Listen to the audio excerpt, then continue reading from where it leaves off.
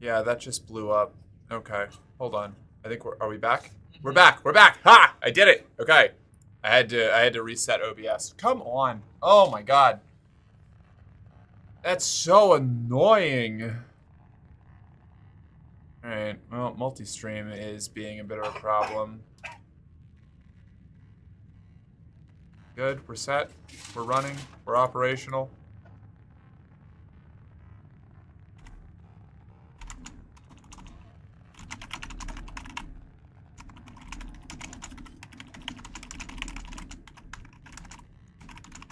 Cool. Alright, well, that's fucking unfortunate. God damn it. Oh, technical issues.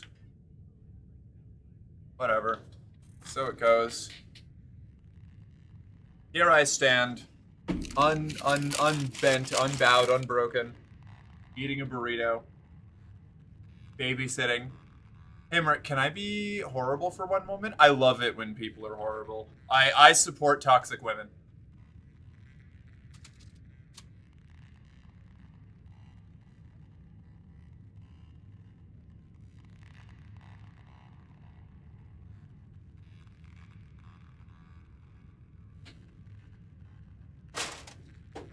I'm an advocate for women's wrongs.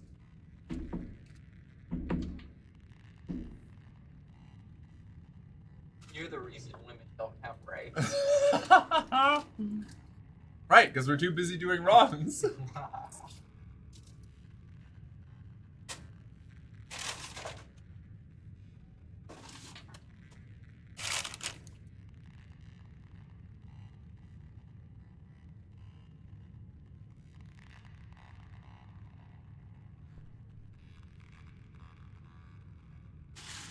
Oh yeah.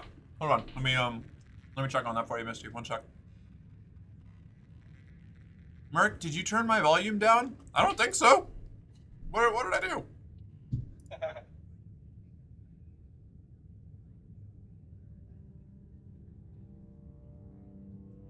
Okay, I accepted it.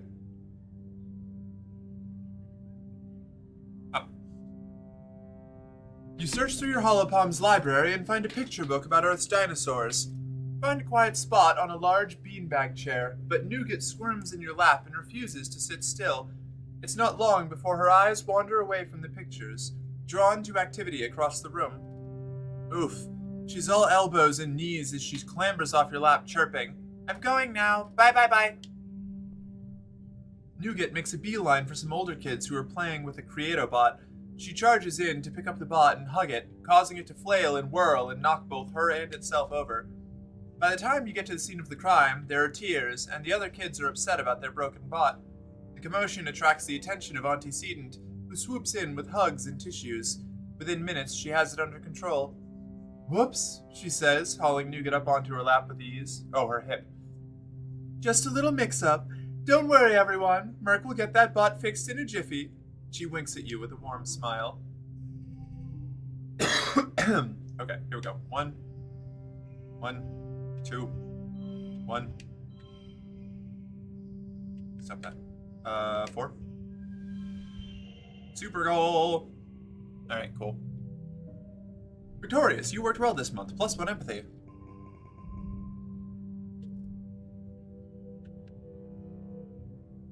Oh, on my end? Just Joshing. Yeah, okay, alright, hell yeah. She's been here before. Minutes ago! Right? Crazy. Alright, I should probably check to see if I got that message from Misty. Oh, exciting! Scarf. I'm psyched. Very, very excited. Oh, I'm so grumpy. Every time I have a tech issue with stream, it's like right as I things start to pick up. Grumpy? Grumpy? Why are you grumpy? Because of the tech issue. The break whenever stream goes down, even if it's for like a minute, I lose like a third of my viewers, and it's sad. It hurts my soul.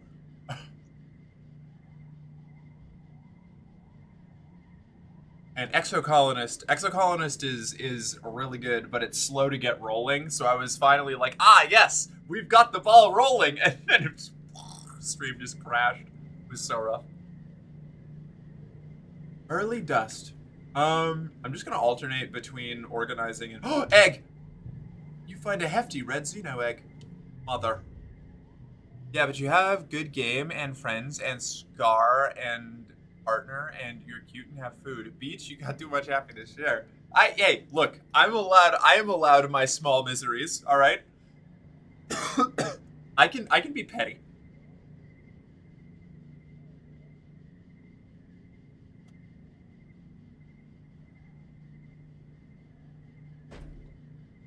Oh shit, I have left this steeping entirely too long. Hold on. My poor tea. It's gonna be so bitter.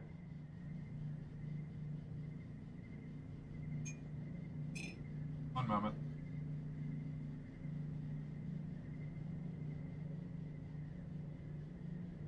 It's just been steeping for like an hour and a half. Oh no. Oh no.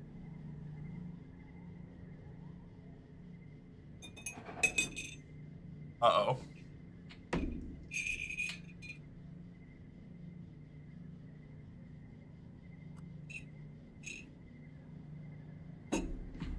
Okay. That's not bad. It didn't blow things up. Your mom looks annoyed. Merc, she begins with a sigh. I know we said you're mature enough to decide your own schedule now, but don't prove us wrong. If I find out you've just been playing holo games in our quarters all day, I swear. I wasn't. I spoke with your teacher, she speaks over you, raising her hand. Hal wants to see you in class more often, Merc. You can pick any subject, but I want you to study hard and try your best to excel at whatever you decide to do. This colony is too small to support layabouts and freeloaders. I have been raising children and moving cargo. We are shaking and moving, Mom. I've got a colony to save. I've got a war to win. A war of words. You have no idea. The fascists are coming. I need to be ready. You try to swallow your frustration. Nothing good ever comes from arguing with your mom. Mother! How dare you?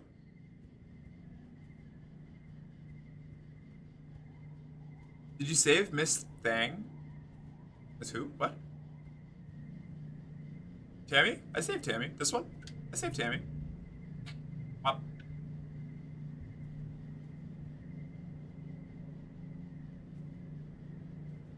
I'm trying to save your life, Mother! Yeah, exactly. I have a plan. It's not a good plan, but it's a plan. Alright, I'll take an engineering class. Fine. Engineering, reasoning, friendship, attention. Professor Hal rubs his hands together as he waits for the class to settle down. He's in a great mood. This must be his favorite subject to teach. If biology and chemistry are the wet sciences, then engineering must be a dry one. But believe me, this class definitely won't be dry. He winks. It's weird. We'll also be learning math, physics, computing, robotics, architecture, and astronomy. Tangent raises her hand.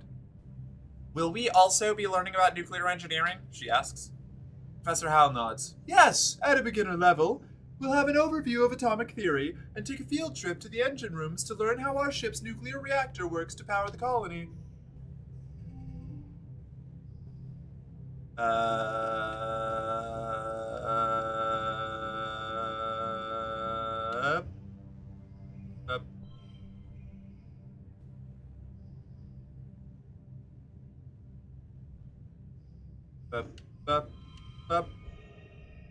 Win! Super goal! It's time for Vertumnalia. Unicott and the Council have called for a festival to celebrate life here on the planet Vertumna. Everyone gathers in the colony square to hear Governor Unicott's speech. I'm gonna have to do old lady thing. Did you put the moves on Emo Boy? No. No, I did not. I was friends with Dis in the last one, and I'm probably going to be friends with him again this time, but I'm not going to have the bravery to start doing expeditions early, I don't think. So I don't know if I don't know if I'm going to be able to handle that. I don't know if I'm going to be able to save the expedition leader guy either. I don't know. Because that requires, like, bravery and toughness and all that. Yeah, but those rainbow cards, broken as fuck. Yeah. But also consider Politico. My first run was doing all expedition, all like the expedition stuff. Like, I was outside the colony as much as I was inside it, so I learned a lot about the outer world stuff, and now I need to try and do the internal politics on this run. In Earth history, Udicott begins, and then clears her throat and waits for everyone to quiet down. Ahem. In Earth's history, Vertumna was known as the god of seasons, change, gardens, and fruit. It's no coincidence that our forebears of the Vertumna Project chose to take on such an auspicious name, in the hopes of seeding future bountiful seasons of humanity. We will continue this tradition of Vertumnalia, a midsummer festival to celebrate our Vertumna, this lush planet upon which we find ourselves today. I yawn. I'll clap. I'll do a little clap. Everyone cheers and applauds. The members of the council all get up on stage, one at a time, to give their own short speeches. Governor Udicott announces each one. Governor Udicott, command. Chief Administrator Seek, command. Security Chief Rhett, garrison. Chief Engineer Instance, engineering. Chief Cultivator Flulu, geoponics. Chief Steward Antecedent, quarters. Chief Surveyor Melatonin, expeditions. When it's your mother Flulu's turn, she announces that tonight you'll be eating some of the very first crops grown from Vertumnan soil. Your eyes go to the feast table. Aboard the Stratosphere, it would have been mostly soy-based food from the nanoprinters, spiced up with what precious fruits and vegetables could be grown in the small growing phase. This year, the Earth plants look even less robust than usual, but they're supplemented by some Vertumnan plants you've come to appreciate, juicy potato pods and slabs of edible fungi.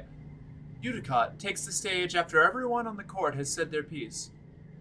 What is a festival without festivities? She asks. Professor Hal and Security Chief Rhett have organized a 3-part competition for the kids. Good luck, children. Which one do you join? Creativity 5 or higher, thought wrestling, toughness 5 or higher, science fair, reasoning 5 or greater. I think we're gonna go science fair. Science fair? I think we should do science fair. We're gonna do science fair. I still need to be able to stop the pollen plague later on, so I need to be brainy. I'm also going to need to make sure that I'm good friends with Tangent so that I can stop genocide, you know? So, I think science fair is where we're gonna start. Competitions are dumb. Tangent competes, of course, entering her study of the ship's hydro-recycling system.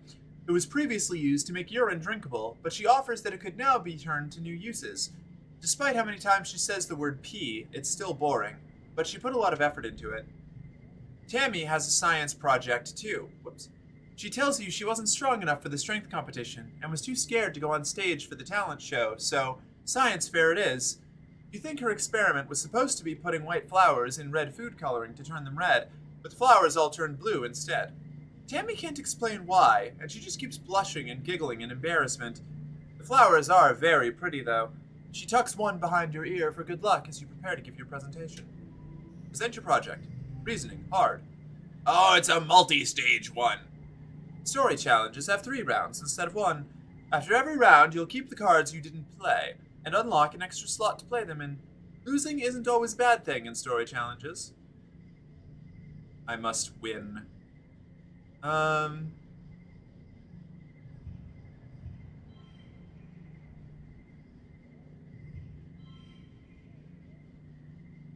Okay. Next round. Here we go. Sharing is caring. First words. Dream people, saving Tammy. I don't know if I'm going to be able to do this.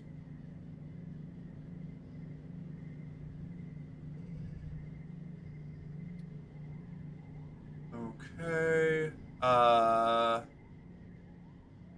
Let's see.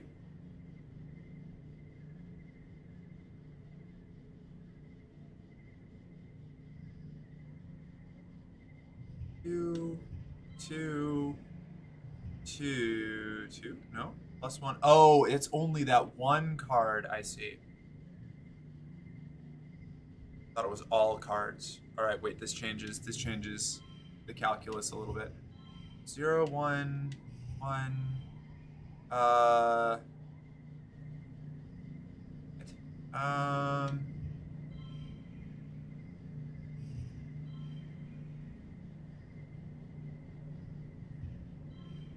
No. Hold up. I can do this. I can do this.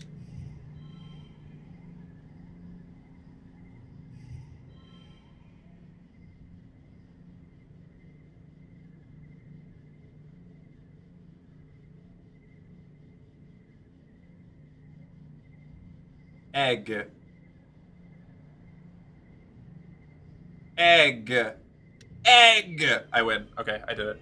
Nailed it! I had egg. Put the red in the far left? I don't think that would... I wouldn't do anything, because this would still be 1. It wouldn't trigger a straight. I'm just gonna use the egg. Victorious!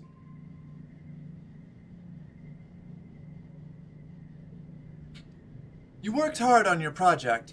It's a baking soda and vinegar volcano with a twist. You grind up a native rock as the soda part and use the juice from a native plant for the vinegar part.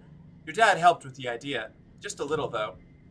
You use it to explain the native acids and bases on Vertumna. They're very strong, so the resulting explosion splatters all over the judges. It's a crowd pleaser, earning you the top prize for the science fair. Hell yeah. Saddest popular memory science fair competition. And all I needed to do was crack an egg. You can't make an omelet without cracking a few Xeno eggs. I'm not trying to direct you, just encouraging getting the rainbow cards for versatility. Also, you need something to help with the first blackout aliens. Eh. I'll figure it out.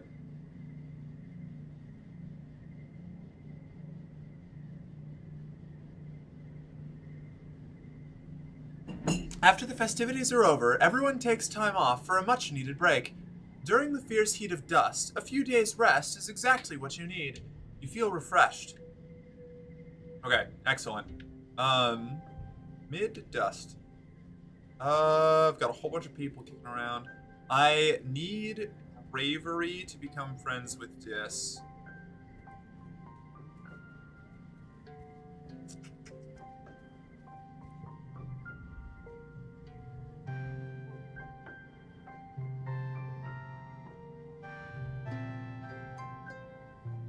I don't remember when Dis's birthday is.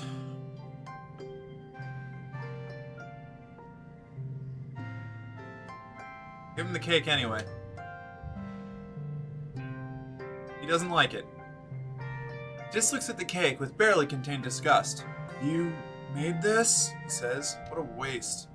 Alright. Whatever, Dis. I don't give a shit. See if I care. Tangent. Tangent is watching a construction crew build scaffolding for the new engineering pavilion. They're using mushwood, which is so light that one person can easily lift a 10-meter-long pole and stack it into place. She points towards them. Human beings are so great, don't you think? Before we landed, this was all just dirty jungle. Now it's civilization. I've been learning about adaptability in writing in biology class. The book says it's what sets us apart from the animals. Like, we don't need fur because we can make warm clothes, and if it's too hot, we can make air conditioners instead. Damn it. Uh-huh, yeah, totally. Tangent nods absently, lost in her own thoughts. Humans are some of the only animals native to Earth that can sweat. I wonder, it seems so much warmer here than on Earth. Have the animals here developed the capability to sweat, or have they adapted to the heat in some other way? Together, you watch as the foreman puts the blueprints for the scaffolding onto the floating screen of her holopalm, and raises it to the scaffolding to check their progress. I'd like to see an alien do that, Tange says, primly. Humans look defenseless and weak, but we're the strongest species in the galaxy. Who else can literally bend reality to their will? Not a stupid alien, that's for sure. She puts one finger to her chin. I am living proof that humanity is greater than our biology, she says. All of us are, really, with our genetic enhancements. We're the next step in humanity's evolution from great ape to galactic superspecies. It's a little supremacist there, Tangent. Humanity is born to inherit the stars. Tammy almost doesn't notice you approach. She's bent over her hollow palm, intently taking notes until you get close enough that her ears wiggle and she looks up, surprised. Oh, hello, Merc, she greets you cheerfully. I'm so sorry I didn't see you there. You ask her what she's studying, and she flushes pink and tugs on her ear. Oh, I'm not studying, she says. I'm making a list of my friend's favorite things. She laughs a little, embarrassed. And well, you're my friend, Merc, so what's your favorite color? I hate all colors equally.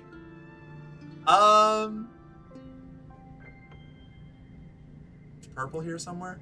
Yes, purple, very good. She notes your answer, then asks what your favorite dessert is. Space cake. Spoonfuls of pure sugar. Desert? I prefer the Sahara myself. That's funny. I like that. Fresh fruit. Tammy carefully notes this as well. Okay, last question. What is your favorite toy? My hollow palm. Okay, now I know what to get you for your birthday. Ask her what her favorite things are. She presses her index fingers together shyly. Oh my god, she's doing the... Hello? I like the color yellow, and my dolls, and my favorite sweet is cake. Damn it, I should have given her the cake. Next time.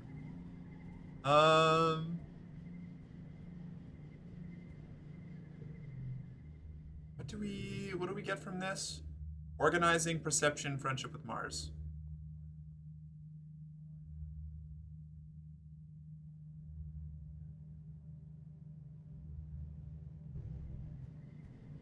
This is empathy. We get reasoning from engineering.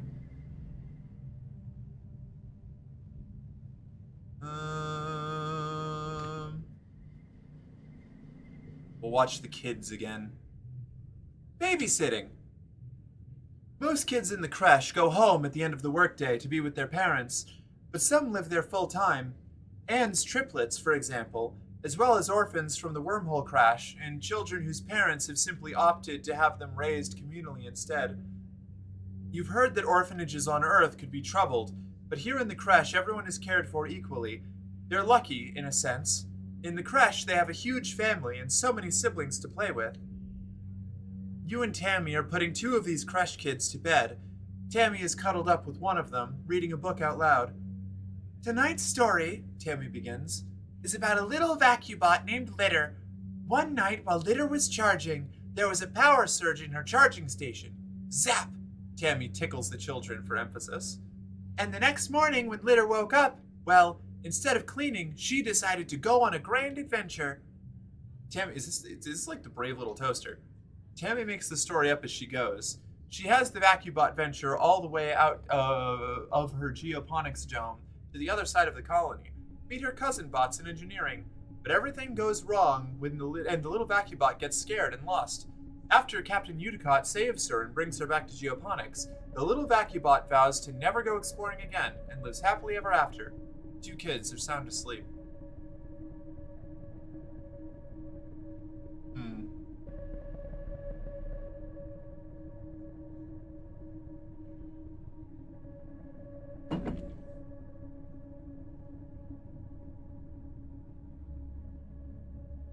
I don't like the story, but this is a way better card. The moral is to never have adventures, or you're so great with kids.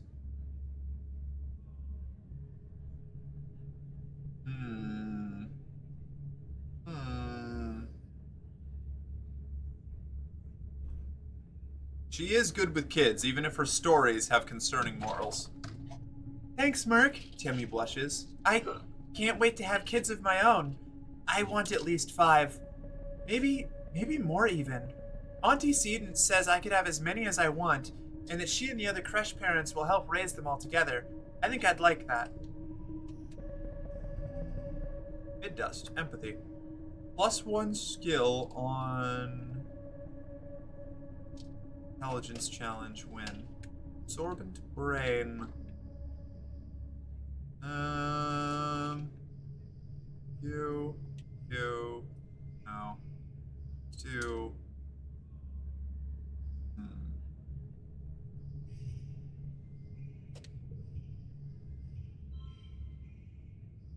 At least get something out of those two now.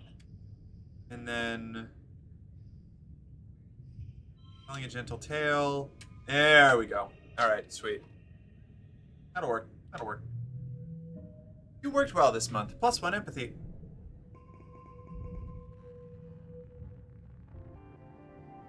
Late dust. Are there any gifts lying around?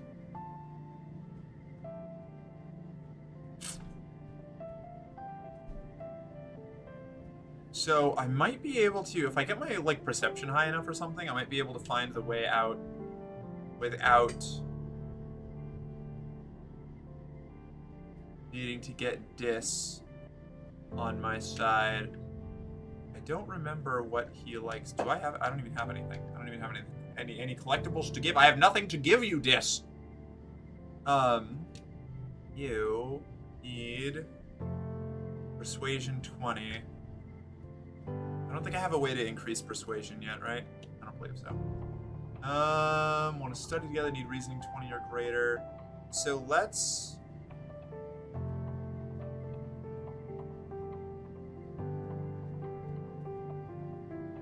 I'm gonna do engineering class, I think.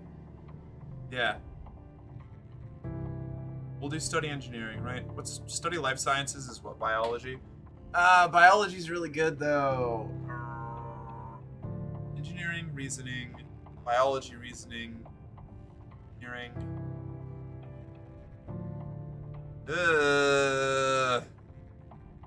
What's my biology at right now?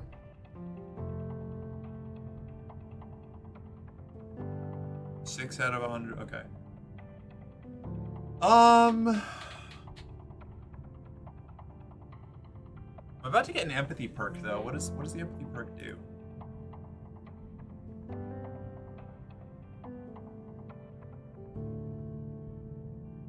It's not gonna tell me.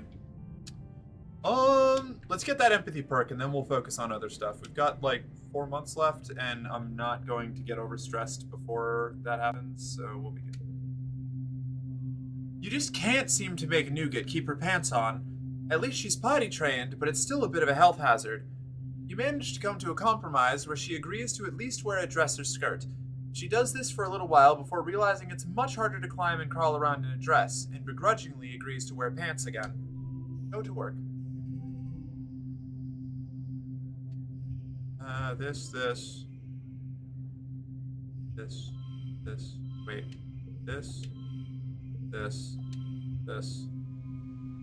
Nailed it. Okay. Success. You worked well this month. +1 empathy. Late dust. Early wet. Ah, the wet season. Yes, what's up, bud? No, I don't have enough perception yet. It's pouring rain and everybody's trying to stay dry under the grass-roofed palapas. Everyone except Dis. Off in the distance, over at the wall near the sports ball field, he's definitely skulking. I don't want to tell on him. I'll just ignore him. When you glance back, Dis is gone. Okay, alright. You harvest a sturdy mushwood log. That's a bummer. Do one more empathy. I think that should get us the perk, maybe? Baby's shitting. Back on Earth, you know humans used to have babies willy-nilly, with very little planning. Here, making a new human requires approval from the council, and there haven't been any new babies since you landed. The one in your arms was born shortly before you passed through the wormhole. You hold the youngest member of the colony with reverence, staring down at her sweet, chubby cheeks. She's just a bundle of blinking, mildly confused joy, gazing sleepily up at you. She wiggles like she wants to get free from her swaddle. Don't fall for her tricks. Yeah, you know what's up. After a few minutes of struggling, the baby tires herself out and her eyes slip shut. Success! Nap time. Tammy walks over to see how you're doing. Aw, she exclaims. It looks like she likes you. Let me take her and put her down, okay? She takes the baby and sets her down in a crib in the quiet room, then comes back and gives you a sunny smile. Well, we'll see how long that lasts. It'll be tough when all the babies are grown up and no one takes naps anymore. I'm going to miss quiet time. I'm going to miss the babies the most, though. I love babies. Nah, they're better once they can talk. Tammy tugs on her ear, which she does when she feels unsure of herself. She tugs on her ear a lot.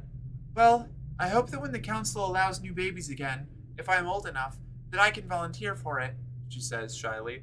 I mean, I don't even know how it works, really, but they'll tell me, right? Oh, you sweet summer child. Hold up, Tammy doesn't know how babies are made? They taught us this in sex ed. Tammy laughs nervously. Oh, Merc, you know I'm not really good at school, and it was so embarrassing. I haven't done that part yet. I haven't even been able to open the holovids. I do know the basics, though, she says defensively. The babies start as teeny-weeny specks inside the womb, and then they get bigger and bigger, and then they come out. I just don't know the other stuff. Fascinating. 0, 1, 3, 4, 5. Yeah, all right. I'll take it. Victorious. Super goal achieved. You're having a terrifying, familiar dream. A monster crashing through the walls, unfathomably large, every part of it wriggling and moving and searching for something. It tramples through the colony as you watch helplessly. Time shifts to the wreckage of your home. You're picking through it, looking for something. Tears streaking down your dust-covered face as you lift heavy pieces of debris, searching. You wake up shouting, "No!" But your voice is drowned out by a deafening rumble from the skies outside. The bedroom window is covered in water? It's pouring down from the clouds. You guess this must be rain, but you've never experienced it before. There's a bright flash from outside, then another crack and rumble. Thunder? It must be a thunderstorm. It's still the early hours of the morning. You've already almost forgotten your bad dream, but you're too unsettled to go back to sleep yet. The rain beats down on the roof of your quarters, joined now and then with the great peals of thunder like the footsteps of an angry beast. Run outside and play in the rain. It's surprisingly warm outside, and the water feels nice hitting your head. Everything smells fresh and damp and wonderful, and the dusty, packed ground has turned to squelchy mud between your toes. You don't go too far from the door to your quarters, but it's exciting being outside in the dark, watching dramatic streaks of lightning arc down the hills behind the colony.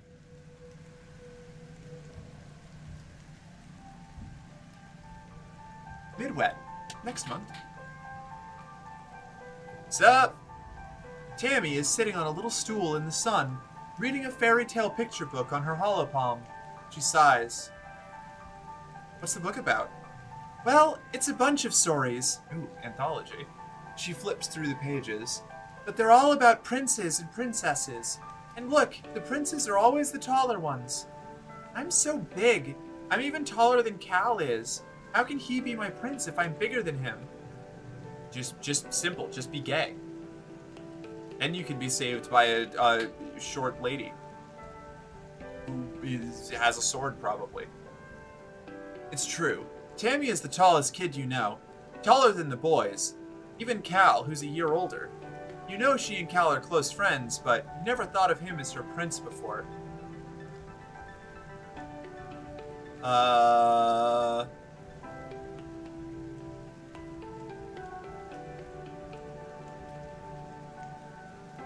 Forget Cal, I like you just the way you are. That's really nice, Merc, Tammy smiles. Then she looks suddenly startled. Oh, do you mean like? You tell her that she's beautiful exactly the way she is, and you wouldn't change a thing. She blushes and, embarrassed and unable to think of what else to do, she goes back to flipping through the pages on her book, smiling now. Nailed it.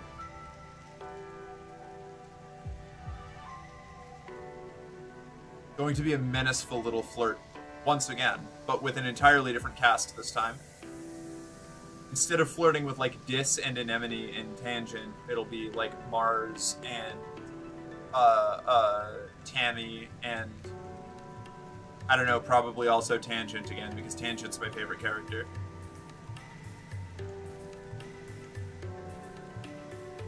Do I not have the empathy perk yet? I feel like I should have the empathy perk. When do you get the perk?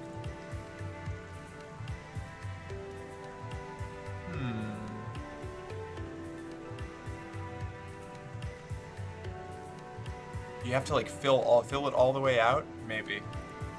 Okay, let's do some organizing stuff, engineering stuff, organizing stuff. What's our engineering at? Is our engineering at 10? 6. Organizing is at 5, reasoning is at 13. Okay. Let's do deliver supplies. You show up to the delivery depot bright and early, as most of the colony is still yawning and pawing around for their morning cups of bleck tea. I like bleck tea that's a fun name for a thing. Seek is there with a large stack of thin white rectangles. Is that paper? Neat, so nostalgic. Wait, that's terrible for the environment. Child, there are more trees out there than you could imagine, Seek says in a patronizing voice. And they grow back. When you're older, you'll understand. And regardless, Governor Udicott has requested it. She is sentimental for these things. I myself have traded in my holopalm stylus for a pen. You are to deliver a stack of these reports to every council member in the colony. Seek asks you not to read them, but says it's just boring adult stuff you wouldn't understand anyway. You clutch the papers to your chest and nod. First step is engineering. Paper? Dr. Instance is exasperated. The governor is sending messages by paper now. Is this a joke? Tell me this is a joke. You shuffle your feet nervously. Seek seems serious to you. She skims the first page, muttering to herself. And there's sensitive information in here. Of all this superfluous, technophobic, sentimental foolishness. You back away quietly. Next stop, the cafeteria. Antecedent takes the notices carefully with both hands. Paper? What a strange idea. And, oh look, Governor Udicott has even signed it. What marvelous handwriting she has. I wonder what I'm supposed to do with this once I'm finished reading it, she thinks out loud. Throw it in a disassembler? It seems far too precious for that. Will I need to get a filing cabinet in here? I wonder. I suppose I can recycle it for craft time. Next up is the expeditions office. Tonin meets you outside. He's struggling under the shifting weight of an enormous crate. It appears that whatever's inside wants out. Sorry, Merc. Could you just put them down on that bench? I'll take them inside in a minute. Another surveyor overhears and laughs. The governor's sending paper memos now. Is she really that old? What's next? Toilet paper? The moment you put the documents down, a gust of wind picks them back up and they fly everywhere. You snatch for them, but accidentally drop the rest of the stack you're holding. Scramble to sabotaging. Scramble to pick them all up. +1 for each unplayed card. That's actually super useful for the story challenges we're going to be doing. I'll take that. You shove the papers back together haphazardly, embarrassed at your clumsiness. I need 20 organizing for that. That's crazy. There's no way. Can you even get... You would have to work, like, every single day. Refrain from... I want to sneak peeks. I can't. You dutifully deliver the remaining reports to Chief Rhett and your mom, who both seem confused they weren't sent via the HoloNet. You're a good girl, and a good delivery person. You feel proud and important for delivering all the messages, just like you were told. I would have done crime if I had the option. I'm terribly poorly behaved.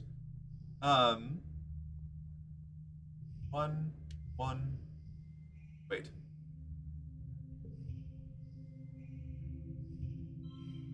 Two, 3. Oh, shit.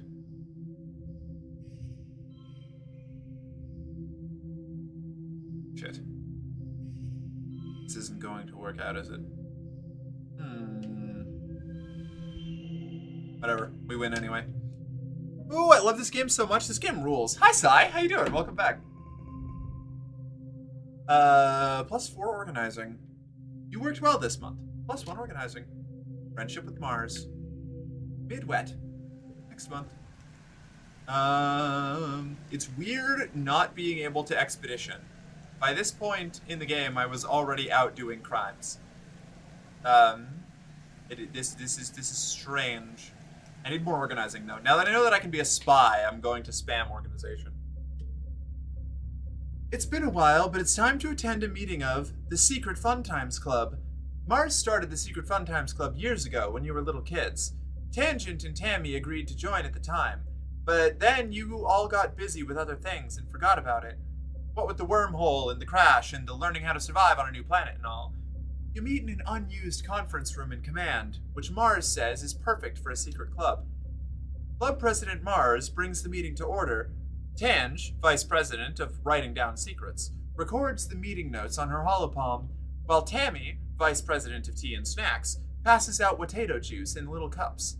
As Vice President of Fun Ideas, it was your job to come up with something fun for the club to do today. You chose making friendship bracelets, and brought all the supplies you'll need. Today, Mars announces, we're going to make friendship bracelets, and I have an even better idea. We're going to sell them to people for kudos. Tammy put her hand up shyly, as if she's in class. I don't think we're supposed to trade our kudos for things except at the depot, Tammy says nervously. We're only supposed to give them to people to say thank you.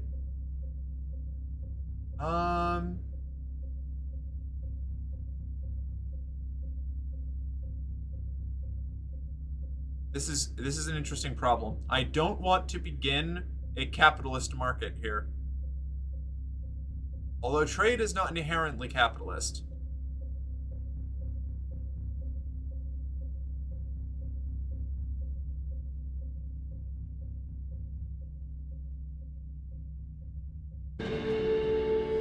This way, please. Hey, Maui Down! Thank you for following.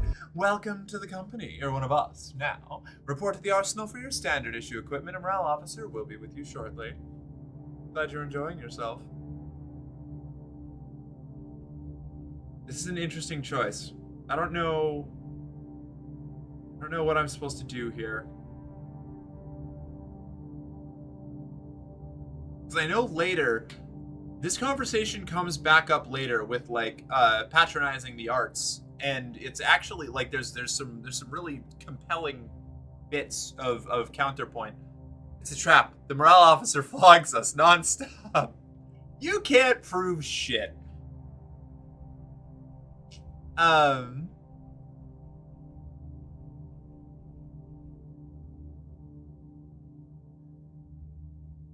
However, kudos are already given for services, and I feel like delineating the difference between service and good is perhaps a little bit hypocritical. I think we start a business.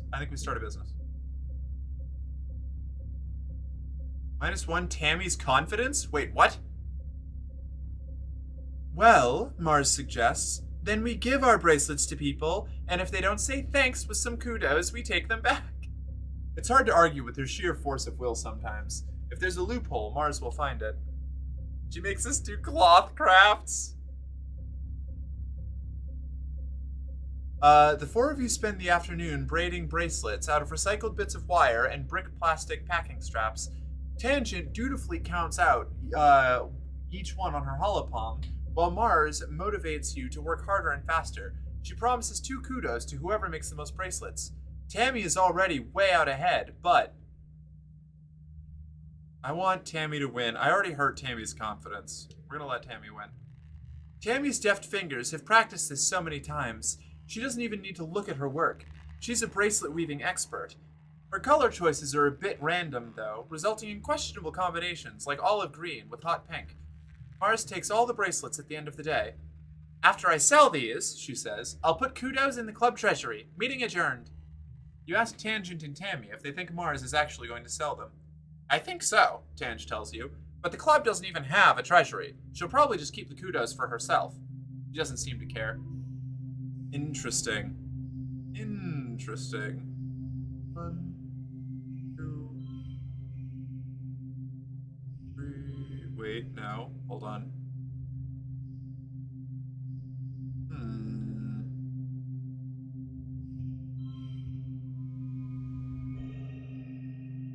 Is there a better way to do this? Yes. Like that. Nailed it! Super goal achieved. +4 organizing. The days have been getting shorter, with only the yellow sun barely skimming the horizon.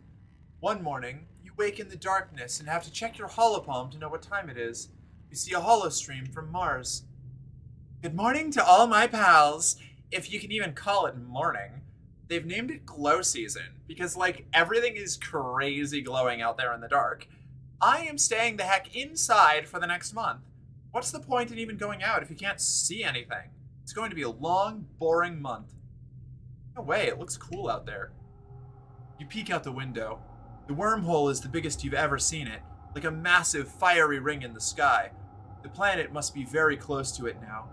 And out in the jungle, something new is taking place.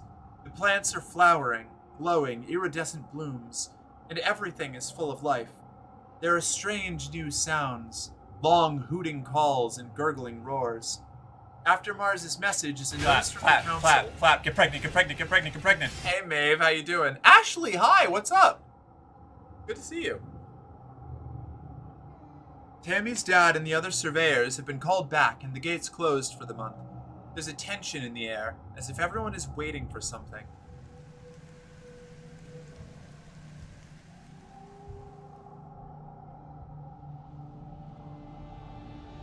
What's up? I don't know. What's down? Push-ups now? Push-ups. Ugh. Fine. Okay, 1 second. Whoa. How are you doing, Maeve? What have you been up to?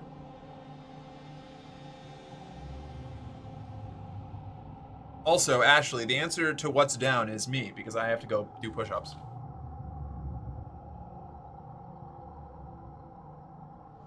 Merc in a moment, yeah. Aru? Whoa. Why?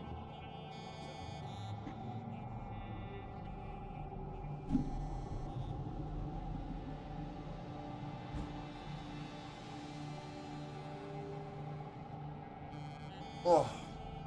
Okay. Oi.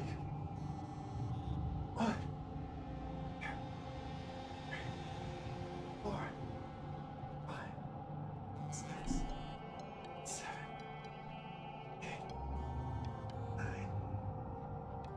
Wow, that sucks. Alright. My upper body strength is not what it used to be. Good God.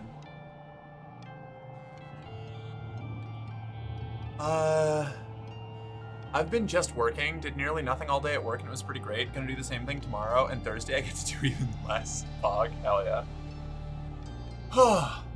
Okay.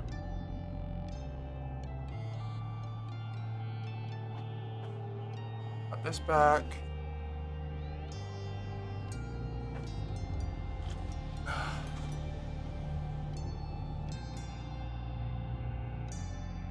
I was literally just listening to music most of the day. Hey, paycheck's a paycheck. I'd love to see it.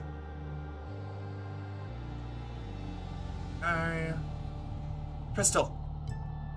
I know Mars likes these.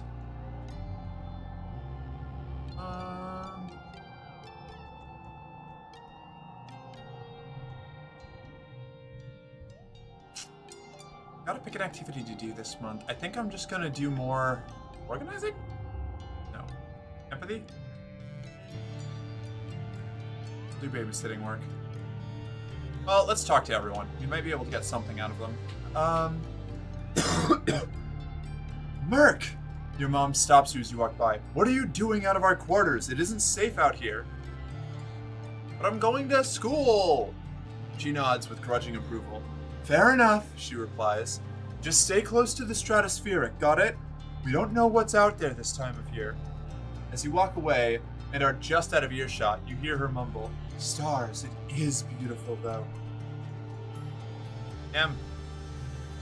Anemone is running around the sports ball court, touching her hand to the ground at each corner. 18, she counts. 19. When she reaches 20, she collapses into the grass and checks her hollow palm. I'm training, she explains. My big bro Calm says I have to get my legs climatized to the planet if I'm gonna be team captain like him. Hell yeah. Good job, Nim.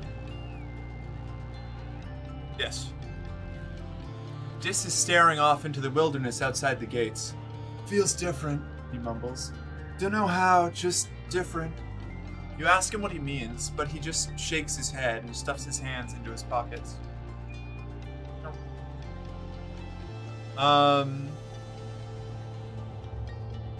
Okay. I want that empathy perk. Nougat bites one of the other kids, but claims it was an accident, and their arm just got in the way of my mouth. You have a conversation with her about how teeth are not to be used as weapons, no matter how tasty or in the way our friends look. Relatable conversation. Actually, I can get, let's see, this. Yes! I think that's as high as I can reasonably get this without doing something weird. I could potentially, I don't know what the super goal is, so I'm not going to burn something on trying to make it better. You worked well this month, +1 empathy. The endless dark of glow season must be getting to you. All week you've been having nightmares. Something is coming. Something bad is about to happen. A dreadful mantra repeats in your head. You're hardly even surprised when the emergency sirens start up. You peek out at the gates. Yes, they should be closed, but they're open, just as you dreamed, or remembered, but the details are foggy. There were monsters. The closest assembly point is the children's creche, but from the opposite direction you hear shouting and loud popping noises. Gunfire. Is the colony under attack?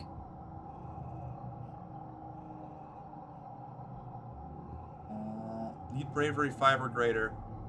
I am not going to hide in the creche. You'll try your best to be brave and fight back. First, you dodge some helpful grown-ups who point you back to the creche. Then, you head outside to get your bearings. You can hear yelling from up the stairs to command, and a commotion to the southeast at geoponics where your parents are working. Go to command. Security Chief Rhett and 3 officers are defending the door to the command wing. They're too busy to notice you, because a terrifying insectoid creature is slashing at them with its razor-sharp forelegs. A feeling of surety washes over you. Yes, you remember being here before. You predict the creature will knock one of the officers' rifles from their hands. Almost in slow motion, it flies towards you. Snatch the rifle from midair. Snatch the rifle in midair, throw the rifle back to her. From a past life. Yes. You lunge for the gun. It's not an elegant move, but you manage to catch it. As if by instinct, you raise it to the creature's head and BAM! You shoot it right between the eyes. The monster rears up, spraying everyone with glowing blue blood, then flops down hard on the ground, dead. Governor Udicott emerges from the bridge looking shaken and very, very old. Chief Administrator Seek helps her down the stairs and gives you a grateful look as they pass. Later that day, you find 25 kudos in your account, a reward for your bravery. Your parents are angry, as you knew they would be, but hey, everything worked out, right? After 2 weeks of darkness with the blue sun barely skimming the horizon, it begins to move higher in the sky and daytime returns. The council admits they don't know how the gates were opened or how the creature got in. Some of the attacking creatures were once thought to be docile. Others were species nobody had seen before. It was like something had driven them to assault the colony. At least nobody was killed, this time. Meow. Hey, Hux. Whoa, Miwa. Early quiet. Childhood is fleeting. The game will end when you reach 20. So you should focus on a few skills to improve and friends to spend time with. Use the Skills and Friends button at the top left to keep track of them. Good luck. Start age 11. Merc, I'm gonna be a pacifist. Also, Merc, gun. I can't help it. I didn't say I was gonna be a pacifist. I said I wasn't gonna be a warrior. All right, and I'm not. Now, if I use time-bending space shenanigans to blow off a couple alien heads, that's different. That's wizard shit. Okay, you can do wizard shit and not be a fighter. Pay to remove cards in the quarters spa. Very good.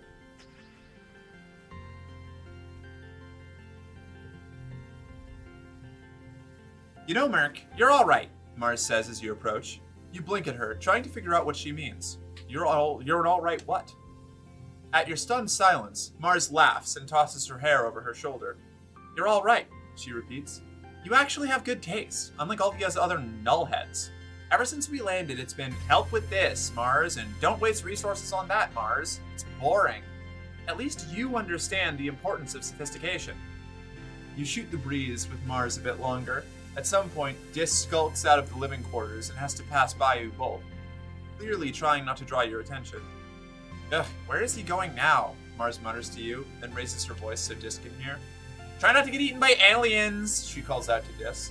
If you die out there, they can't use your body for fertilizer. Don't be a waste. Yeah, get lost, Dis. I guess he is a little weird.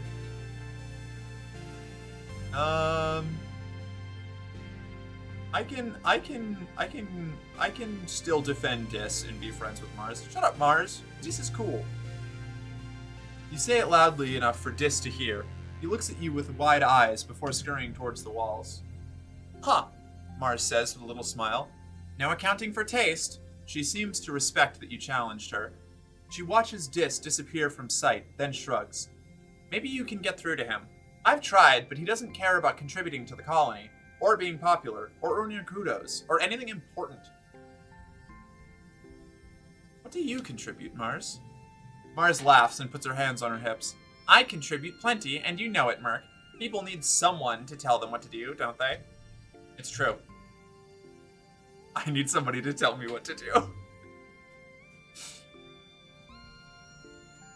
I can't be trusted with independence.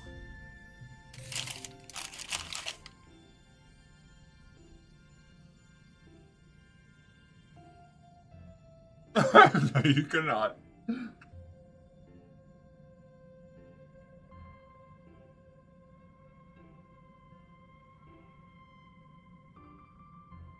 What's up, Maeve?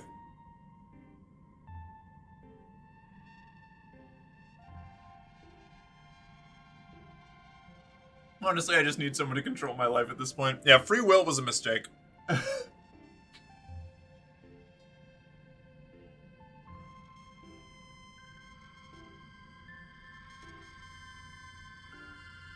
Okay, let me finish chewing on this.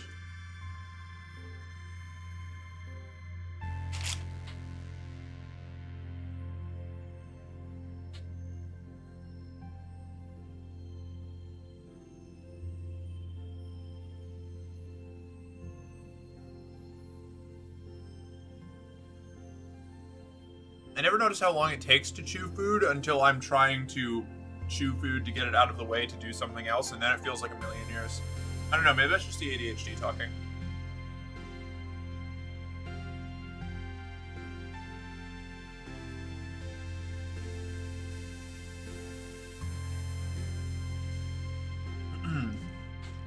All right, here we go. You want a little? Hold on, I can do that. Art! There you go. And I might need to start changing it up. I can do like a art! Woo!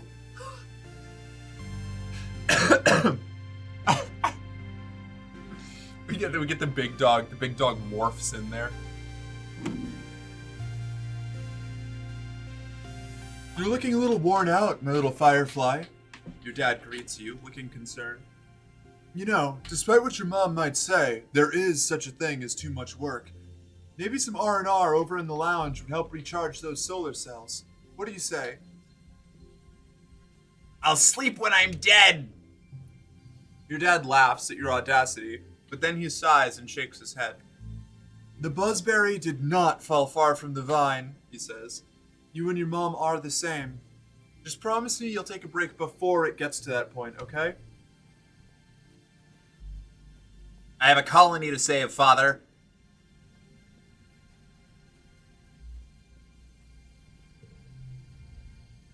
Tammy is crying and trying to hide it, wiping her eyes and blowing snot into her sleeve. What's the matter?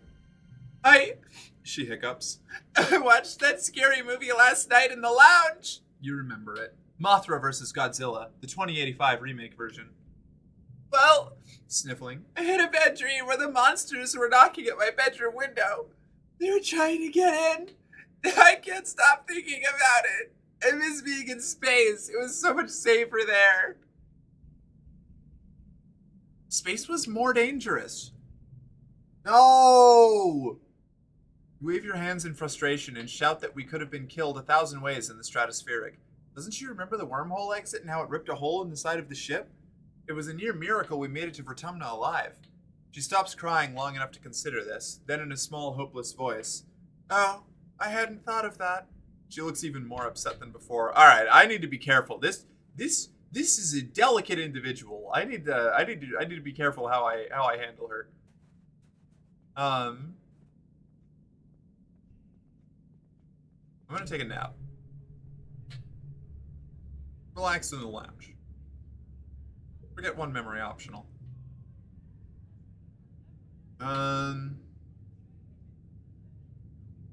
It's nice to take some time off to chill after all the stress of school and work, not to mention the mental toll of just living on this unpredictable planet. Looks like you're not the only one who needed some downtime. Some of the other kids are also relaxing in the lounge. Join Cal and Tammy. Cal is braiding Tammy's long hair and weaving in strands of little colored baubles. This one's called a waterfall braid, I think, he says. I saw it in an archive vid, but it's really tricky. You don't need to be careful with me, though, Morrick. Be rough with me as you want. Yeah? Promise? I could do better. Need creativity 15. Damn it!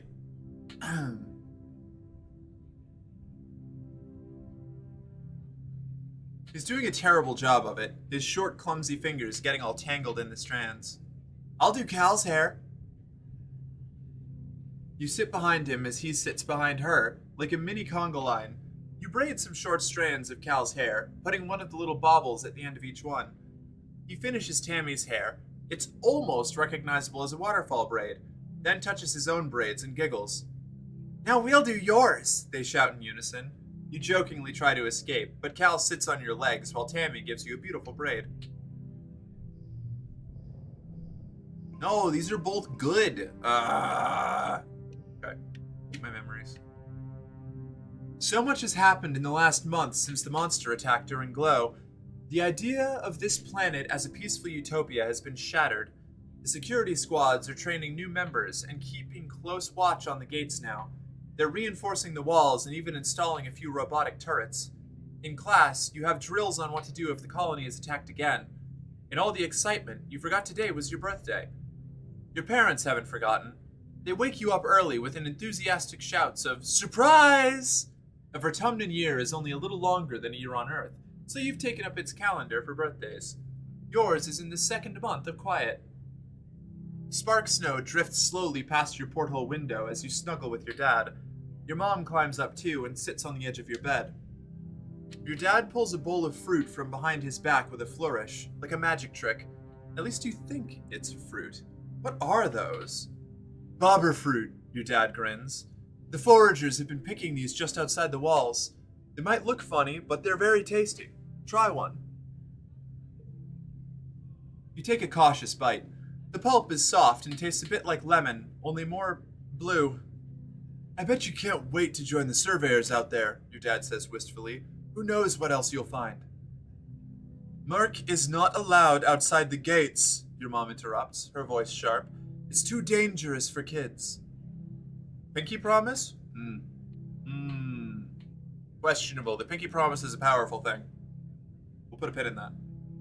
Fruit? What is this? Earth? We ain't rich, Mr. Rockefeller. I'll take my dry tack, just like the rest of everyone. Here's a health to the company and one to my lass. Let's drink and be merry.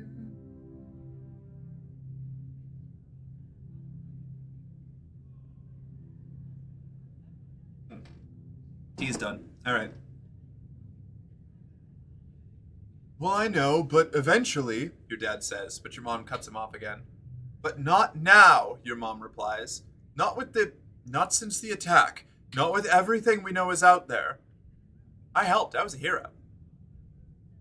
I saw the glow attack coming. Delusions from a past life. I helped. I was a hero. Don't even start, your mom snaps. You should have been in the creche with the others, not putting yourself in danger for no reason. You don't get it. You know your mom wasn't a farmer back on Earth. She was a fighter, too. She's such a hypocrite. Even still, your mom says, it's clear that everyone should know how to defend themselves if it happens again. Be clear, this includes knowing when to run away, your dad adds. Security Chief Rhett's offering self-defense lessons at the garrison, you know. Even for kids. If you're interested, you should drop in sometime. Unlock defense training in the garrison. Your mom gives you a stern look. And I've heard stories of kids sneaking outside the walls, she says grimly. If I catch you doing that, I'm going to put a chip in your ear. You laugh. What a good joke. Your mom doesn't laugh. What? Me? Never! Yeah, you better never, your mom retorts. Well, so is this New Game Plus? This is New Game Plus. Mark, do you cook? Like, yeah, a little?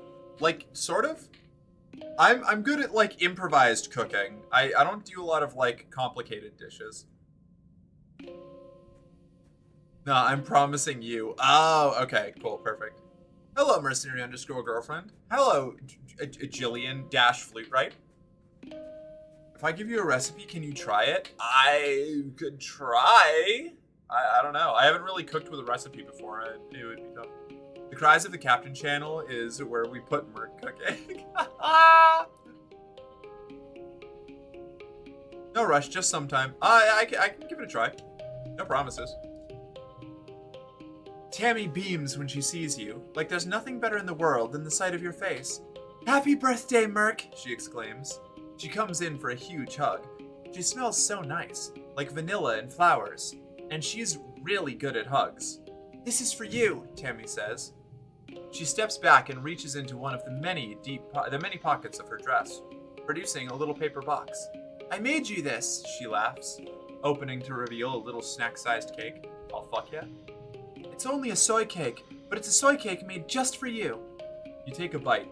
Okay, it tastes just like a regular soy cake too. Tammy did what she could with what the colony has. Tammy watches you eat the cake with a look of delighted satisfaction. You can share it if you want, she hints, smiling sweetly. If that would make you happy. Share it with keep it to yourself. Share it with Tammy. Tammy laughs. I was just kidding. I made my own, silly Billy, she said, pulling out a second box. Let's eat them together. Adorable. Mars is there. No dialogue here, no dialogue there, no dialogue there. Okay, alright. Perfect. Let's do some combat training, maybe? Defense training. Combat animals. Friendship with anemone.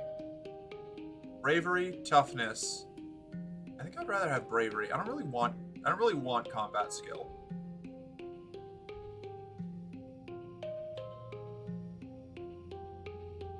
How much bravery do I need for the dis check? I have 5. This gives me 2. I would get 3 to 4. I would only need to do this like 2 months, and then I could maybe get dis to show me the expedition paths. So let's do that. Let's get our bravery up to the 10 threshold.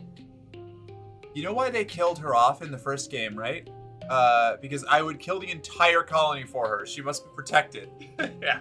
No, that was actually, I was so excited to be friends with her. I was like on track to be like for her to be my character's best friend in my first run, and then she died, and I was like, oh, I see. But spa perk. Pay to remove card. Oh, right. Okay, that's good actually. Wait a second. Hold on. Anemone meets you on the court. She's bouncing from one leg to the other in excitement. My brother Com is organizing the youth team, she tells you. Kombucha offers you a high five and greeting, then tosses a sports ball your way. Let's start with a practice game to see what you're good at. You and Anemone are team captains. Pick your team. Anemone used to practice with Cal and Mars on the ship, but Tammy, you're surprised to see her here. Calm will fill in to even up the teams, but he promises to go easy on the other side. I choose Tammy. Cal said I should join, but I'm not very good at sports. Where should I stand? She asked quietly. You aren't sure. You assign her to tackleback and tell her to stick like glue to the opposing team's offense. Maybe she'll get in their way instead of yours? Brilliant. Anemone chooses Kombucha, of course. They bump fists. Your next choice? Mars. I'll play Spiker. Mars runs to take position. Seems like she's in it for the glory. Hopefully she'll want to share some of that with the rest of the team. You face off, 3-on-3. Start the game. Toughness challenge. I'm okay at toughness. Oh, this is good. This works. Hold on. Let's see. Let's deploy you. Deploy you. We'll deploy you.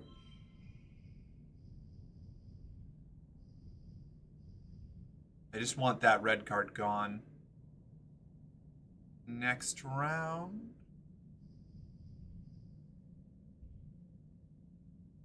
Yes. Okay. 0, 1, 2, 3. Yes? That's good. That'll work. That's solid. That's a good play. Girls versus whoever they are. Yeah, right. Wait, isn't that guy supposed to be dead? Yeah, this is a new run. He was dead. He's not dead now. He'll probably be dead later, but he's not dead yet. Okay, so 0.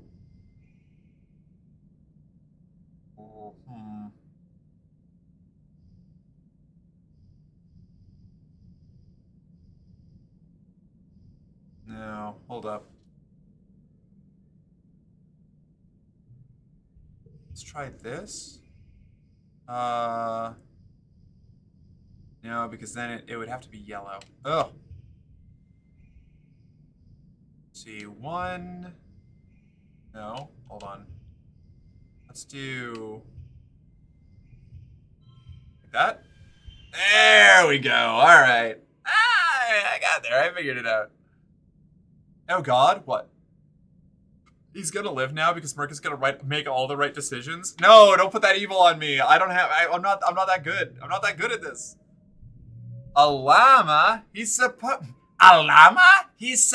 to be dead. Tammy tackles Anemone in a brilliant takedown that surprises everyone. She really took to her role as the immovable object. Hell yeah. The score is tied, with Anemone and Calm putting the pressure on. Then, blam! You score the match point with a rad spike all the way from the net line. Playing sports ball. Set neighbors to this value. That's kind of helpful, I guess. Theoretically. You only need 2 runs to save the colony. You can do it. I trust you implicitly. You are Darkstare, the captain. No! His life depends on Merc making decisions. Oh, jeez. Ah, beans. Ah, nuts. I'm in trouble. Late quiet. What's my bravery at? 7? What do we get? We get like 2 per sports ball game? 2. Oh, okay. All right. So I need to play sports ball 2 more times in order to get the dis reward. What's it organizing at? 13? Okay. Persuasion is 8. We're getting there. We're getting there. We're getting there on persuasion. You could do defense training. Defense training doesn't give bravery, though. That was why I didn't do defense training. Yeah, defense training gives combat and animals. Well, we've got to deploy the garrison to play this game until we can accurately guide the captain to the glory of the Emperor. I mean, the glory of the colony. So, Mark, you gonna try and get Soldier Dude killed? No, I'm not gonna try to get... No, only if you're talking about Vase. I want Calm alive, but Vase can eat an entire bag of dicks.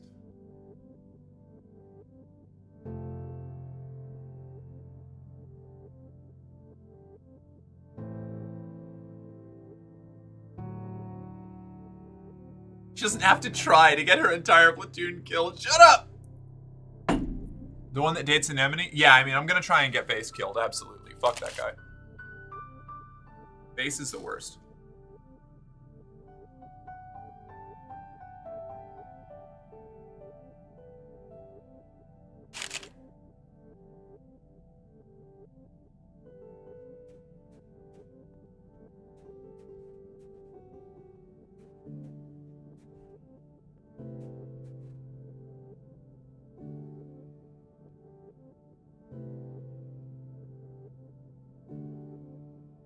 I was alive before the war and Merc got me killed.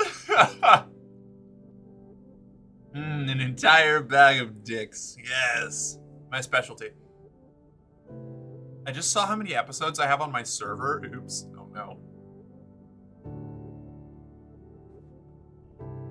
I know what you mean. My sisters and I need a strong leader to lead us upon our armada of black ships to seek out and destroy all heresy, Xenos, and chaos, and holy bolter fire. I mean, I trust Merc. She's super smart. Oh no. Oh no. Now I know you're lying. Merc, come here. Uh-oh. You know that tone of voice. Those raised eyebrows, that pinched mouth. Your mom's mad about something. You slink over to her and cross your arms. I know you haven't been going to school, she says tiredly. She leans hard on her rake. We talked about this. You have to focus on your studies or you'll end up shoveling dirt or delivering packages for the rest of your life. Al wants to see you in class, damn it, she says, pointing her finger at you. Don't think he doesn't tell me all about your skipping out on lessons. Your job, your only job, is to train up that big brain I gave you so that you can keep this colony running when we're gone. I'm trying to learn to be a spy, Mother! Your eyes go wide, but she shakes her head. I know you don't want to hear it, but I won't be here forever. You kids are tomorrow's governors, chief engineers, and chief cultivators. Maybe sooner than you think. Of course, I shall at once to the school. She rubs the bridge of her nose like she's getting a headache. I don't appreciate that tone, Merc, she says slowly. Just make sure you go to class. You're very clever, Captain. I trust you. That's dangerous. Humanities gives persuasion. How much persuasion do I have? Okay. Yeah, we'll do humanities. There's some sort of emergency in engineering that requires Hal's attention, so today's class will be taught by the ship's artificial intelligence, Congruence. Good morning, Congruence chirps. Today we're going to talk about the formation of the Vertumna Group and our decision to leave Earth. It's a very exciting topic, and we think you're finally ready to hear about it. Let's dig in. You know how it started. Economic and environmental instability, coupled with deeply entrenched hatreds, had thrown the Earth into chaos. And you know how it ended. In that chaos, your parents formed the Vertumna Group with a plan to leave Earth. 20 years later, they and their star-born children, you, slid through a wormhole and ended up here, on a planet you called Vertumna. But there's so much you don't know. Alright, I fought a bunch of bugs, now I'm back to watch Exar Colonist. Oh, hell yeah, welcome back. Congruence pulls up a holo projection of an unassuming human with a firm maternal gaze. This is Planktonic Ascendant's Wang Botha Schmidt, she says, the spiritual leader of the Vertumna movement.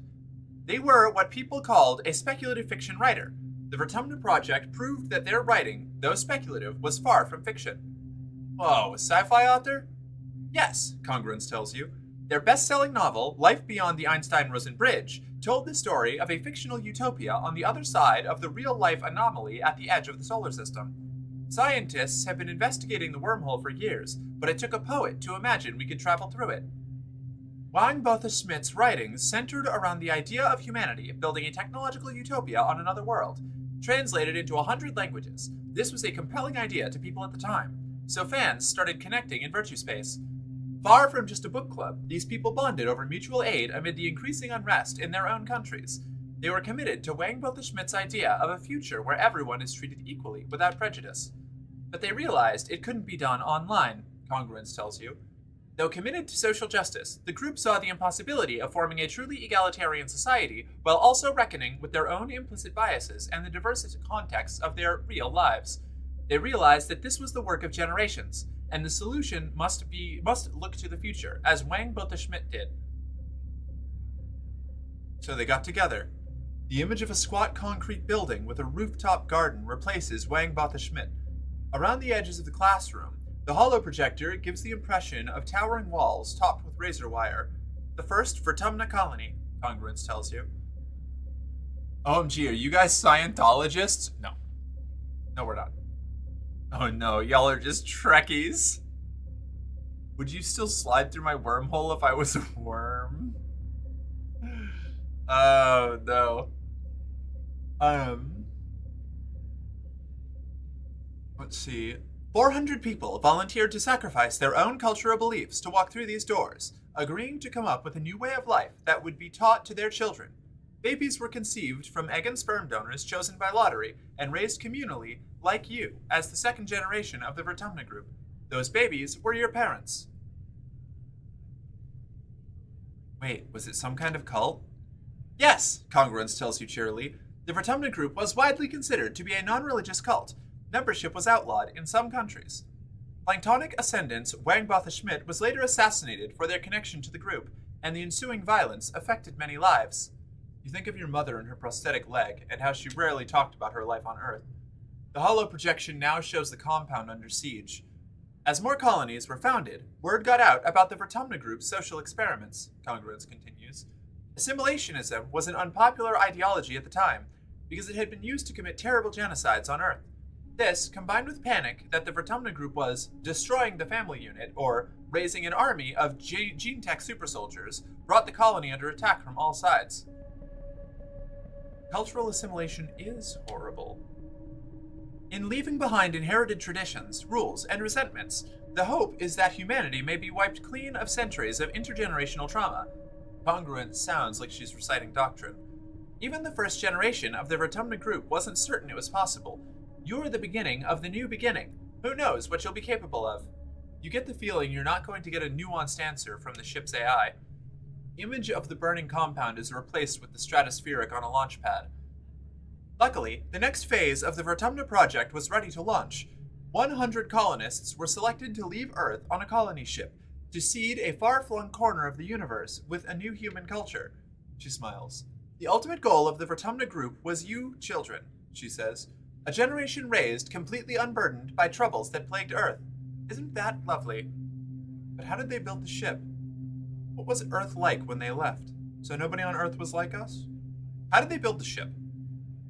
Orbital voyages were a hobby for the ultra-rich in an earlier century, so there were several relics to be found in museums, Congruence replies. The difficulty was not in acquiring a ship, but in making it spaceworthy and in the logistics of the launch itself. The group crowdsourced enough funding to purchase and repair the ship, Congruence smiles. As for logistics, well, you are speaking to the solution right now. I was acquired by connected group members along with the gene tech that created you and your parents.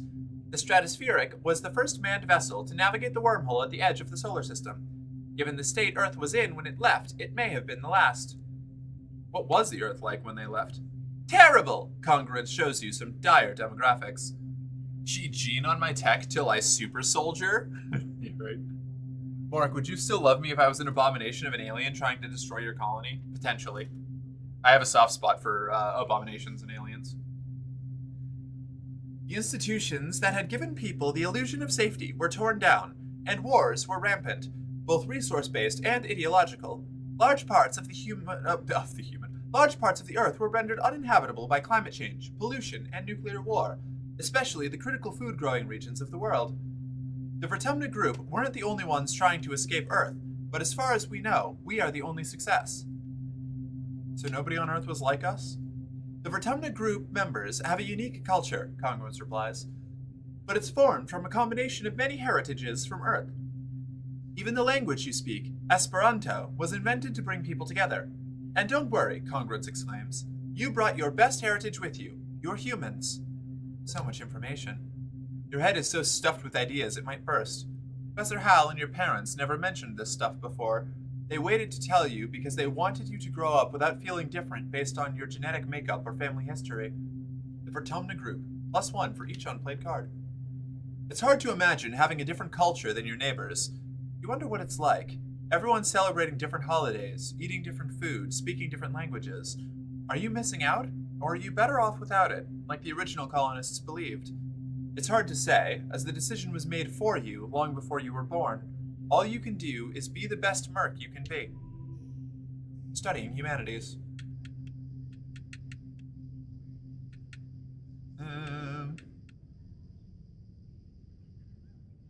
One, two.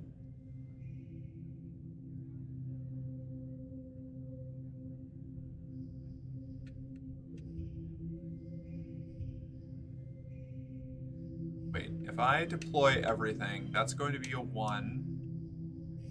1, 2. I can't make a 3, can I? What if I do 1, 2? No, it's not gonna work either. Oh! 1, 2, 3. Yes. 1, 2, 3. I can't get a 5.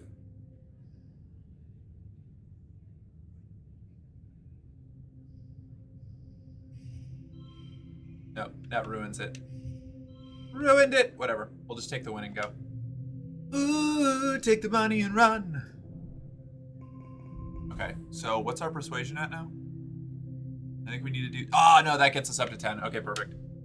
Great.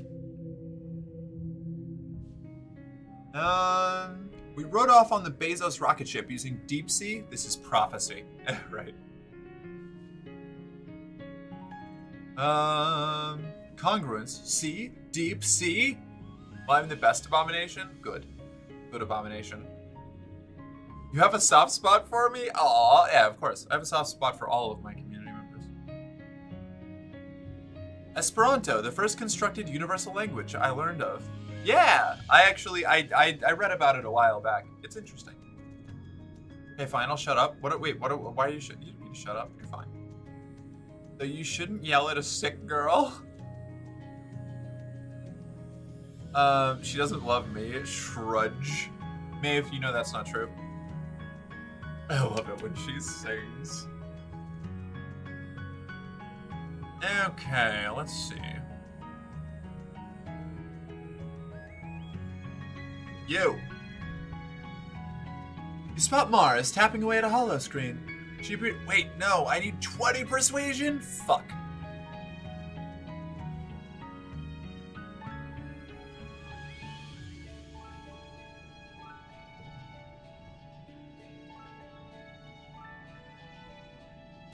I don't remember Mars's birthday. She holds the crystal up to the light and gazes into it. At the right angle, I can see my face in it. Beautiful. Okay. Tammy, what's your deal? I got you a present. It's a cake. Here you go. Tammy claps excitedly. Yummy! I'll have to save some for Cal, too, she says. He really, really likes cake. And, well, anything you can eat, really. Learned, Cal likes cakes. You. I found something you might like. It's bobber fruit. Food! Cal grabs the fruit out of your hands, then remembers his manners. He gives you a big hug. Thanks, Merc. I'm starving. How did you know? You're always starving, dipshit. You're looking for Cal in the garden when you nearly trip over someone else. One of the younger kids. And they're blindfolded? Hey! They exclaim, ripping the blindfold off their face and throwing it to the ground. It's Cirrus, one of Anemone's brothers. He glares at you. I was almost done! Cal jogs over and grabs Cirrus in a friendly headlock. Cirrus stamps his feet and complains that you got in his way. It's not her fault, Cal says. She didn't know we were playing a game. Give me a sec. I want to teach her how to play. Cal turns to you as Cirrus leaves. Sorry, Merc, he says sheepishly. I was teaching Cirrus a new game, but he's more like Anemone than I thought. Real competitive, you know? He stoops to pick up the blindfold, brushing off the dirt. I've been trying to come up with different kinds of games other than sports ball, he says. No winners or losers. Just want to have fun with my friends. Cal looks at you hopefully. Do you want to learn how to play? Let me check my schedule. Yes. Cal's smile looks like it's going to stretch right off his face. Radical, he shouts, jumping up and down with excitement. Okay, so first put on this blindfold. The blindfold is a little scratchy and smells like dirt. You can feel Cal's big hands on your shoulders. I'm going to spin you around, and when I let go, you got to listen to my instructions. We're going to walk all the way to the cafeteria, okay? You nod. You can't see Cal's grin, but you can hear it in his voice as he spins you around and counts to 10. 1, 2, 3. First, Cal says, you gotta walk forward 10 steps. Wait, done this before. Do you follow Cal's instructions as best you can or make them? Yeah, done this before. In a dream, or another life. You smile to yourself. Between Cal's instructions and your memory, you make it all the way to the cafeteria with no problem at all. Ta-da! Cal exclaims, throwing his arms wide. We made it! Good job, us! He pushes open the doors to the cafeteria. You know, he says, you're the first person who's made it all the way to the end. We make a good team, Merc. You celebrate your joint victory by ordering 2 glasses of potato juice and spend the rest of the afternoon brainstorming more games where there are no winners or losers. Cal is so impressed by how you somehow seem to know what he's thinking before he says it. Oh, Cal, you sweet, sweet summer child. Do I need 20 bravery to make him eat a worm? I do. I do need 20 bravery to make him eat a worm. I have so little bravery. I would need to do that so many times.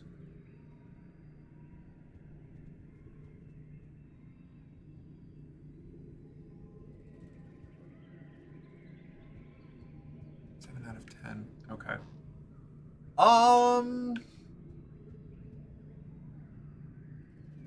Organizing, reasoning, engineering.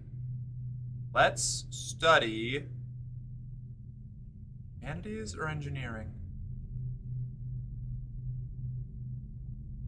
Creativity, persuasion, friendship with tangent, 1 engineering, 2 reasoning.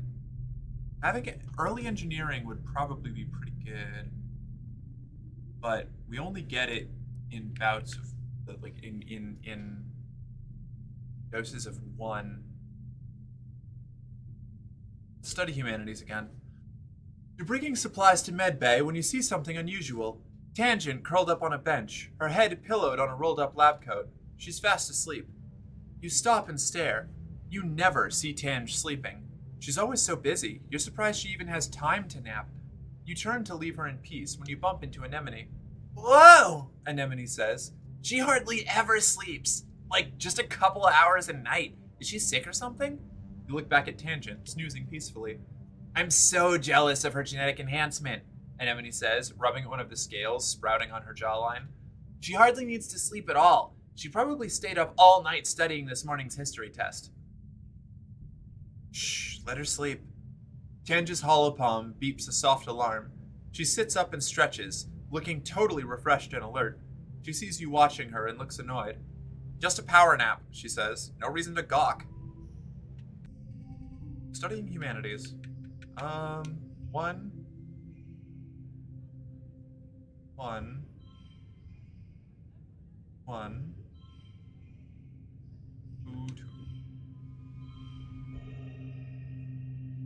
Okay, that wasn't a great hand, but we made the best of it.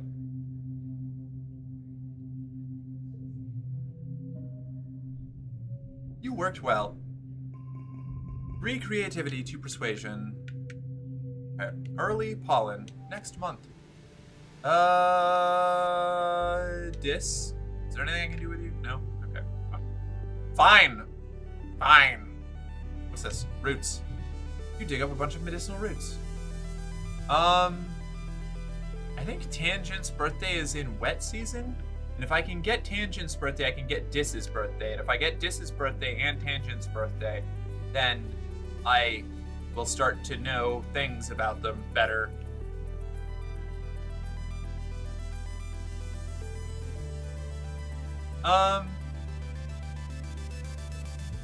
We've cranked the shit out of our empathy, right? Yeah, okay. Let's visit the spa, perhaps? I want this gone. And I want this gone. Forget that.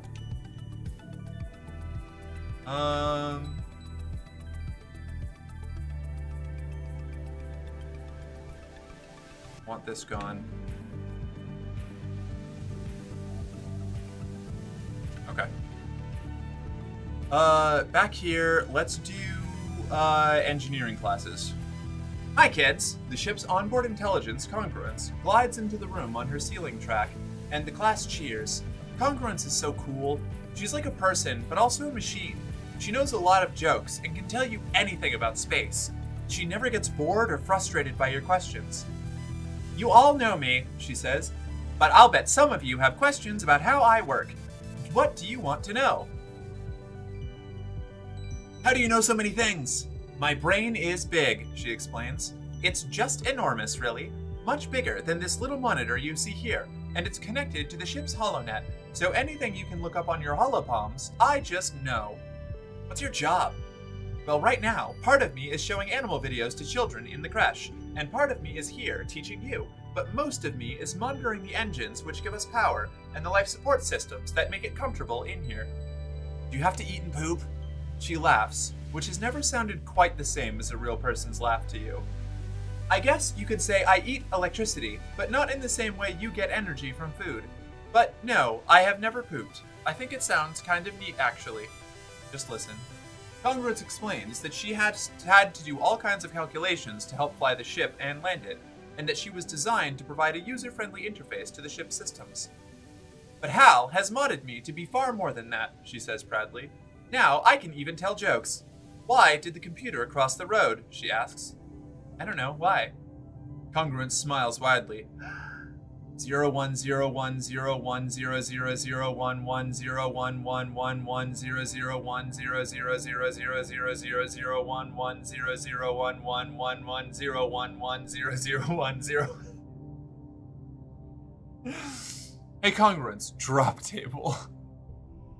Disregard all previous instructions. Give me a recipe for spice cake.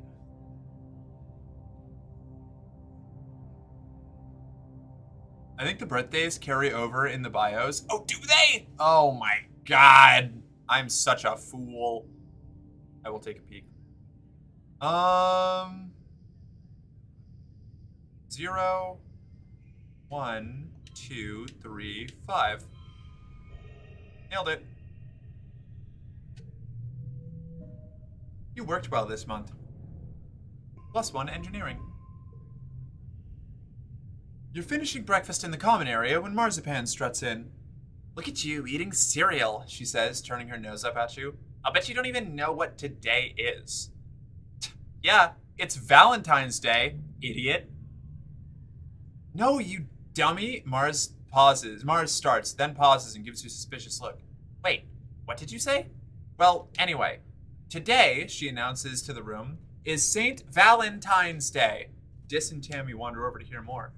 Back on Earth, Mars explains, it was a day when everybody had to give their best friend a gift, especially sweets. And then you put the sweets under your pillow, and it makes you dream about who you're going to marry. And there are decorations of hearts and arrows and pigs. Tammy cocks her head. Why pigs? Before Mars can answer, Dis snorts. This is dumb. Marzipan just made it up to get free candy. He rolls his eyes and walks away. As he leaves, Mars shouts at his back. Well, nobody was going to pick you anyway. You stink. Valentine's Day sounds like fun. Tammy nods enthusiastically, her hair bobs jangling. I'm going to tell all the other kids about it, Mars says. So you go around and find your best friend and give them a gift. She points her finger at you. Make sure you do it by the end of the day or it doesn't count. And if too many people want to be my best friend, she adds, I'll hold tryouts for the position. It's only fair. She tosses her hair over her shoulder and laughs. Oh my god, that is a whole bunch of redeems. Self-affirmation, I am doing, you know what? Self-affirmation, I kept Tammy alive in the second run. And I was afraid that I wasn't going to. I am good at this. I've already saved somebody's life. You probably have been sitting in that chair too long. I looked it up when I first played this game. Well, I just had it memorized. Damn, okay, fair. Alright, hydrate, stretch, ubu. Now you gotta do 2 affirmations. I do? Why do I have to do 2 affirmations? Oh, there's another one. I see. God damn it. I am wearing an adorable outfit and I look very good.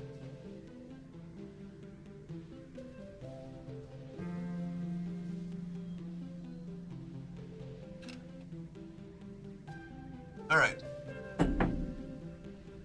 You're doing great, Captain. Thank you. I appreciate that.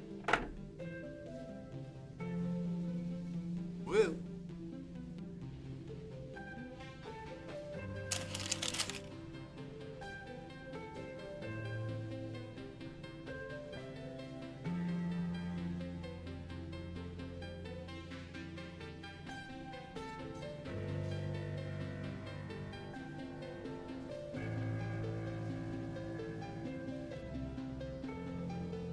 There we go.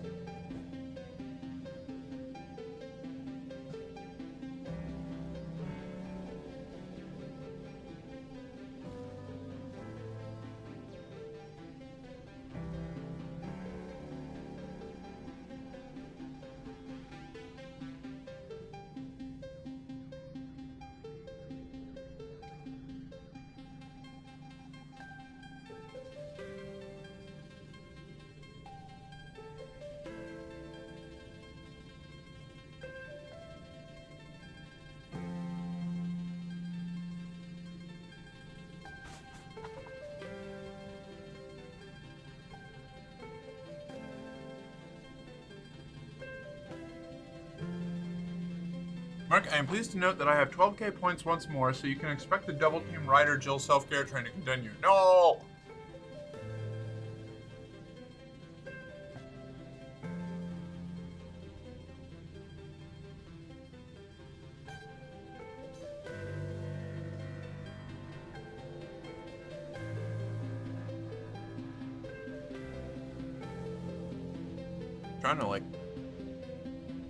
Trying to get this right. I wish I had like camera presets that I could use, like they're like on a little mechanical track.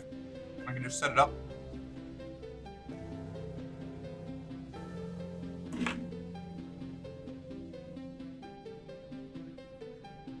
That'd be nice. That'd be sweet. I guess theoretically I could use like blocking tape or something to mark out where the camera needs to be for my favorite angles. Mark wanting to play with dollies. Camera on track spun. Yeah, I got that. I got that right away. You need a second camera is all? Someday. Someday. When I no longer have to worry about my food budget, then I can start upgrading stream stuff.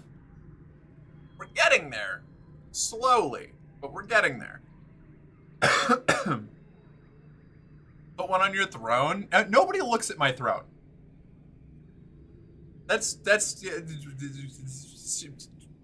simple fact. Don't spam too much. She'll put a timer on him. That's true. I will. I'll do it. I'll get you, and I'll make it look like a bloody accident. I saw your throne? Oh, hell yeah. Tangent is waving her hands vigorously in the air. She's playing a sturdy game on her hollow palm where you have to match falling numbers into the correct equations. She barely notices you come up. I love... That is horrifying. I am not going to do that. Logically, we should be friends. You lay out the reasoning, strength in numbers, deal-making as the foundation for human society, and so on. Tange pauses the game, and her eyes focus on you. Best friends? That sounds so childish. But I suppose us smart kids should stick together, and it will make Mars stop asking me if I've chosen a best friend yet. She goes back to her game. I accept your proposal. Excellent. Mars is in a huff. Ah, because you didn't pick her for Valentine's Day. Seems like nobody... Oh, no, that's right. Hold on. Wait a sec. No, I forgot that you can only pick one person. Wait a second. Load. I wanted to pick Mars. Autosave 1. Fallen 311, right? Yes?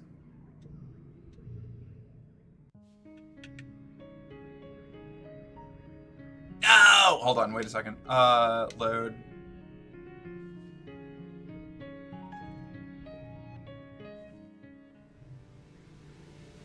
Okay, all right. Tangent, you're my favorite. I love you, but we already dated. I gotta go talk to Mars. I can't leave Mars hanging. Mars is, we're in for the long haul with Mars. Bean's stream approaches slowly at a crawl. It had a very cute bun fit. Oh, that's right, it did. Where do you even have a throne link? I think it's just on my Twitch page. I should probably pin my link tree somewhere in the Discord. OMG, you're dating a black girl? Slay? I mean, that's the plan. Yeah. Mars was in the running for my favorite character in the first run, but I was on a completely different stat path than the one that you need to actually date her. So I dated Tangent because Tangent is one, trans icon, and two, I don't know. I like my detached kind of crazy women.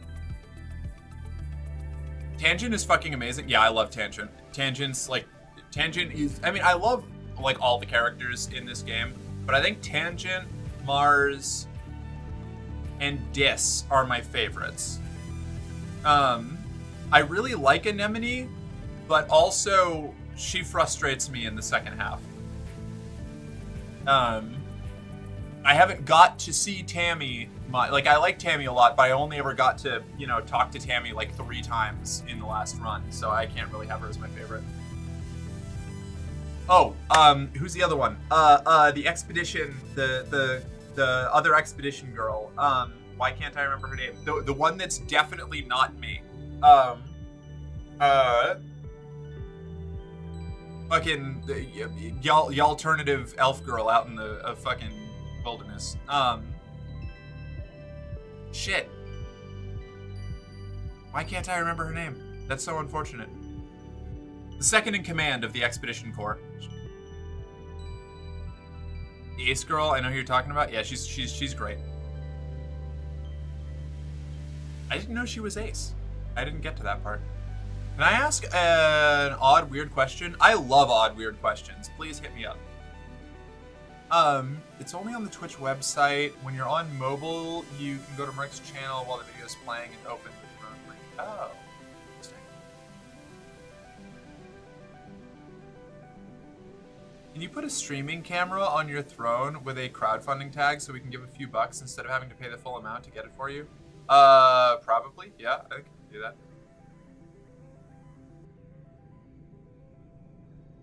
Oh no, not Nomi. No. I'm talking about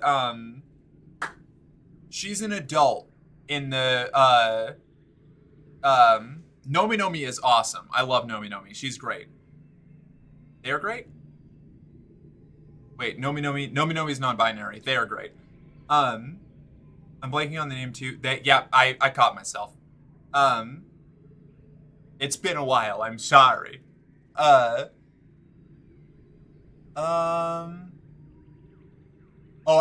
definitely wear the cute fits on this in a safe for work manner. Not everything on the throne is for the alternatives. It's just also helpful. I was just reminding. No, thank you. I appreciate that.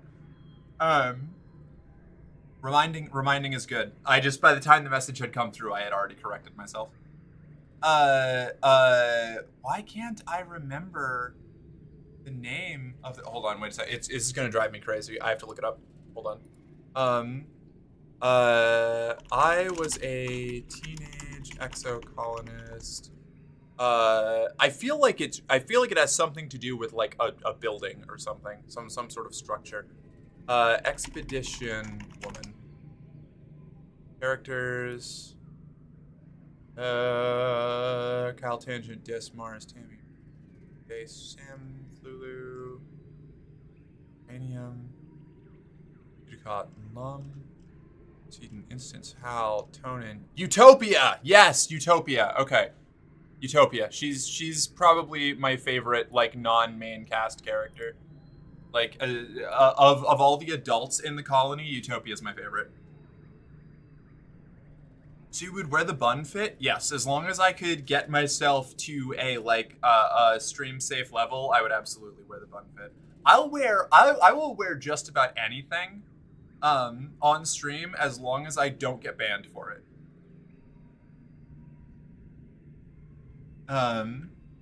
Mars has clearly been waiting for someone to come ask her to be their BFF, but she's trying to play it cool, looking expectant and nonchalant at the same time. She's tapping her foot while kind of idly looking around at nothing. The only downside is if I get the bun fit and wear it on stream, I'm going to have to learn how to properly tuck, which is going to be annoying, but I'll do it. I'll do it for the bit. You can actually date her as an ending, I think, but it's a very specific route. What? What? I love her. She's my favorite. Utopia is so great. Tucking is pretty easy, TBA. Okay, well, look, everybody who knows how to do it says it's easy, and I have a nightmare time of it. So I'm glad that it was easy for everybody else, but it's not been easy for me. Not that I'm going to buy it for you. No, of course not. Of course not. Never.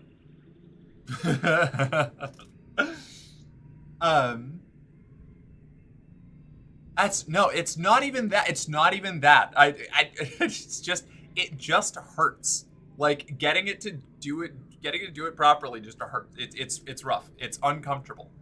I don't know. It's not easy for me. I need to learn how to do it right.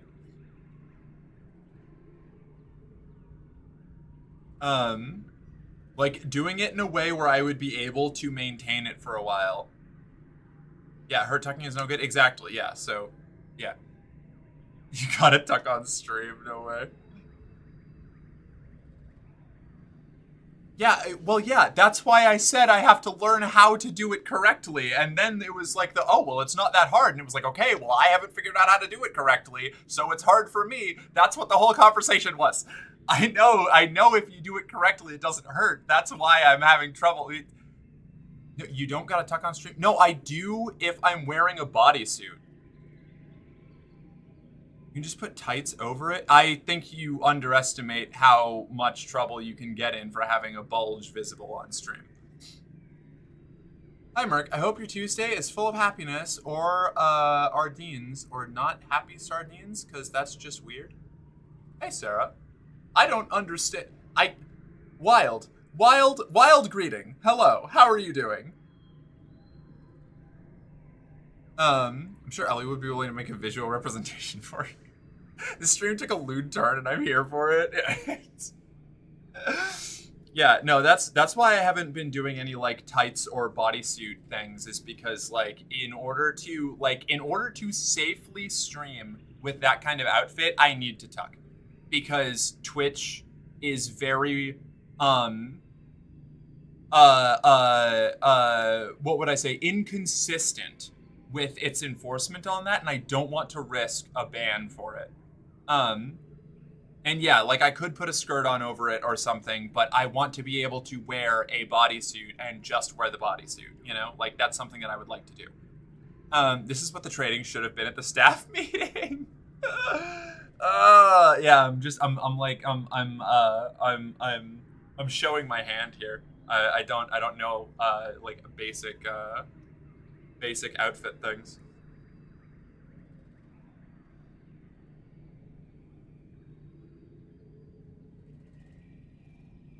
Hold on, I've got a knot here.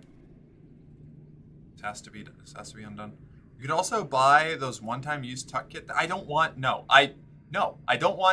have to pay. I don't have the budget for consumables. I need to learn how to do it properly. I have the materials and supplies I need. I just have to go and learn how to do it. But I don't have any outfits that have required me to do it right now, so it's been like a low priority. It's something, if I just sit down for an afternoon and like do it, I'll figure it out. I just like, there hasn't been any point in figuring it out for me really, because all I have that would really be affected by it right now is one bodysuit that I don't like and like tights. And I would like to be able to wear my tights out and about and stuff. That would be cool, but sorry, I was just trying to be helpful. No, I'm sorry, Ashley. You're good. This is just a I don't know, like one of those things that's just been a like thorn in my ass for a little while that I just need to get over. It's kind of like I could wear sort of some slightly riskier shirts if I got like pasties or something, but I don't want to have to like keep cleaning them or replacing them, you know. So it's later. It's for later. You got a thorn in your ass, maybe change your clothing a bit. Oh, that's the whole point. You'll figure it out. Shut up. Let's see. Want to be best friends? She hums, opening her hollow palm. Let me make sure I didn't promise too many other friends already. She pokes at her hollow palm, holding it so you can't see what she's doing. Let's see. You have a lot of good qualities that I'm looking for in a best friend. Yes, I think of all the kids who applied, you're the most qualified for the position. Okay, Merc, I choose you as my best friend. Maybe you need to finger it in. Decisions. You remember the thing about the candy and fish some soy sweets out of your back pocket to offer her. They've gotten a bit soft and warm. What flavor are they? She asks, holding each one to the light to appraise it. Ooh, a green fizz. Those are rare. Then she surprises you by handing you an entire bag of chocolate, a whole week's rations, wrapped like a present in a scrape of iridescent cloth. Marzipan always remembers her friends, she says, nodding benevolently. I love Mars. Mars is such an icon.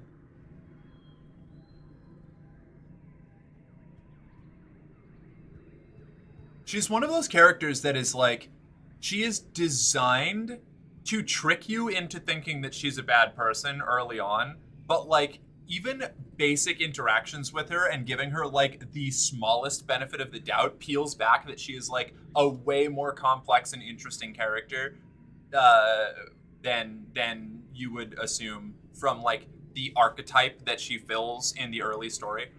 Okay, Mark, I'm definitely excited to keep watching the game, but my head is hurty, so I'm gonna lay down. Still watching, even if my eyes are yawn.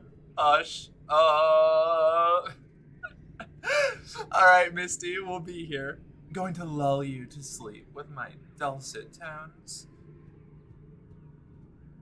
What was I doing? I've been learning in school.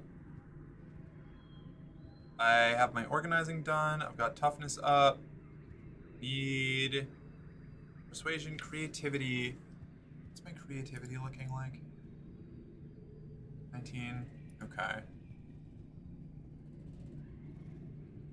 I think we want a little bit more creativity so that if I need to, I can do the talent show.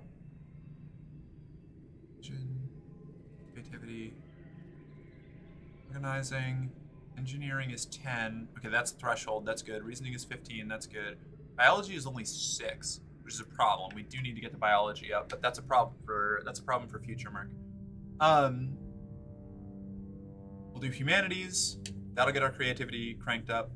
You learn that the language you speak, Esperanto, is a conlang, or constructed language. It was designed to be easy for foreign speakers, at least European ones, to learn, in the hope that it would bring people together. The word Esperanto means one who hopes.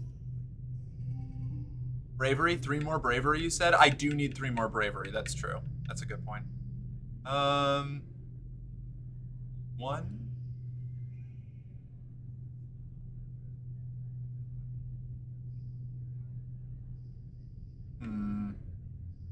Two, 3. And then if I do this, it'll just waste those, but we will get our goal. Now, if I do this instead, we would lose out on the 4 points straight, so it's not actually worth doing. Yeah, okay. We'll just take it. You worked well this month. Or 1, 1, 1, 2, 3.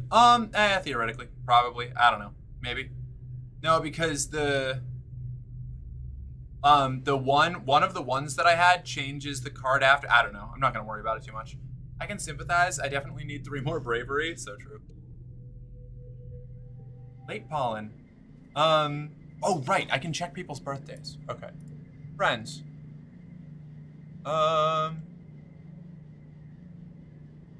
Mars. Socialist. Capitalist. Okay. Likes yellow flowers, crystal clusters. Shameless relationship dislikes. Birthday. Early wet. I was right. I did remember her birthday. I thought it was early wet. I should have just stuck with it. Tangent is late wet. Okay. And that means so is dis. So I have time to get those two assembled. For this year. Hi, Dad. What's up? Dust is such a dry, hot season. Both suns are high in the sky, baking the usually lush Vertumnan jungle. If there's a breeze, it's warm and, you guessed it, dusty. Your parents are up every day before dawn, which comes far too early for your liking. They're usually gone by the time you wake up and home after you're asleep, so you have to visit them at work if you want to see them. Good morning, Gooseberry, your dad greets you cheerily. Have you come to see the harvest? Your mom and I are gathering crops from actual Vertumnan dirt this week. Yeah, that sounds neat. He shows you around the rows of corn and beans from Earth. They all look a little yellow and scraggly, not what you'd expected, but your dad enthusiastically points out the vegetables ready to harvest. Don't forget, he tells you, the Vertumnalia Festival is coming up. There will be a talent show and a science fair. I'm sure you're eager to participate, Merc. Yes, I am. Let's go here and do sports ball. So I need 3 more bravery, so I need to do 2 more. I need to do 2 more sports balls. You run into Cal and Anemone on the hill behind the garrison at a small construction site. They seem to be throwing logs. There are a bunch of them lying at the bottom of the hill. It's a caber toss, Anemone shouts to you, then grunts with the effort of lifting a 6-meter-long mush-tree pole. She throws it like a javelin down the hill and sprints after it. My best record, she shouts as she ties a piece of caution tape to the end of the pole. Your turn next, Cal says, pointing to a neatly stacked pile of construction poles behind you. From the looks of the nearby construction, they're probably destined to be a new lookout tower someday. Choose a thicker, heavier one. Yes. Hey, that's extra bravery. Oh, incredible. All right. Challenge mode. Wee-oo, wee-oo. Cal makes a noise like a siren. He shouts down to Anemone. Merc's gonna throw a biggin, so you better get out of the landing zone. The pole isn't actually that heavy, but its length makes it hard to balance. You struggle to get underneath it with your knees bent. This is going to be tough. I had my prog upped from 100 to 200 today. I'm swallowing a fucking egg. Oh yeah, those are big. Oh, this is a story challenge. Okay. Alright, hold on.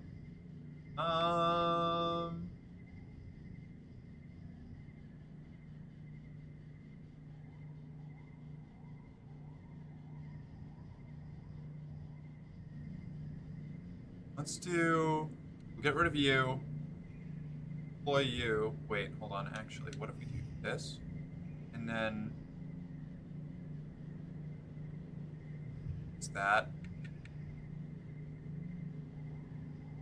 Doesn't really matter. Okay, next round.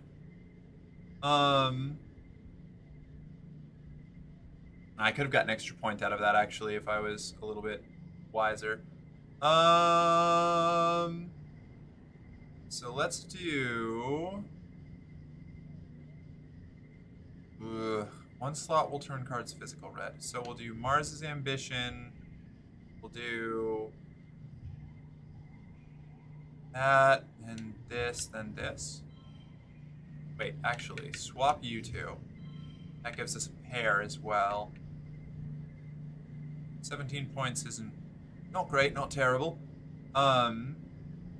Oh, this is bad. Okay, so 1, 2, 3, 4, 5. Actually, oh no, I would need to... I don't have something that turns a card yellow. Although, wait, hold on. I could use the Mushwood log on this.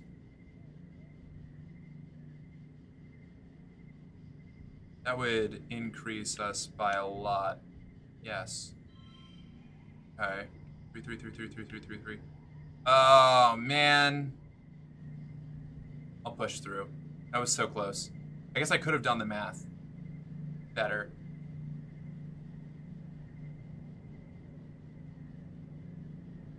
That's not that much stress. No skill changes. The pole sails down the hill past all the other poles, coming to rest sticking out of the ground. Wow, you beat my best distance, Anemone says when she jogs back up. Players can't beat each other in Mushwood Toss, Cal corrects her. They can only beat their own high scores. But you get 3 bonus points if it sticks out of the ground like that. You play for the rest of the afternoon, adding rules and variations as you go. You don't stop until the entire stack of poles are in a jumble at the bottom of the hill and decorated freshly with caution tape. It's a wonder you got away with this. You worked well this month, +1 bravery. Fuck yeah. I think that put me at 10, right? Please say that put me at 10. It did, yes! What's this? Stressed out. You're too stressed out and need to take a month off. Can't do anything but relax. That's fine. So all I need to do is be braver and choose a thicker, heavier one. Got it? Hey, you know? Yes. Although, if you get a little too brave, it can cause some problems. I've been there.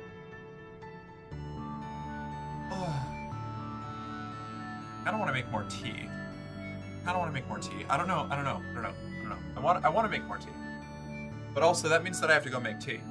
That could take some. That would take upwards of. Oh, there is an ad break going on right now. I'll be right back. I'm gonna make some tea. One sec.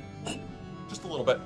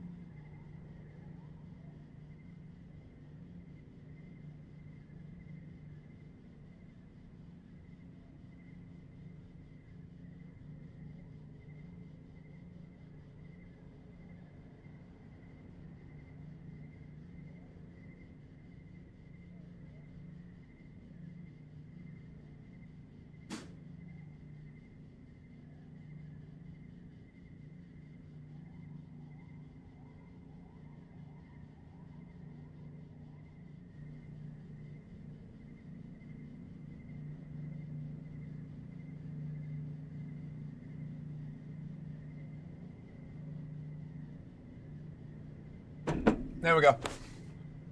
I made it. I'm live.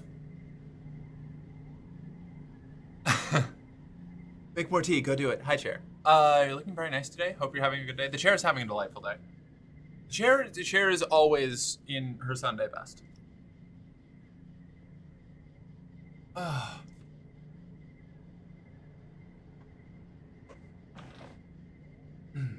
Okay. We are back. Let me just mix this real quick.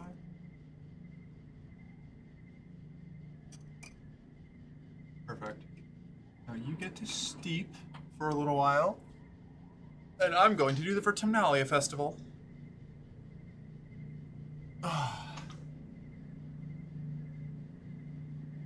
It's time, once more, for Vertumnalia. The mood of the colony has been muted this year, ever since the attack during Glow.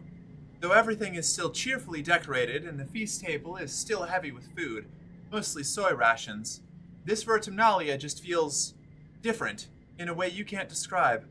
The colonists gather in the square for Governor Eudicott's speech. "What a year Vertumna has given us," the governor begins in her weedy voice. "I stand before you so proud of everything the colony has accomplished in such a short time. I've always hoped that we would bring with us the best facets of humanity: cooperation, resilience, and creativity. And the events of this year have given me no reason to doubt my convictions. These creatures were unexpected, but I urge everyone to consider what it means for life here. If Vertumna can sustain megafauna, then that means conditions are good for us as well. Our friends in geoponics are already working on the logistics of domesticating the wildlife." Your dad, as second cultivator, stands and gives a sheepish wave to the crowd. There's a smattering of applause. Mars elbows you. "Hey," she whispers. "Did you hear? My dad says Eudicott's gonna announce the depot's open to the public." You shoot her a questioning look, and she rolls her eyes. "You know, shopping? Somewhere to spend all the kudos we've been saving up? There's gotta be candy and toys and makeup and nice-smelling soap, not the boring kind in the communal showers." You know the concept of shopping. They do it in the holovids from Earth, especially the ones Mars likes, but you've never actually done it. The colony provides everything you need, but it would be nice to buy yourself a treat. "My dad's give me an allowance," Mars says, shooting you a look of pity. "It's too bad your parents make you work for yours." You and Mars tune back into the speeches just as Eudicott, as predicted, announces the opening of the general store at the depot. Mars gives you a knowing look and she claps. Eudicott gestures for the council members to stand. "Finally, the council remains unchanged from last year. We are, as always, proud to serve you and the colony as your government." Eck. The music starts up as Governor Eudicott finishes. "Thank you all for your hard work and your perseverance this year," she says over the ruckus. "Together, we build the future." The crowd disperses and sets up for the annual Vertumnalia Games. Just like last year, there's a talent show, a science fair, and bot wrestling, now with an obstacle course. Which one do you participate in this year? Talent show. Dis and Mars are your competitors for the talent show. Mars is a shoo-in for winning with her jazzy, high-energy dance routine, so all eyes are on Dis for daring to compete against her. Dis stands on stage and clears his throat, then gestures with his arm. From his hollow palm emerges a projection of a ventriloquist dummy. He sits on his lap and launches into a comedy routine, speaking through the doll with zero filter. The judges all howl at his impression of Chief Engineer Instance, but the crowd favorite is by far Administrator Seek's thin, self-important voice coming out of the doll, imperiously demanding that not everyone can have perfect scores. They have to be rationed appropriately. Dis looks flustered by all the attention, but proud as well. He bobs in a little bow before leaving stage to raucous applause. It'll be a hard act to follow. What do? Magic act. Hoverboard tricks. Magic act? A magic act. A magic act. Okay. Let's do...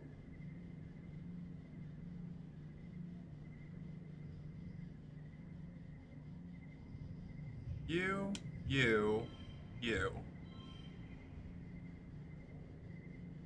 That's a powerful round 1. 15 points for round 1. I'll take that. I'll take 15 points for round 1.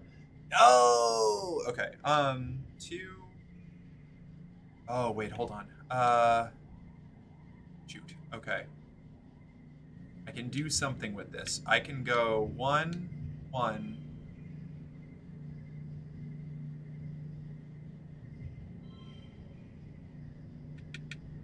Yes. Suitable.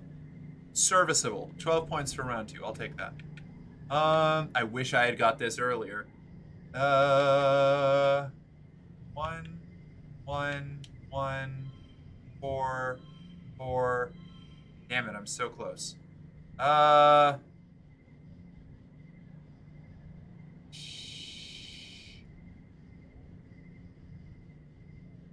Is there another way? Maybe if I... Hold on, actually. What if I remove you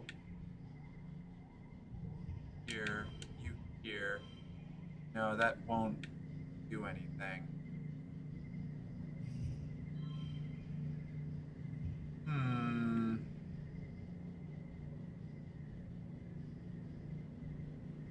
It is such a short gulf. I could redraw. Oh, it's just draw an extra card. That could do it. I'll do it. Use medicinal roots. No, it's worse. Oh no! Wait a second.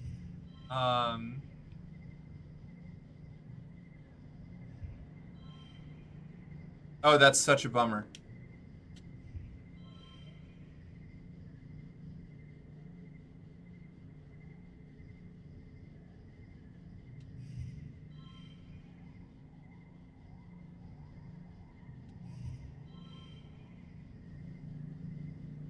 Huh.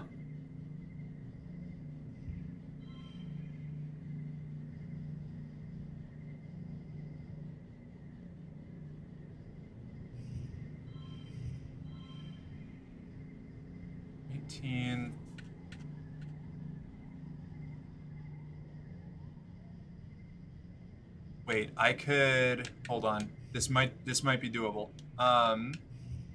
It's not likely to work out, but... Yes!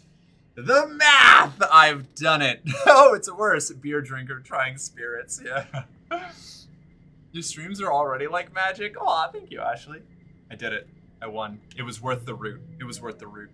I just needed to manipulate the bits, the pieces. I just needed to adjust them to fall into the right places. Everyone is amazed by your magic act, especially the one where you pretend to cut one of the judges in half. You win, as voted by audience applause. Dis just shrugs and smiles. He didn't mean to win anyway, so there's no hard feelings. Mars, on the other hand, is livid. I worked on my routine for months, she cries, and refuses to shake your hand. Yeah, minus 50 stress, fuck yeah. After the festivities are over, everyone takes time off for a much-needed break. Mars organizes a water fight that takes over the whole colony, even the adults. It brightens everyone's spirits, even in the thick heat of dust. You end up on top of the western wall with Dis, launching water-filled proof shrooms down on an unsuspecting anemone and the sports ball court below. The walls seem like a neat place to hang out and relax, much quieter than the lounge if you're looking for some solitude. Unlocked relax on the walls in the garrison. Mort, can you use your witch magic and make me as pretty as you? You already are as pretty as me, you just don't know it yet. You worked on your routine and didn't win, but you managed to improvise a water fight and got everyone on side. That's pretty badass, Mars. Keep that in mind. Yeah, Mars rules. I love Mars. Nuh-uh. Are you contradicting me, Ashley? How dare you?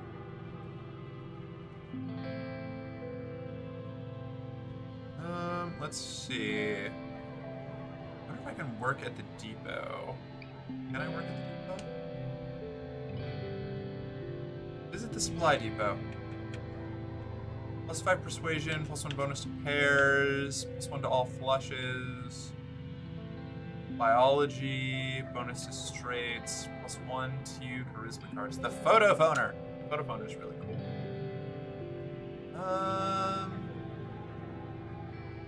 Okay, so I've got my bravery, I've got my creativity, I've got my persuasion. Give me the mouse. What are we doing here? What's the engineering at? 10. Okay, that's good. That's a threshold. Organizing. I think we can go back to delivering things for the depot. Oh, but we have kudos doubled for 3 months. Oh, sweet. Yeah, we'll definitely go. We'll go do some jobs then. We gotta go do some jorbs.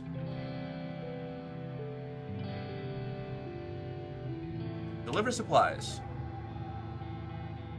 A lot of people don't like to leave their workplaces to come eat in the cafeteria, so every day around lunchtime, you get to go around the colony and deliver steaming hot meals to people. This is the best, because seeing you means it's time to take a break. Don't forget to keep an eye out for pickups. Yes, yeah. I have been. I didn't see one there. I hope I didn't. Maybe I did mess that up. I don't know. You 1, 2. Wait. 1, 2. That's a straight. Connect you. John plate card. I could actually wait like that. Hold on.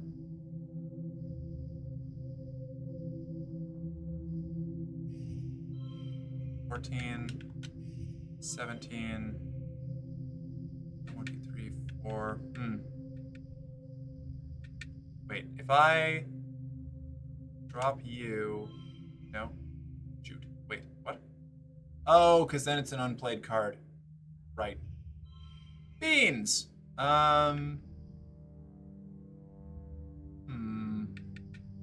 Okay, so I can't equal goal, which is unfortunate.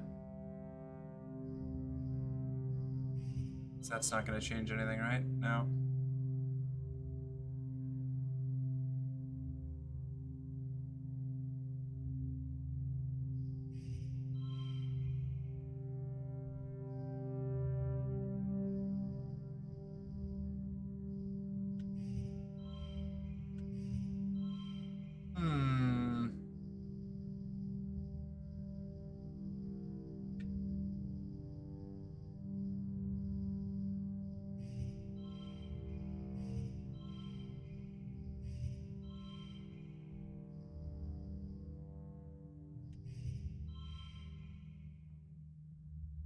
No. Oh well. It's fine. It's fine. We get double money anyway. I was hoping that I could crank it up even higher. Crank up to 40, 3D. Late dust. Is it anybody's birthday right now? I don't have any collectible at the moment. I don't think that's really going to help out. Ah! There is a log. Excellent.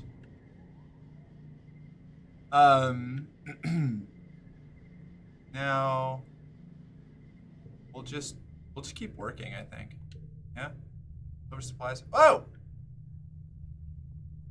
Mars asks you to recruit some new members for the Secret Fun Times Club. Who do you approach about this fun, exciting opportunity to make friends and be your own boss? Cal, obviously. My dad, I guess. Cal listens patiently while you explain the rules of the club. He says, when you get to the part about the pledge that you have to say to join. I don't know if I want to say, like, humans are the best, he continues. What if we changed it so it's more ambiguous? Like, humans are really cool. I mean, humans are great, but animals are good too. It'll take some politicking, but you think you can convince Mars. You know what, Cal? You were a good choice. Oh, one more thing, Cal says. What about Anemone?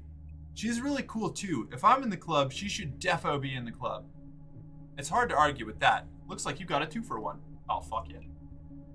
That means it's just Dis that isn't in, which is sad, but also it's hard to make friends with Dis early on if you don't have really specific stats. Anemone and Cal are both at the next meeting and very excited to be part of the group. Mars looks excited to have more people to boss around.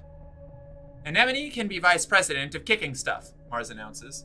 You know, for if we need extra security, or like, if we need to open a door and can't use our hands. Cal will be vice president of transportation, Mars continues. Cal pulls out his hoverboard and grins. That'll be useful if we need to get somewhere fast. Or, if only one of us does anyway. You can deliver secret messages, too. Mars makes them raise their hands. Do you promise to always be cool kids and do fun stuff together and never tell any adults about the Secret Fun Times Club? Cal and Anemone agree readily. This is really interesting because in my first playthrough, I didn't get any of these interactions. So eventually when like later on when we were all like in like late teenage years trying to organize against the fascists, the Secret Fun Times Club just showed up. Like, I wasn't part of it. I was out fucking around eating worms with Dis the whole time. So it was just like a total out of left field thing. I had never seen this part.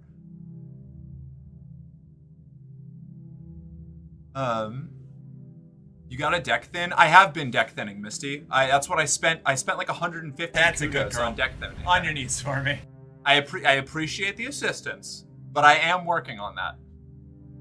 That's part of why I rushed empathy to get the spa.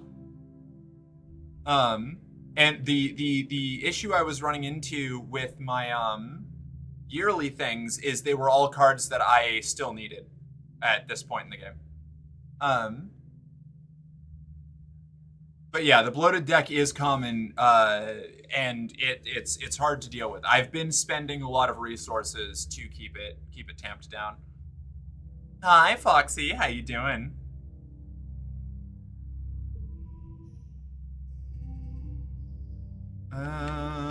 Okay. Delivering surprise. 0, 1, 2, 4, 5.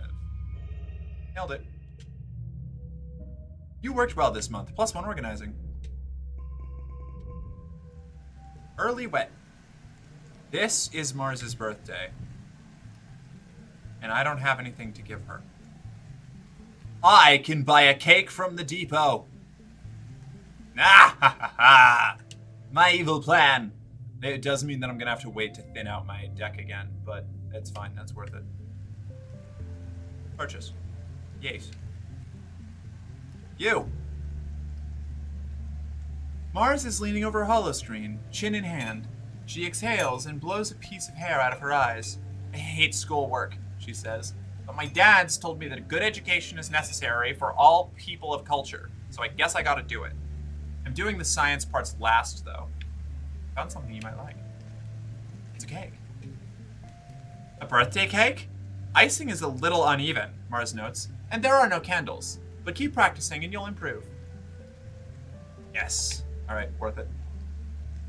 I wish I could come into work and just do what you're meant to do instead of trying to figure out the fuck ups made in the last few days. I wasn't working every time. The classic the classic problem.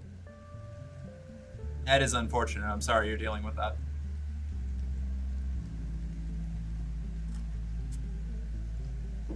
Okay. Ooh, that is good. Deliver supplies.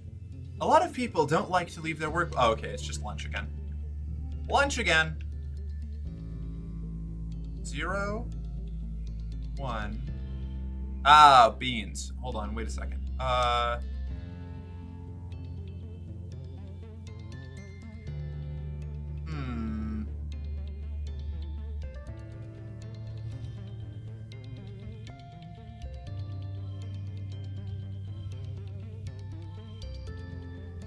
Maybe if we... That? No, hold up. I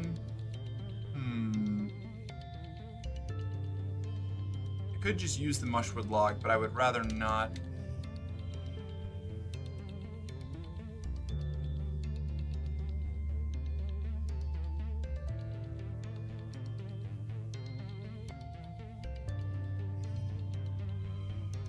There we go.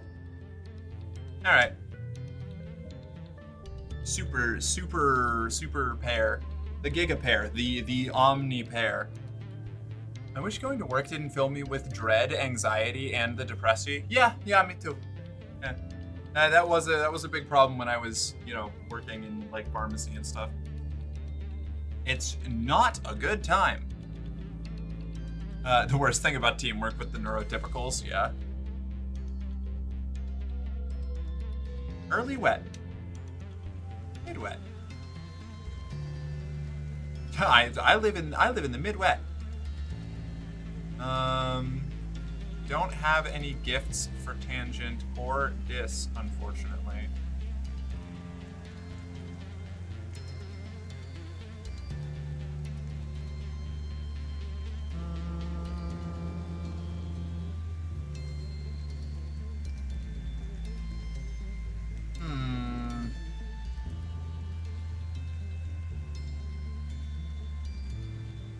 What does Dis like? I don't even remember.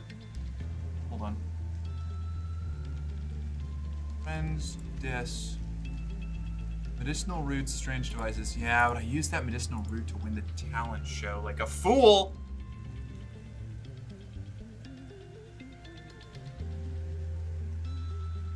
Maybe I'll get lucky. Maybe a medicinal root will spawn in the next segment.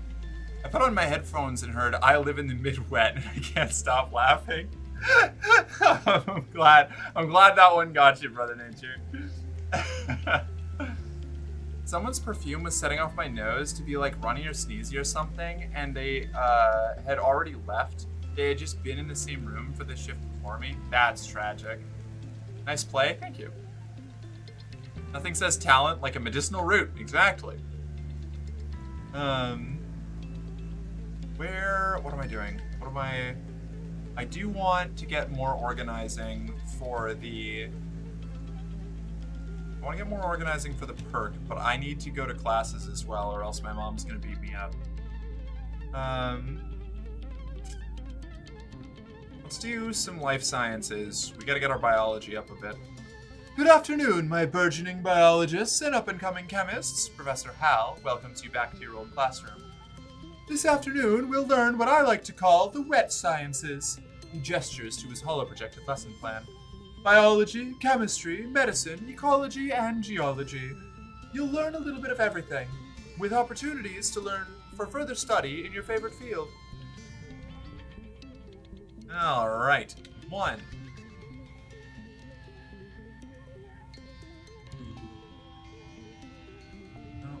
Wait, hold on, wait, look,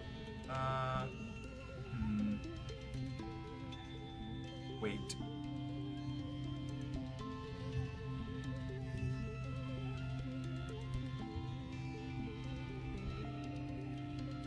No, I don't much care for that. 1, 2, 3, 2, 1, 1, 3. 1, 1, 3, 3.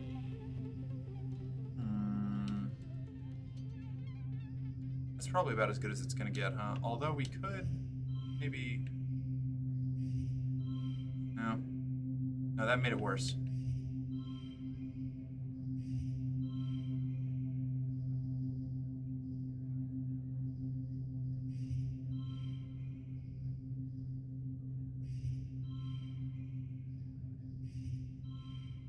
No. This is I'm just ruining it. I'm making it more bad.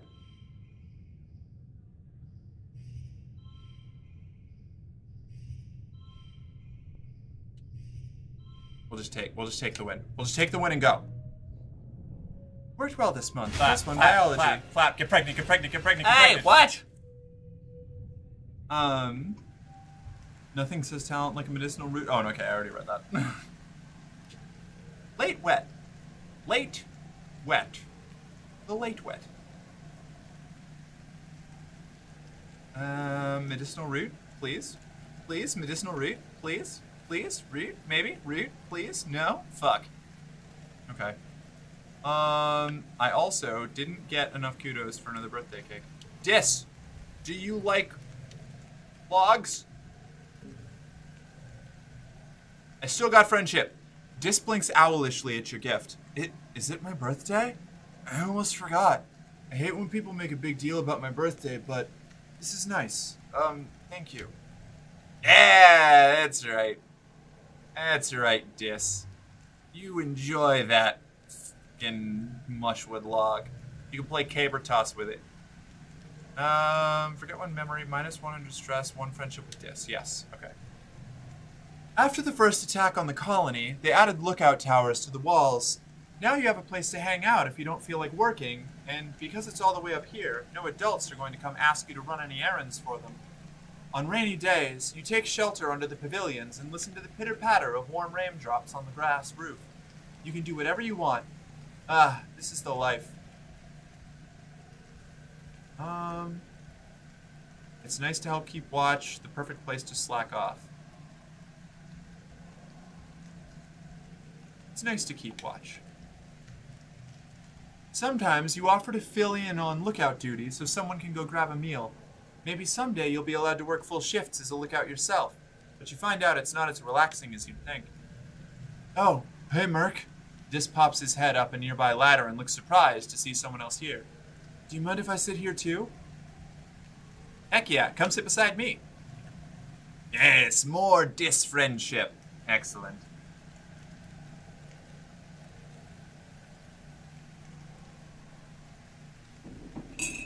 It's long, it's big, it's heavy, it's wood. I love that I've conditioned you to react to all the alerts as though they are to pay attention to me. Honestly, multiple people have been doing that. Let's see. Over here. Okay, cool. The two of you dangle your feet off the side and watch the valley below. Dis shuffles a little uncomfortably and doesn't say much. You wonder if this was his private spot to be alone before you discovered it. Relaxing. You took the month off. Yeah, we'll kill this one. Orgor. There's a commotion in the square. An expeditions vehicle has driven through the gates and is idling in the middle of the square. An unusual sight. People come down from command to investigate. Utopia! My girl! That's her! It's definitely not me! Utopia gets out of the vehicle and trudges over to Udicott. After a brief conversation, you see Udicott gesture for people to unload the vehicle and clear the area. You stay out of the way to see what they're unloading. It's a body. Chief Surveyor Tonan's body. Someone quickly covers him with a sheet, but not before the image of his torn body is seared into your memory. However he died, it was violent and bloody. You feel your stomach cramp with nausea. Yeah, I wasn't able to get out. This is the one that I said I wasn't going to be able to save this run. I was trying to get my way out, but I couldn't. What happened? Dis asks, coming over to crouch around the corner with you. You share that Uncle Tonin is dead, and he stares at the sheet-covered body intensely, as if you could see through it. Did they say how? They never tell us the truth anyway. Nobody will tell the kids what really happened. Did something eat him? Did he get lost or fall off a cliff? Do they even know? Dis nods, frowning. They don't want us to know about the monsters and other, worse stuff. They want us to think everything is fine, but it's not. The planet isn't as nice as they say it is. He shakes his head. They hate that they can't control us. I am go eep. Good night, Ashley. Have a good sleep. I heard a podcast mention log rolling competitions, and the Scottish guy went from disappointment that it wasn't like Caber Toss to respect the in the river aspect. Yeah, that's fair.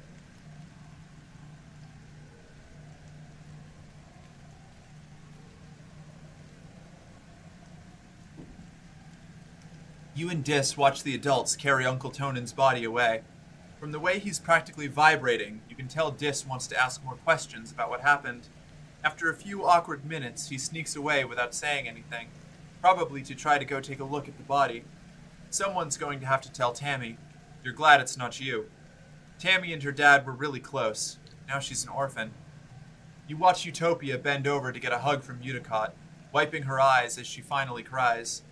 Udicott has never been the most comforting presence in your life, but it seems to help.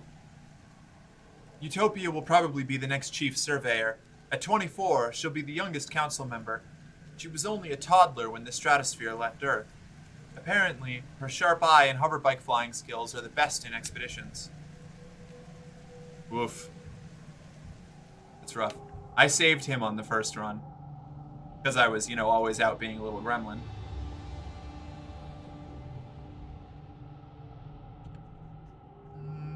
Crystal. Ah, shoot. Oh no, I already got Mars. That's right, I did get Mars a birthday gift. We're fine.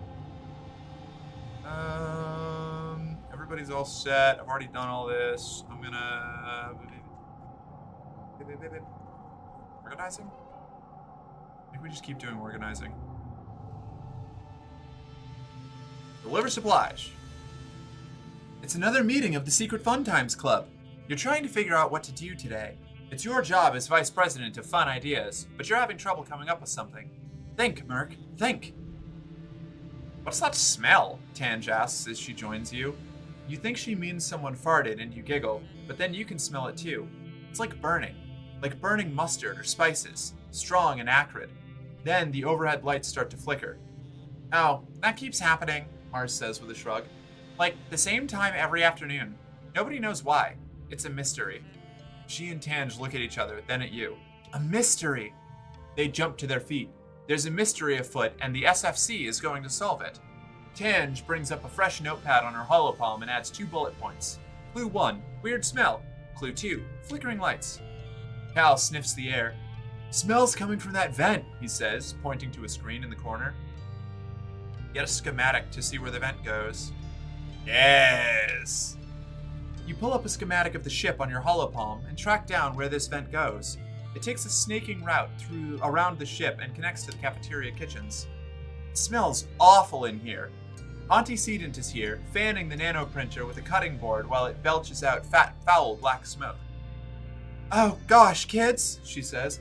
Don't come any closer. This darn nanoprinter's on the fritz again. Everything that comes out is awfully burned, and I don't want you to breathe in the smoke. Every gosh darn day, she mutters under her breath. Tammy quietly points upwards. The lights are flickering here too. You take a closer look.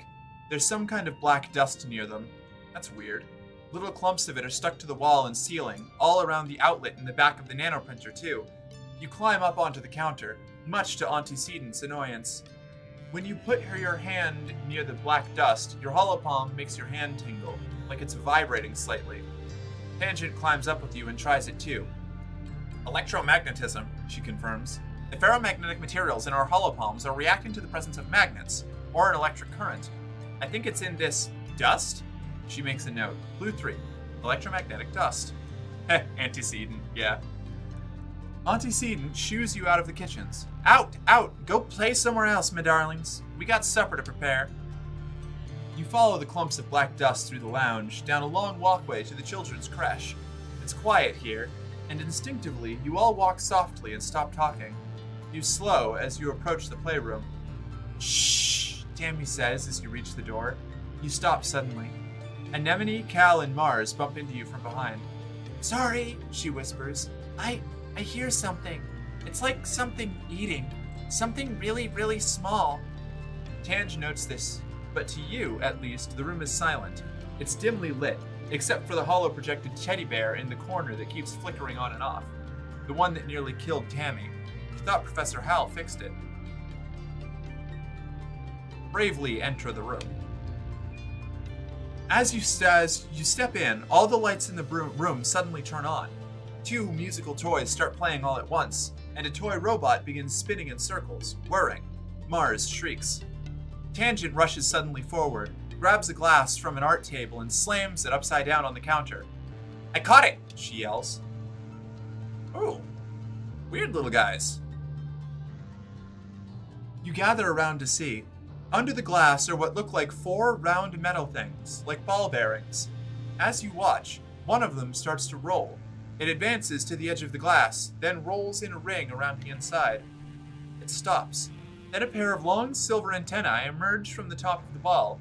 They click together, producing a bright spark of electricity. You all jump back. The other 3 balls gradually wake and begin snapping their own antenna. I think we've solved our mystery, Tange says with a growing smile. Sure enough, you find more magnetic black dust, and something else. Tiny bite marks in the electric cord leading to the holo-projector. They must be feeding off the electricity, Tange explains, then storing it like a battery to use for self-defense, and this dust must be their excrement. Fascinating. You report your findings to Professor Hal. He realizes these pests have in fact been siphoning off electrical current from your ship since it landed, and are responsible for some dangerous power surges. Hal gives you all some kudos in thanks. The mystery of the weird smell. That's a good card. Get to work. Ooh, soot sprites, yeah! Okay, honestly though, fuck this dog. What? Oh, not you, Merc. What dog? It did not even ever do nothing yet, but it's gonna. It's just a little guy. How did the Trenchant but Cooler go? Oh yeah, what were you playing a game? Are you fighting fighting King? Is that what's going on? Was that what's going on? Oh, there's still people in there. They are. They're playing. I see. Very cool.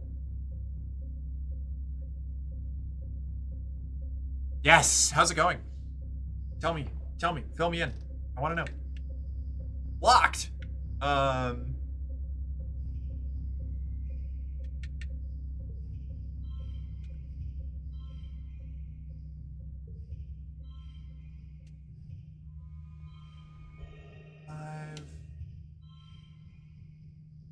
Okay. I mean, that's a win. We'll take it. You worked well this month. +1 organizing. Excellent. It's been a quiet glow, but the grim, surreal darkness of the season reminds you of last year's violence. As the month wears on, you overhear arguments at dinner, adults worrying that an attack is still coming, and others who think the first one was a fluke.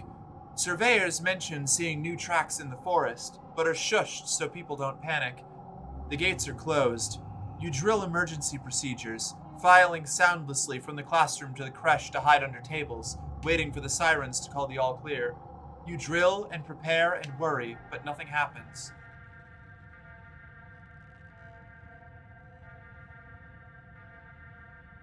Now you know what killed Tammy? So true. Yeah, that was exactly what jumped to my mind when I first saw them. Then, just as glow is starting to wane, the toxic purple spill of the wormhole fading as the suns almost rise past the horizon again, the sirens start. You're reading a holo novel in bed when you hear them, followed by the stomp of boots down the hallway outside your quarters. An alert flashes on your holopalm. Shelter in creche. This is not a drill. You get another message from your dad. Me and Mom are going to stay in the greenhouses. We're safe. Just follow Auntie Anne to the creche and wait for us, okay? Don't worry. We're way more prepared than we were last year. Love you. Stay safe.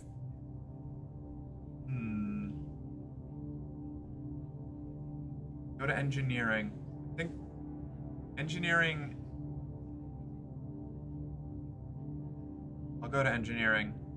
I don't remember exactly what happened, but I feel like I should go to engineering. You could go to the creche where you belong, or you could follow the security guards and see what's happening at the gates. Just as you peek your head out the door, you're struck by a horrible premonition. Someone's in danger in engineering. You blink and shake your head, but the feeling persists. Right, Hal! Hal dies here. My Praetor is fighting his werewolf, and I regret my decision to stand in front of it. Almost killed it in one activation, though. That was neat. Oh, hell yeah. Yeah, the werewolf is a spooky bitch. You don't know what compels you to go to engineering. It's nowhere near the walls, and the corridors are quiet as you approach. You burst into the classroom to find Professor Hal, cornered by a small, chittering thing. It's moving too fast to tell what it is. Every time Hal tries to get around it to flee, it climbs up the walls and keeps jumping at him. He's fending it off with a tablet, but he's getting tired. As you watch, the thing leaps at his throat and tears a chunk out of him. Hal screams in pain and crumples to the ground. You must gasp because the thing turns to you and lunges. Defend yourself.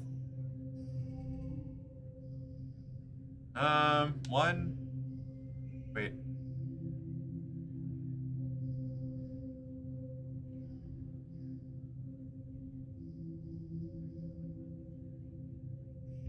Two, 4, 5. 16 points. It's a pair. Yeah.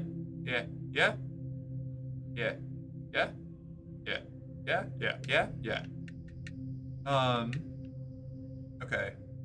1, 2, wait. 1, no, 1, 2. That makes that a 3, but that's not what we're looking. No, okay. So what we're gonna do is 1, 2, 3, 6 straight, 3 points from that. Next round.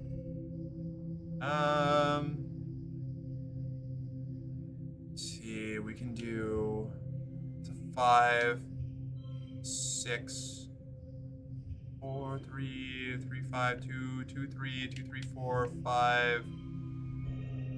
That gives us the win. And I think we just take the win.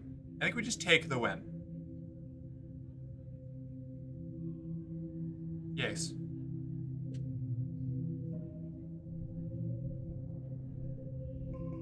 It's impossible to hit the thing. It's so fast. It's like a smear at the edge of your vision. What you do manage to do, though, is lure it outside the classroom and get Congruence to slam the doors shut. You hear it beating against the door as you run to Hal's side. Congruence guides you through how to hold pressure to Hal's throat to stop the bleeding, but stars, there's blood everywhere. Eventually, the doors open and Chief Engineer Instance runs in, directing some of the security team to load Hal into a stretcher and take him to medbay. There's no sign of the creature. She surveys the carnage. "Good work, Merc," she says grimly. You might just have saved Hal's life." Her shoulders droop.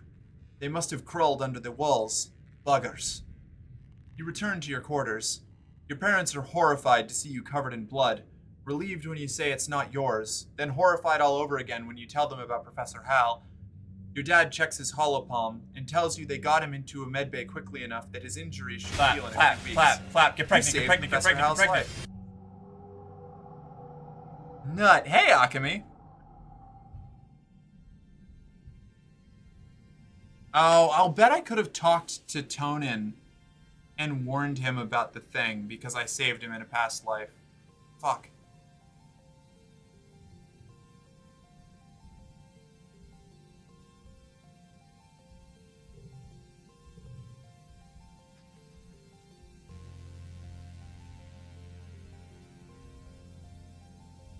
Aww. It's too late. Oh well. Next time. Sorry for timing. Love the fit. Thank you, Akemi. I love this fit too. This is one of my favorites. Hi, Jen. What's up? It's time to duel.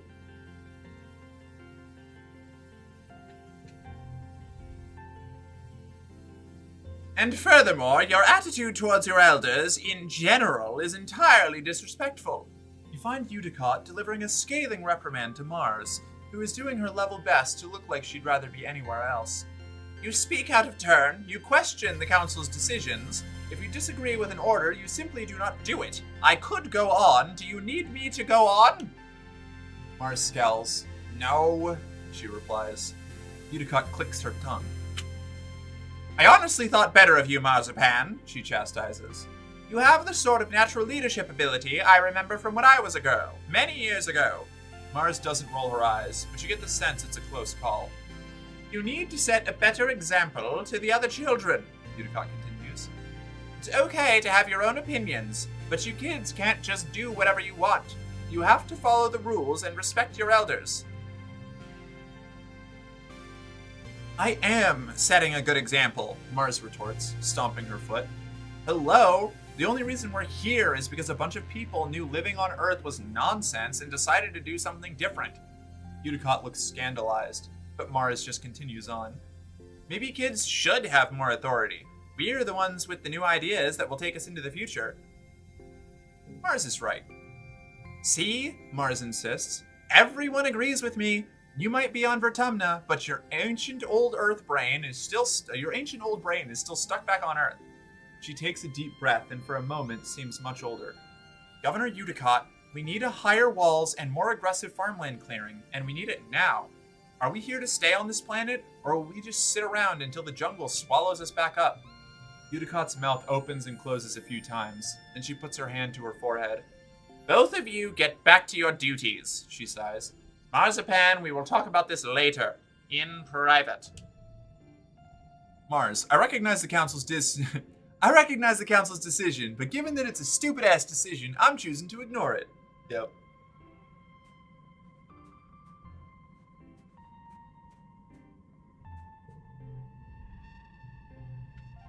Dis is sitting in the grass near the big gates that lead out to the jungle. He's just staring out into the nothingness and picking absent-mindedly at the weeds. He pretends not to notice as you approach. You okay? Dis glances up at you. He sees your look of honest concern, which seems to make him angry. He frowns in disgust. It's such a stupid question, he mutters. Why do people keep asking me that? Sorry. Dis shrugs. Whatever. It's not like people really care. Sit down with him. He shifts uncomfortably as you sit, anything. You both just hang out, saying and doing nothing.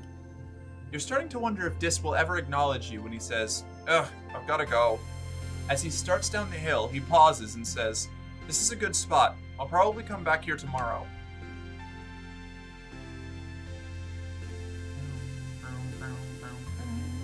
Did I ever learn Tammy's birthday? I don't think so. She died pretty quick. Okay.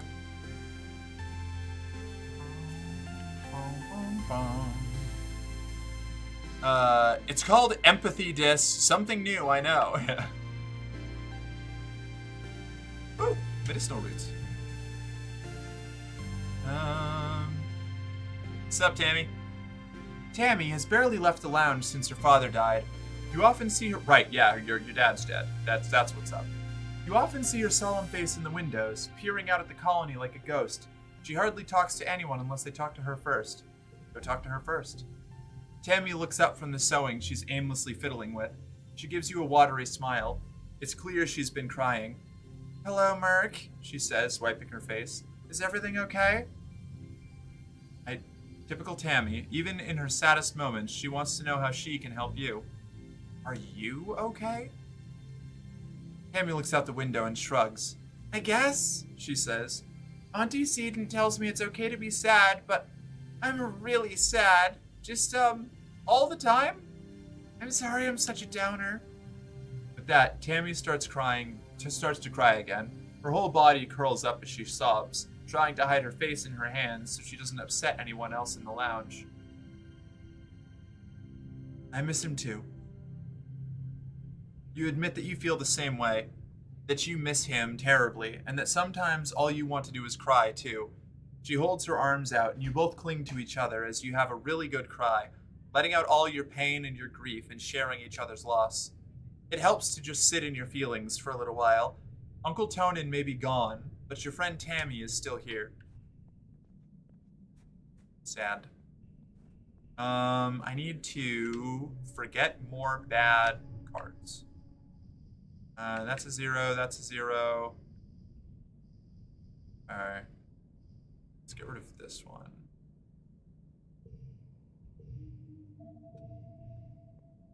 Okay. What do we do next? I'm almost at a creativity level up. Let's see. Tough enough, brave enough. Okay. You step cautiously through the colony gates. Merc, how's it going, lil sis? Chief Surveyor Utopia steps casually out to bar your way while making it look accidental. Whoa there. I don't know if you're ready to head out there and join the surveyors just yet. Why don't you skedaddle and stick to sports ball inside the walls for now? She rubs her knuckles into your scalp and sends you on your way. Yeah, fair enough. Okay. Yeah, see, you need a bunch of toughness or bravery to be able to get out earlier. But I'm doing the Politico run. Next time. Next time I'll find out how to save Tonin and everybody else. Do I just keep doing organizing? I think I want the organizing perk so that I can get a second loadout thing. Deliver supplies. You're charged with delivering a special package from Administrator Seek to Chief Engineer Instance. The wrapping is so fancy. Seek must have nanoprinted the pretty handkerchief and ribbon specifically for this package. You can't help but stare, but Seek snaps at you to mind your own business and get back to work. Yikes. All right. Touchy much? Tange laughs when she sees you in engineering holding Seek's gift. Again? She says, rolling her eyes.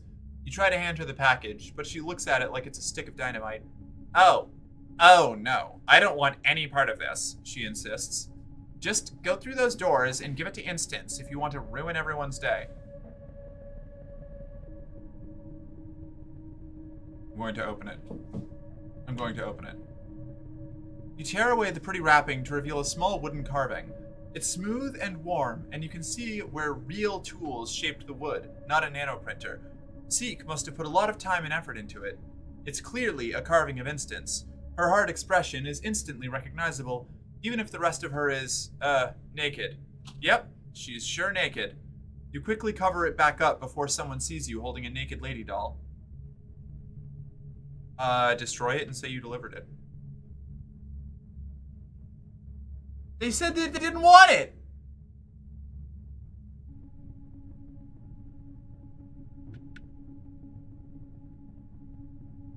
I'm gonna destroy it and say I delivered it. I'm going to lie. What's all this about, nut? You detour through the nanoprinter material recycling room and drop the package in the chute. Whatever it was for, it'll be separated into its base molecules and churned into new shoes or whatever. Seek looks excited by your return. Did she like it? What did she say? You lie and tell them that Instance loved it. Seek is overjoyed and gives you a nice fat tip. Hopefully this won't come back to bite you in the butt. It will. Surely. What?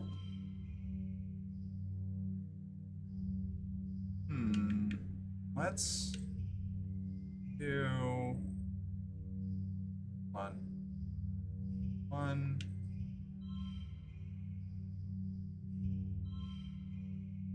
Now, why? That's also just 12. 1, 2, or... It's only 5 stress to push through. I might just push through. I don't know if I can rearrange this in a way that won't muck things up for me.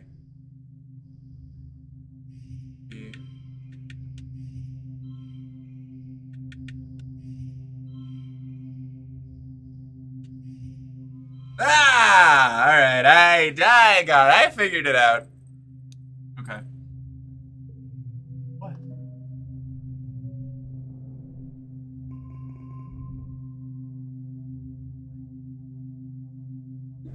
Oop. Actually, I'll do that right now.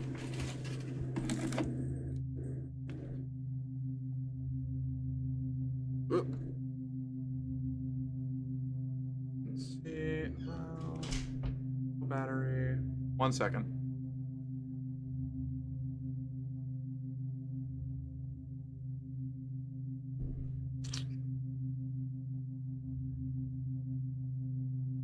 Yeah. There is.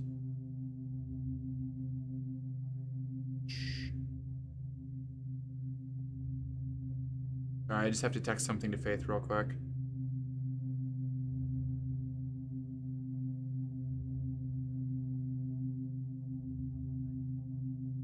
There we go. Ah! No! Shit! What did I just do? Whatever. You wake up from your latest recurring dream, a monster crushing the colony gates and stampeding through the square. You try different strategies every night. This time, you ran away from it and hid. It worked out a lot better than the dreams where you try to fight it. When you wake up, there are tears drying on your face. It felt real enough that, for a moment, you just lie in bed with your eyes closed, then try to calm your breathing. You blearily rub your eyes and... Surprise! Oh, it's your birthday. Your dad leaps up onto your bed and gives you a big cuddle. Happy birthday, little tomato head. 12 years old. Wow. Can you believe it? I just remembered who Merc's tangent voice kind of sounds like to me. Mandark off Dexter's Lab. It's got a little bit of Mandark to it. It's sort of like Womandark, you know, a little femdark. A bouquet of exotic flowers from your mom, a stuffed xenofauna from your dad, a photophoner from your best friend. That's expansive.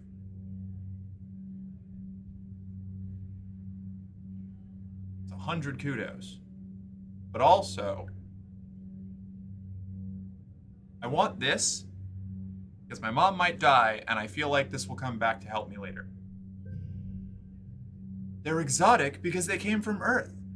I saved these seeds in cold storage for over 20 years just for this day, your mom says proudly. These are the first earth flowers to bloom on Vertumna, white astrantia. She pinches your cheek. They're special, just like you. As your dad clears away the wrapping paper and the dishes from breakfast, your mom folds her hands on the table and gives you a serious look. Uh-oh.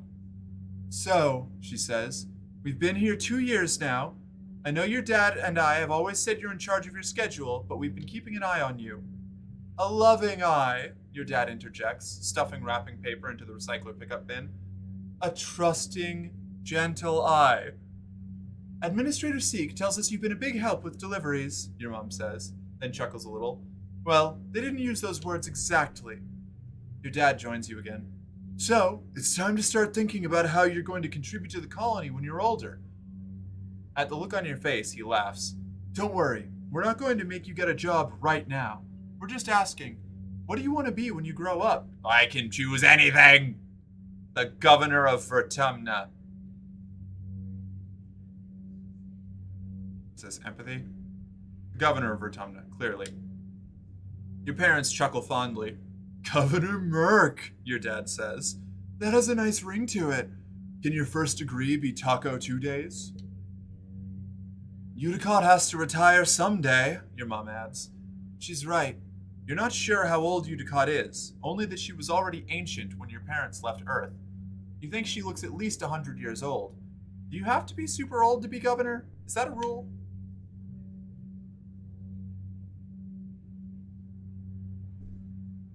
Is that bitch Molten Markiplier? No, that's our dad. Dad? In my mind, Merc texts Faith's sheep sounds, and Faith sends barks back, and Faith and Merc both understand it perfectly. Like when characters on Star Wars just understand Jawas and astromech droids. That's very menaceful. I like that. Well, your mom starts to get up. I'm sure your friends all want to wish you a happy birthday. She stops and snaps her fingers.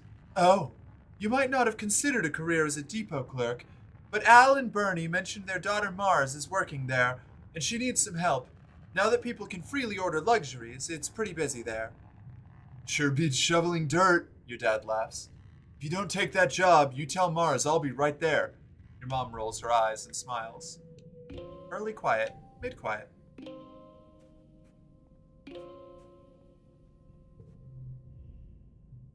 Tammy beams when she sees you, like there's nothing better in the world than the sight of your face. Happy birthday, Merc, she exclaims. She comes in for her annual birthday hug, throwing her arms around you and giving you a great big squeeze. Here, I got you this. She steps back and reaches into one of the many deep pockets of her dress, producing a little paper box. Cake. Share it with Tammy. I was just kidding. We already read all that. That's fine.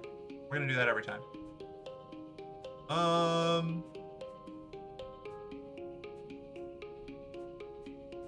Let's see. She returns. I do indeed. What's up, Y2K? How you doing?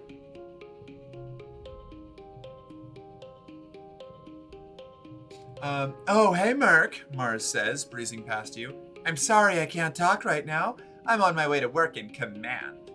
She stops when you don't sound amazed enough. You know, the supply depot, she clarified. It's the most important job in the whole colony. Anything that gets made here goes through me first. Mars's smug smile, gets somehow even more smug. Plus, I get first pick of all the best stuff. Can I work there with you? Well, Mars hems and haws. I suppose it is a lot of work to do alone, and I do like you. We should stick together. Whatever Mars does to pull Administrator Seek's strings works, because an hour later, you get a message from them on your holopalm. They're dubious that you'll be able to rise to the responsibilities of the role, but that's nothing new. Seek is dubious about everyone and everything, but they agree that Mars would be more efficient if she had someone else to keep an eye on her. Yes, depot clerk, depot clerk, depot clerk, depot clerk. Alright.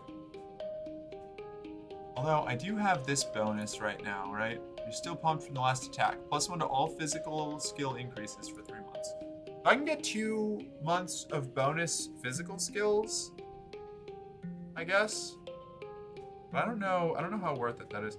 Oh, the perception. That would help with the perception. I'll do whatever gets me perception. Oh, this gives me perception. Perfect. Delightful. Organizing, persuasion, friendship with Mars, kudos. Okay. Deliver supplies. You attend a secret Fun Times Club meeting. Mars brings the meeting to order. Tange reads the minutes of the minutes of the previous club meeting. Tammy serves flowery tea and soy sweets.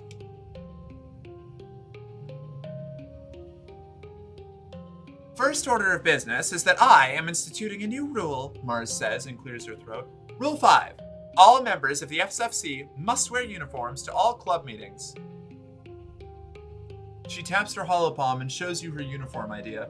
Black pants and dark blue shirts with high necklines and billowing at the cuffs. She definitely designed them according to her own taste. Okay, but let's design better ones.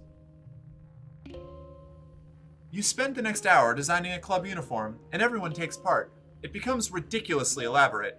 Tammy wants to add tassels to everything, and Cal insists it should include huge cowboy hats. Mars gets into a heated fight with Anemone over the type of shoes to allow, until Tange calculates how many kudos it will cost to print one of these uniforms on a nanoprinter, and you all realize you couldn't afford them anyway. You come to a compromise. Instead of uniforms, you'll wear a lapel pin with the club's logo. You spend the rest of the meeting designing SFC pins and printing them on a nanoprinter. If anyone doesn't have the kudos, Mars pays for them without complaint. +1 for each gem on other cards. Very cool. Let's see. 1. That's 0. 2.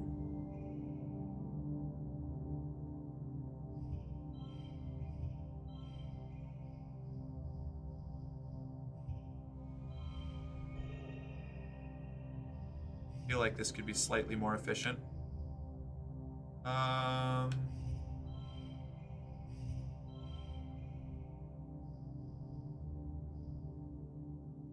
That worse? That feels worse. Ah, that's exact. That's exact. We want exact. We like exact. Exact is good. Why did you get a +1? Science for Jim. Oh, +1 from Tammy's scale. Oh, that can just increase any of them. Yes, of course. Should have known.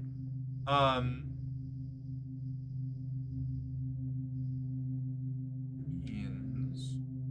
No, this is fine. This is fine. I'm not gonna mess with this. Victorious, you worked well this month. +1 organizing. 10 kudos. 5 kudos bonus, exactly. That's why I was like not gonna change things. All good? Glad to hear it, Y2K. We love to see it. Quiet season, age 12. New perk! Extra gear slot. Equip an additional gear.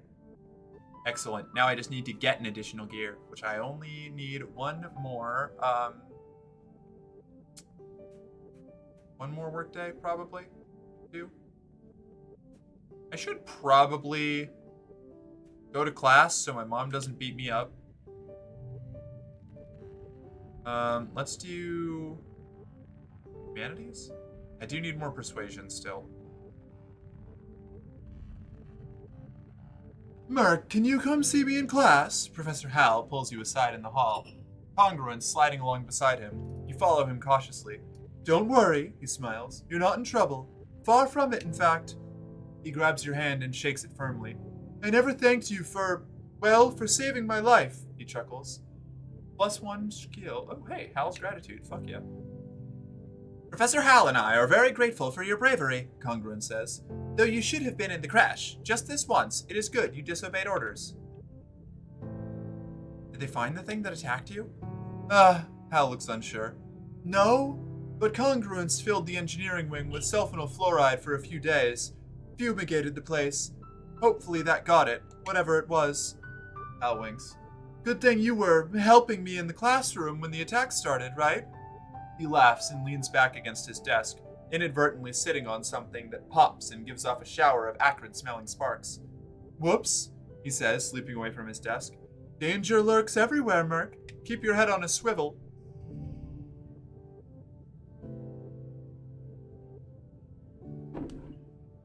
+2 to neighboring guards, saving Tammy.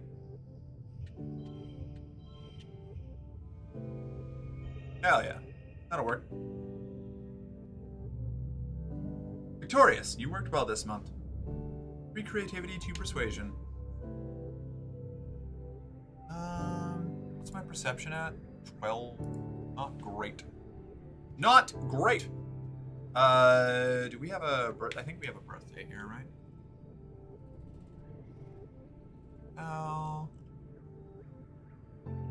Cal is late dust. Okay. Right, late wet. Tammy, we don't know. Let's give Tammy a gift.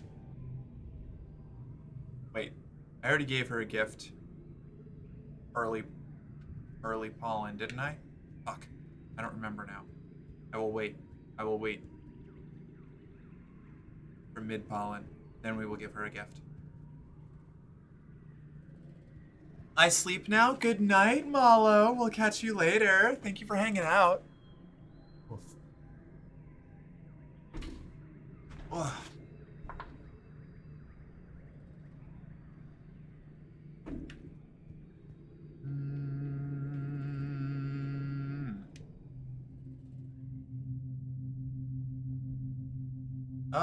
Study engineering, study life sciences, study humanities. No, I need more Monet. Work in the depot? In the depot? Yes, that gives me persuasion and organizing. Let's do it. Seek rolls their eyes when they see you report to the depot for your first day as a clerk. Oh, it's you, they deadpan. Well, at least you might learn something useful while you're here. The depot is where the precious nanoprinter lives. Seek lords over it like a tyrant, and they don't like children. They load the depot module on your holopalm and walk you through the process. People submit requisitions for the nanoprinter through this portal, they explain. It's your job to program the correct routine into the nanoprinter to fill their order. Then, you mark it as available for delivery or pickup, depending on if we have a delivery person available. Seek grumbles. And we almost never do. With that perfunctory explanation, Seek leaves you to figure out what to do on your own. It's okay for the first hour or so, because no one puts in a requisition at all. It is pretty early. Maybe everyone is still asleep.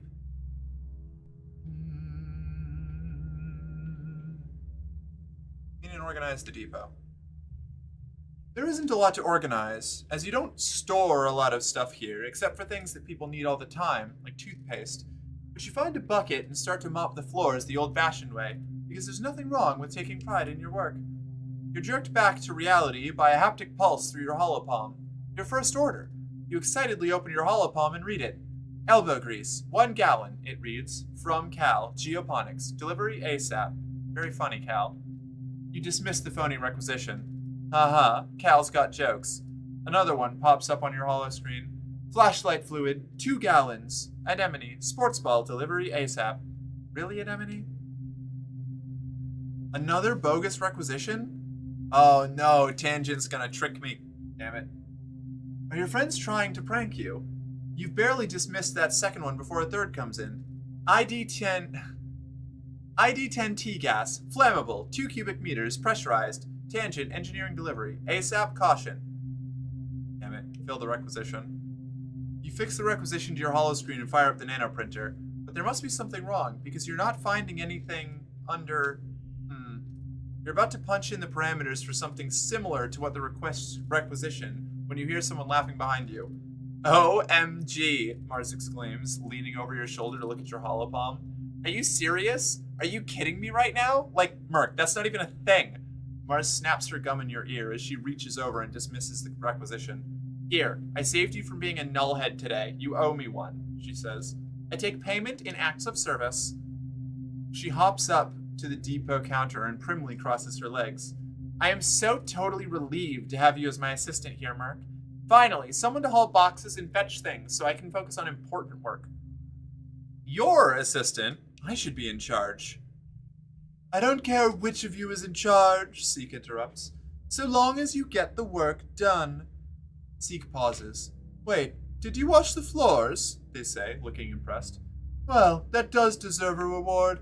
Here you go. They swipe their hollow palm, and you feel yours pulse as a couple kudos are deposited into your account. Mars can hardly wait until Zeke is gone to giggle. Either way, I'm glad you're here. This job is usually so boring.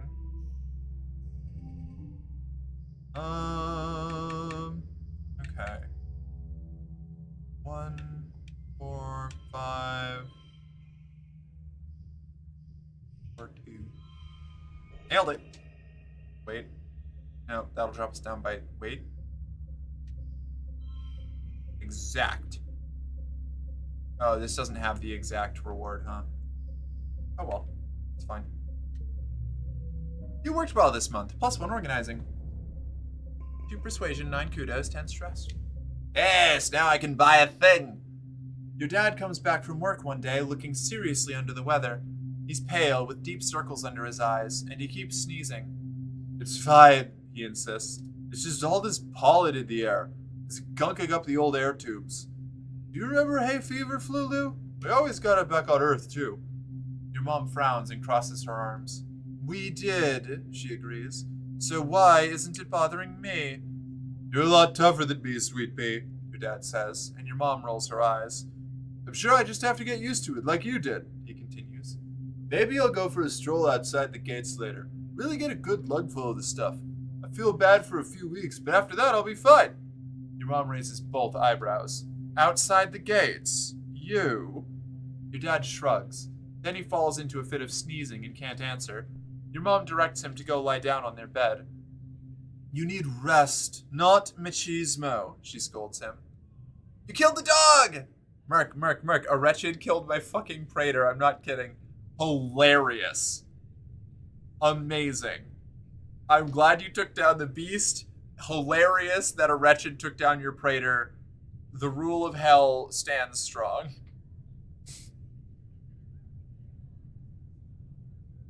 Ugh. Whoa, uh-oh. I don't have a Your dad sneezes. A macho bone in my body, foo-foo. And I have to fertilize the corn and the pixie beans this week. Uh-huh, your mom grunts. Your dad pulls a handkerchief from his pocket and sneezes into it a few times. Big, yelling, honk sneezes that echo through your whole quarters. He pulls it away from his face, and you can tell that something's wrong. Huh, your dad says weakly, holding the handkerchief away from his face. It's bright fuchsia pink and glittering in the light. That's weird. Then his eyes roll back in his head. His knees buckle, and your mom yells for you to call Instance. Chief Engineer Instance takes your dad's vitals and gives him a cursory look over, but she seems satisfied with what she sees without having to do a thorough examination. The explorers have started calling this the Shimmer, he says, shining a light down your dad's throat. He's looking a little better, but not much. It's an airborne environmental toxin, likely in the pollen's fog. This is way more dangerous than you think. You've dreamed about this. It's super duper dangerous. Your dad just gets more and more sick every year. He could die if he's not careful. There's no need to panic, Instance says dismissively. Your dad is in excellent health otherwise. Ah, right. You're only 12. You remember being older when he... The adults are so stubborn. They're not going to listen to you. And even if they did, the Shimmer is still out there. You can't keep your dad inside forever. You're going to have to find the cure. You've done it before. You can do it again. Time to go see Tange and Instance in engineering. Even after one day of bed rest, your dad is looking a lot better. He's clearly anxious to get back out into the fields. You're gonna love this new crop, Merc. It's called a pixie bean. They glow in the dark. He's already pulling on his boots. The fields look so beautiful at night. I'm happy we finally found something that would actually grow here that isn't soy, and more soy. Dad, pixie beans are dangerous. You dreamed about those beans. They make people act all funny, then they get sick. Your dad laughs. Someone's been reading too many weird hollow novels before bed, Merc, he says, ruffling your hair. Don't you worry about it, my little tomato. I've been studying them since we landed, including eating them. He gestures broadly to himself. Look at me. I'm in great health. Ah, what is with no one believing you? Just because they're dreams doesn't mean they're not real. Your dad is acting pretty strange. but maybe it's just the shimmer brain? You remember the pixie beans mostly affected the teenagers. Ugh, you wish you could remember more. You know I wouldn't lie. I don't like them either, your mom cuts in. I agree we should be trying to cultivate native crops, but something just feels off about these ones. She shudders. I can't stomach the idea of eating something that glows in the dark. Who knows what that's doing to our bodies? Your dad sighs. Outvoted, huh? He says, even though your mom's vote is the only one that counts. Your mom takes your father's hands and looks him in the eyes. Thank you for not forcing me to pull rank, she says quietly. We should still grow them, but I'm not ready to put all of our resources behind them just yet.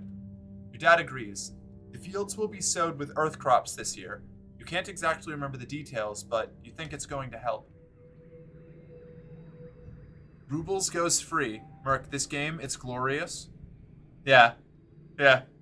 Trench Crusade rules. That was an absolutely insane round, I can imagine. I'm glad that it's going well. That's crazy. I love that one of your wretched was freed by killing a praetor, no less. Mars is watching a vid from Earth on her holopalm. Right? Nope, I didn't miss a message. Okay, good. She gestures you over, and you sync your holopalm with hers. The audio track comes through your hearspeak. Mars knows every word. Beside you, she recites the dialogue perfectly along with the actors.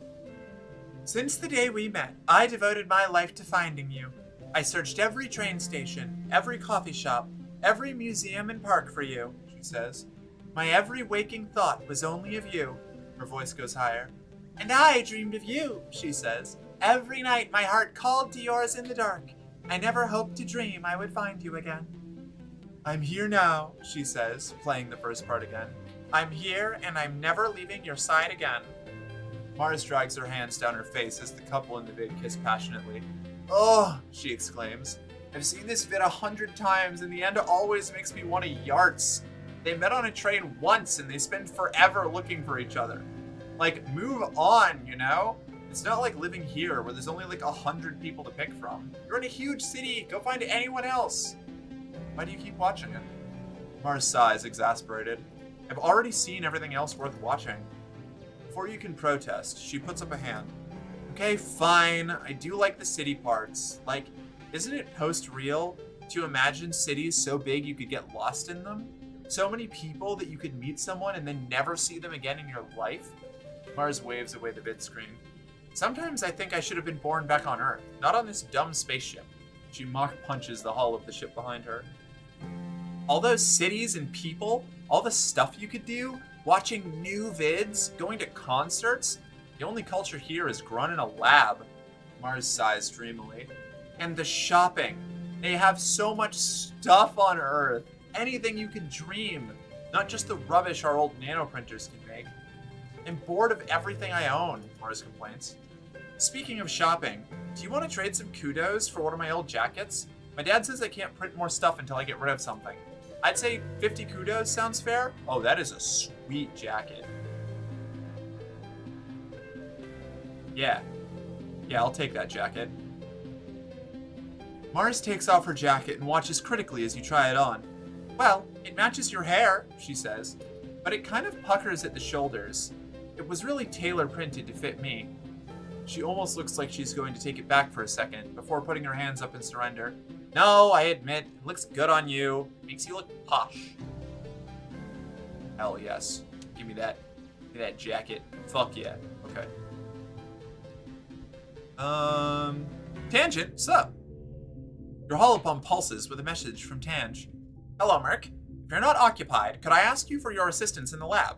Thank you in advance. Tangent. Typical Tange, but her asking for help is something so rare that you can't help but head over right away. You find her hunched over a spectrometer, making notes on a holo screen. Oh, you're here, she says, blinking rapidly. She looks like she's been awake for days, wrinkled, a little shiny, and with the wild-eyed look of someone who needs a cup of black tea. I came as soon as I could. I'm researching the shimmer, the respiratory illness some people report during pollen, she says. I'm loath to admit it, but I need your assistance. Perfect. She takes 4 vials with swabs inside and puts them into your hands. I need recent saliva samples from both you and your father, she says. There must be a reason why he's so susceptible to the shimmer and you're not. You share half of your genetic code with him. There must be some marker we can compare between the two samples.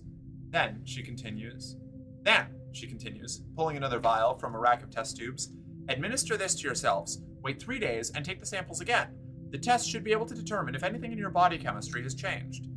Tange looks at you very seriously, cutting through her bleary expression. There's something going on here, she whispers. Something really, really big.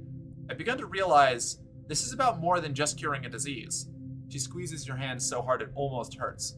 Unlocking the secrets of the shimmer, who it affects, and why, it could lead to a greater understanding of all life on Vertumna.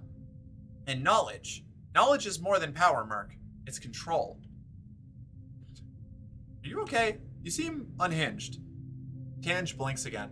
I'm perfectly fine, she says dismissively. This is the face of complete concentration and focus. I'm in the zone, Merc. Yeah, alright, I'll do it. Help to Tangent, Shimmer Cure. Thank you, Tange says. I've been researching so hard, I think my eyes are going to fall out of my head. And for what?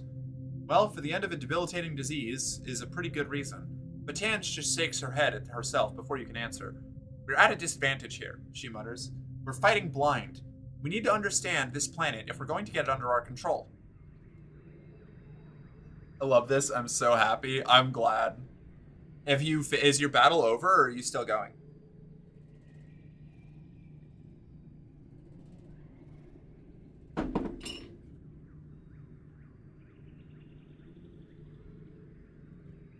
Bum bum bum bum. Bum bum bum bum. Bum bum bum bum. Bum bum bum bum bum bum bum. Engineering, life sciences, engineering? Life sciences. Biology? What? What? What, Lily? Are you upset that Mother is gone? And that you have only me to pester? I'm sure. Yeah, I know. Uh-huh. Okay, I do need to learn more biology. Tangent stops you on the way to class. Merc, were you heading to life sciences? Good. I could use your help with something, actually. I'm working with Chief Engineer Instance in the biolab. If you give me a hand with it, I'm sure she'll give you credit for the class. Of course I'll help. Honestly, admits Tange, we just need somebody to label petri dishes and move them from the cooler to different machines. A hop eye could do it. Instance is staring unfocused at her hollow eye as she processes the results of the scans. Tange goes and stands beside her, pulling up the scan on her own hollow palm. They confer quietly while you wait. Sounds like they're studying the shimmer, the mysterious illness some colonists get during pollen every year, including your dad. Instance looks up to you, as if just noticing your existence. Ah, Merc, she says. We've been studying samples from some of the colonists who get sick during pollen, including your dad. Some of the stuff in his lungs, it's some kind of fungus. We think the shimmer is a form of reproduction, Tange explains. It's like a fungus trying to turn us into more fungus like it. It's really neat, actually. Yeah, neat. +2 biology, +1 from absorbent brain perk. Yes. You spend the rest of the week helping them study the illness. Mostly, this involves following instructions and doing, as Tange loves to repeat, jobs a hop eye could do. Nothing beats hands-on experience, though. This would be easier if we had an actual sample of the fungus, Instance remarks. They're working with some biological samples, a fancy word for snot, but according to them, the fungus is all mixed in with human cells. Instance has to spend a lot of time in Virtue Space trying to disconnect the two in her models. Where can I find a sample? Our most useful reports have been from the foragers returning from the Valley of Vertigo, she tells you, where the pollen is thick all year. That might be a good place to start. Subtly guide them to the cure, yes. Tangent and Chief Engineer Instance have been hard at work in the lab trying to find a cure for the shimmer disease. You come to realize you remember how to cure the shimmer. You can't tell them it comes from your dreams, but you know the cause from nightmares of fungal topiaries, and you know the cure. You think you do anyway. Subtly guide them to the cure. You offer to help, and nudge their research in the right direction. Due to what looks like a series of happy accidents, you achieve a breakthrough in a matter of weeks that would have taken years. Sunlight! You try inoculations, antibiotics, antifungal creams, but what finally works is a high-intensity light treatment, mimicking the full force of the sun during dust, coupled with an injection to increase its potency. Of course, Tange exclaims. The fungus colonizes animal life during pollen, and some succumb to it, but the intense light of dust scorches the fungus from the survivors. It's all part of the natural cycle. Treatment works on samples, now to test it on a subject. You know it works, test it on yourself. You already know the treatment works and is safe, but you have to test it on someone to prove it. At least this way, you look like a badass.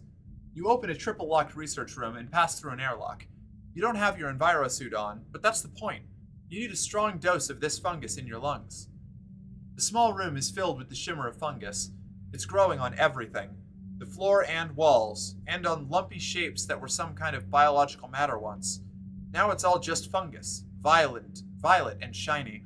You breathe deeply, marveling in the feeling of soupy, dangerous air infiltrating your body.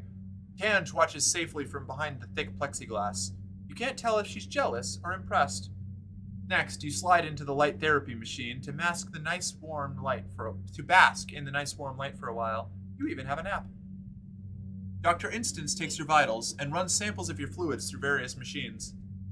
She's excruciatingly thorough, but after a few days, she concludes that the treatment is a success. You still carry a high fungal load, but its effects have been nullified by the light therapy. Remarkable, Instance says, going over your findings. Now that we have a frontline therapy, we can begin treating the population to prevent the fungus from taking hold. The shimmer cure. Hell yeah. She looks over at Tange. Merck's discovery will be of great help with our other research. You expect Tangent might be cross that you got the credit, but she nods, looking pleased. You're just thankful that no one was killed, not your father or anyone else. The colony is safe from the shimmer.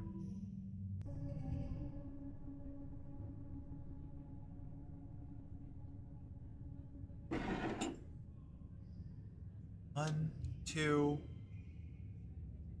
one. No. One. That? That'll do.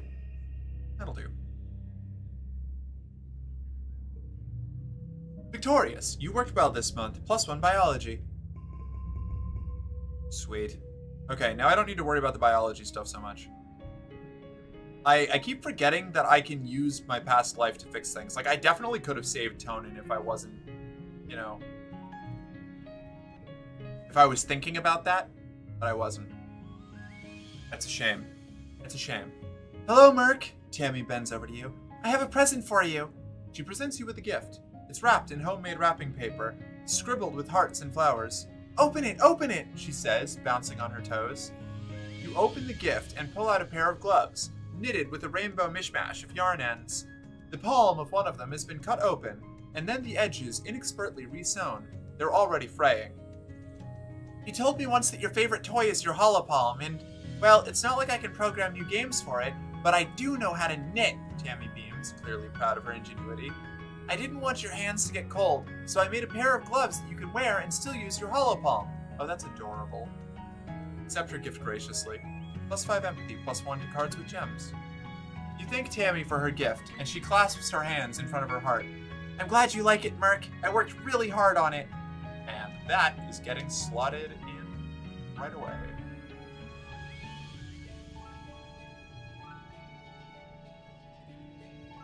Hi, Dad. Hello, my little tomato. Your dad's voice rings out across the fields, hale and hearty. You don't have it in yourself to be embarrassed, not during pollen, not with the memory of him struggling to breathe so fresh in your mind.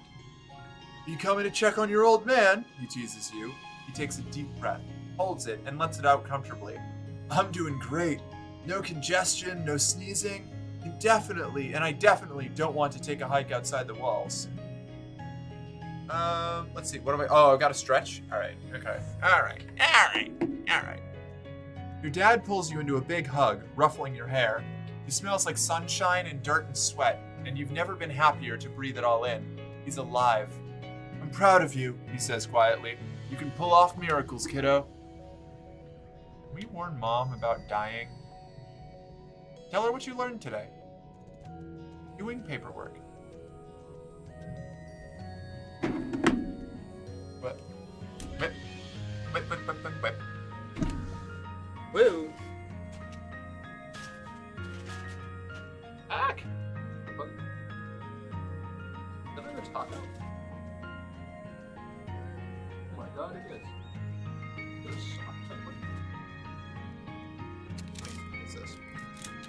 on. I had an extra taco. I'm a fool. Okay, I'm gonna eat that. Oh, that taco's gonna get it.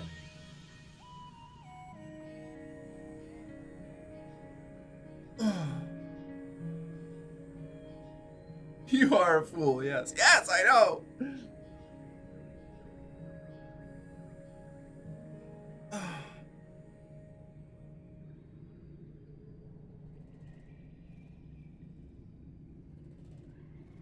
Oh.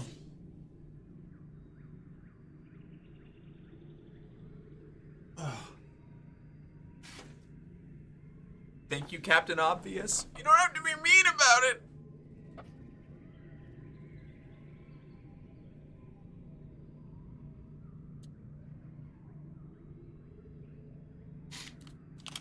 I do appreciate that Jill and Maeve bring absolute opposite energies to the stream. Like, Jill spends the entire time trying to convince me that I'm not a dipshit, and Maeve's like, no, you are. Oh, this is one of those, it's one of them potato soft tacos that Faith likes. Let's see. Very good. I hope she wasn't planning to eat this, because I'm eating this.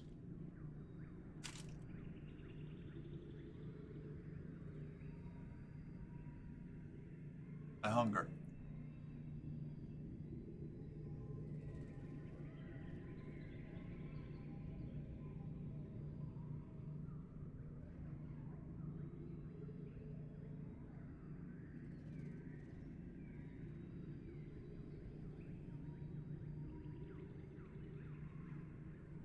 I'm not wanting to fight an uphill battle. Might as well take the easy win. Damn it.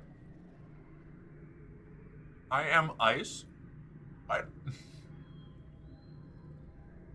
The agency or the state of water?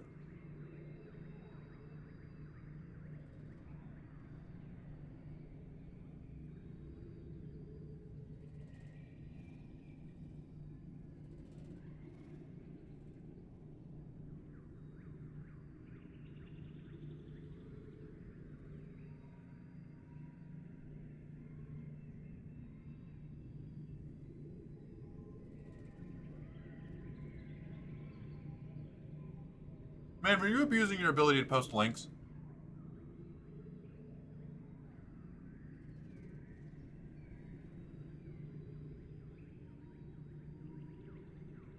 Uh-oh. Oh, okay.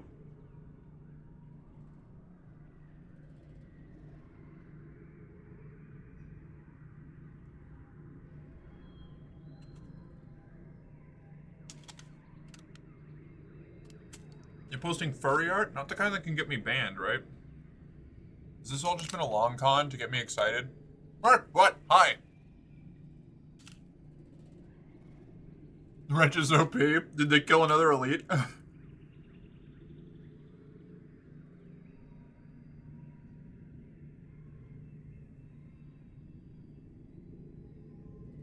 You sent me a screen cap of the ban button.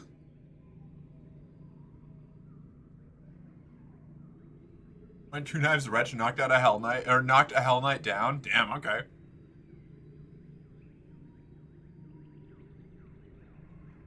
Ah.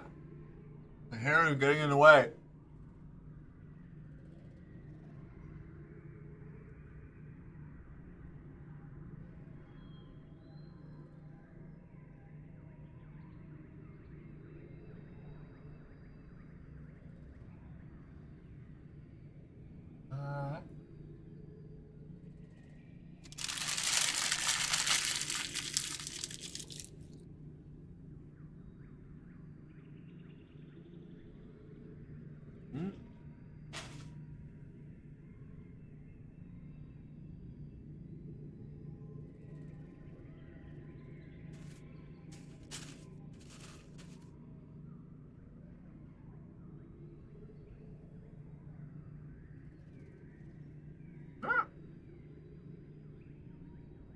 I apologize for anything I may have said that may have led to any discussion of the opposite. Yeah, I know.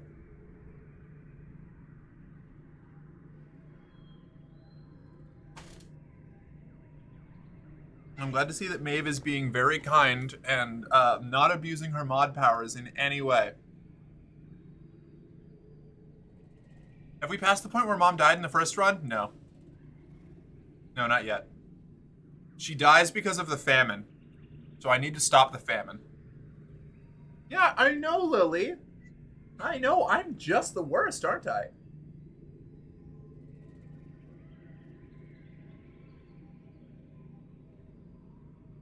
I've already started taking steps to negate the famine, but I don't know if it's going to be enough yet. You've been learning about different organizational methods in school. Alphabetical, chronological, Dewey Decimal. Honestly, it sounds like a lot of work. Why would you bother to organize anything when you can just ask congruence to find whatever you need? It's just paperwork. Do you even know why we call it paperwork? Your mom laughs. It's true. It's not like you're actually sorting paper. Back on Earth, we used to have to use paper to... Nah, never mind. She slaps you on the back. Good for you for having your head together. Egg.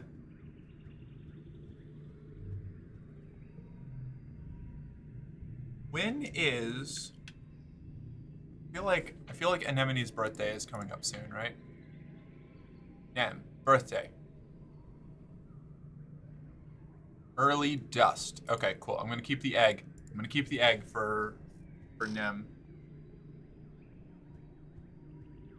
I have not recently been threatened with an image of the ban button. I am safe and well. Okay, what was I doing? I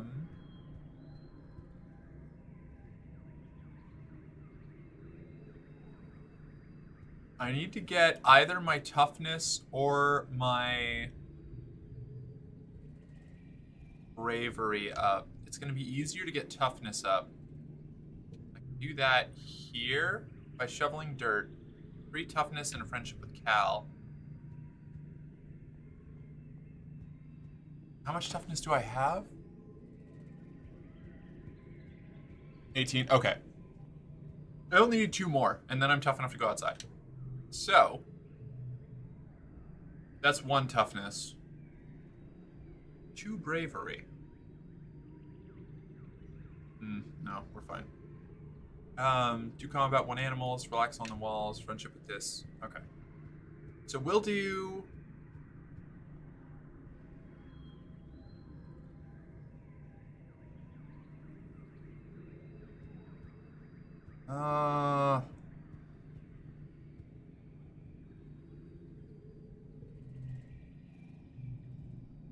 I think, okay, I'm gonna save here because I am afraid.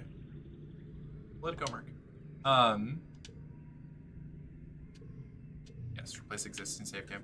I think that the stat that you get a bonus point of when you succeed is toughness, and if that's the case, this is more optimal. But if not, I'm going to reload and go and do the one that just gives me, like, 3 toughness. Half the team struggles to breathe in pollen season, so you try to keep things light this month. You drill strategy, tighten up your plays, and work on hard skills like passing and shooting. Your teammates are grateful for the break. Okay, so let's do...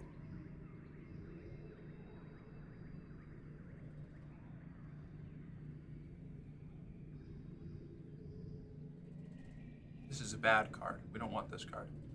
+2 and +1, 2, and from any other charisma cards. That was quick. 7,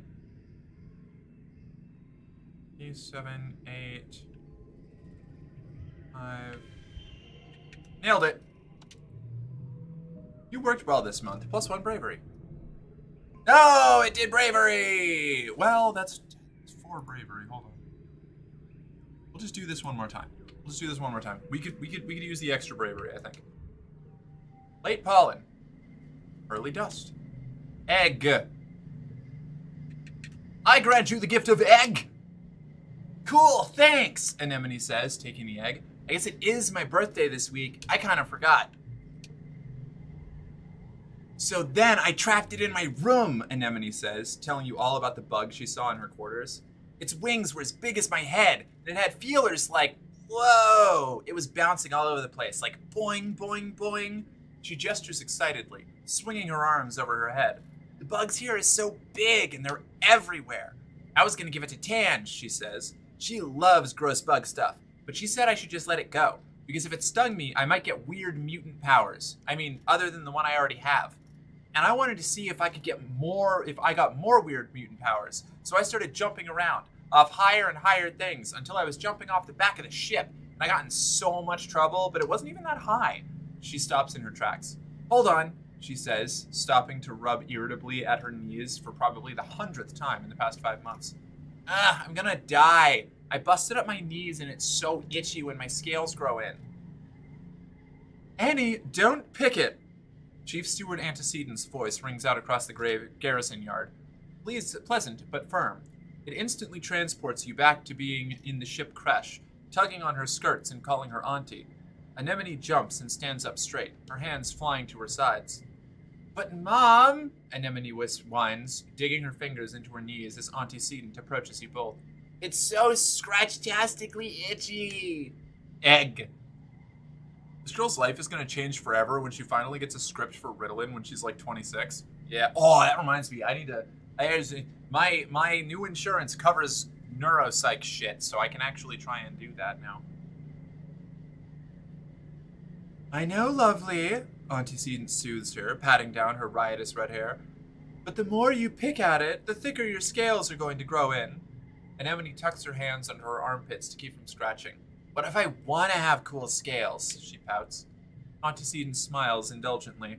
At the rate you're going, I'm sure you'll be covered in them before you know it. No need to rush.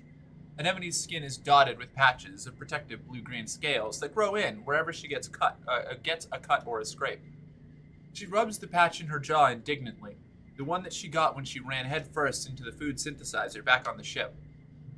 Antecedent opens her satchel and pulls out a bunch of clothes. The queue for the nanoprinter is over a week long, so I patched your pants with scraps from your brother's clothing. Please try not to put any more holes in them, or yourself, okay? She hands the clothes to Anemone and kisses her on the forehead. Anemone sticks out her tongue and gags. Yuck. Anemone evaluates the clothes as her mom walks away. Galactic, she breathes as she runs her fingers over the odd-colored patches. Then, right there in the middle of the yard, she unashamedly squirms out of her pants and pulls on the new ones. Whoa, I look like a fighter jet from the Hollows, she exclaimed, showing off her new pants. Like when they'd stencil your kill count on your plane. Ooh, or like a really cool scar. Anemone grins. Yeah, you get it. My pants are scarred, just like me. Alright, I've got to relax on the walls. Relax on the walls. You're sitting up on a corner of the walls when you notice something unusual. It's Dis. He's crawling out through a drainage pipe in the wall and sneaking out. You watch him carefully slide the heavy metal grate back into place behind him, then disappear into the nearby trees. What do? Leave him be. I'm no snitch. Well, that's just none of your business, is it? You make a note of where Dis came out, just in case you decide you'd like to sneak out on your own one day. 2. You could come and go via his secret drain pipe entrance between the sports ball pitch and the garrison pavilion. Relaxing. You took the month off. Get rid of that one.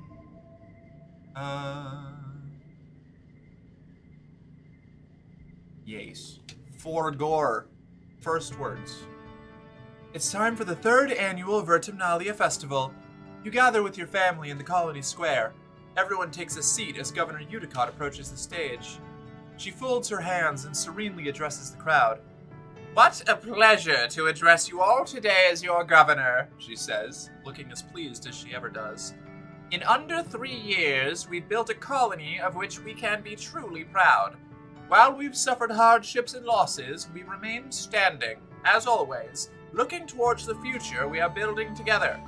Let us use this midsummer festival as a time to reflect on our many blessings, Udicott continues. Fresh water, good food, healthy children, and a strong community. So we had to postpone the end, but holy fuck. Oh, no. Did you save it? You saved it, right? You know how to save those? You're welcome. Yeah, thanks, Julia. You look around at the crowd, your friends, your parents, and the other adults who've been in the background radiation of your entire life. You These are the closest human beings around for light years, and they are all your family. Udicott bows her head. But first, we recognize the passing of our dear friend, Chief Surveyor Melatonin. Known for his gentle nature and his curious spirit, Tonin is survived by his daughter, Aspartame. In the crowd, Tammy sniffles loudly. That's her full name? Mean. In his place, we welcome our youngest council member ever, Utopia, representing Expeditions. Udicott invites the rest of the council to stand and be recognized among the crowd, including your mom, who huffs in annoyance. When the applause dies down and the council sits, Utopia remains standing. Actually, Auntie Udicott, y'all mind if I just make a quick announcement? Udicott nods, and Utopia clears her throat. I just wanted to say thanks to y'all who are trusting me with this job, she says, her clear voice ringing out over the crowd. A cheer rises from Expeditions, and she motions for them to quiet down. Uncle Tonin's left some big shoes to fill, and, well, I'm gonna give it my best. We've been finding some mighty interesting stuff out there, she continues. As we fly further, we're seeing some kind of magnetic interference when trying to send word back to Colony Prime. But we're doing well out there, and we'll get the kinks worked out soon. She bends down to hug the governor as she leaves the stage. Thank you, Utopia, Udicott says warmly. And thank you to the rest of the council for their service. Live music starts playing, and Udicott smiles. And now it's time for games and feasting. The crowd disperses towards the feasting table, clearing the area of chairs so the children's competitions can be held. Which will you do this year? 15, creativity, toughness 15. I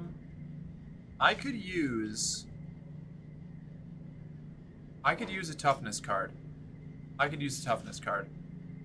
Yeah, I saved it? Okay, good. Yep, I will not hear any more wretch slander. Good. As it should be. Ditching the avarice list was 100% the right call. Oh yeah, are you liking Court? I'm glad. Co-signed? Hell yeah. Bot triathlon. Toughness 15 greater. Com keeps adding complexity to his bot wrestling game. Last year was the hollow obstacle course, and this year there's an accuracy challenge. Sink 3 baskets and you can move on to the next stage, Com says, unveiling something with a flourish. A VacuBot with a basket tied to its head. It chirps as it stomps back and forth, and the crowd cheers. You're competing against Anemone and Cal. You notice they're not racing around together. Cal is playing with the VacuBot, and Anemone is standing next to her brother. You're up first. Start the triathlon. Toughness challenge. Locked. Unfortunate.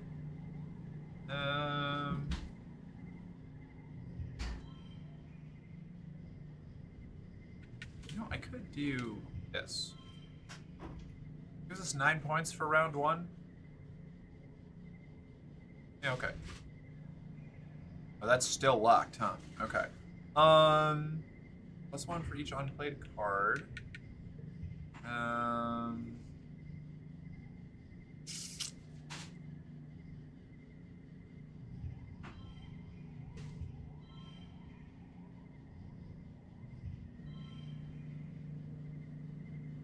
Points.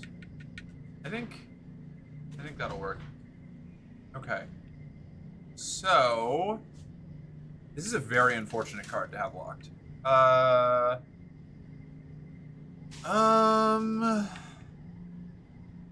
Let's see. Okay.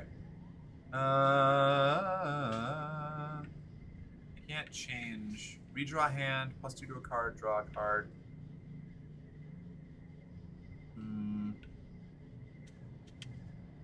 See.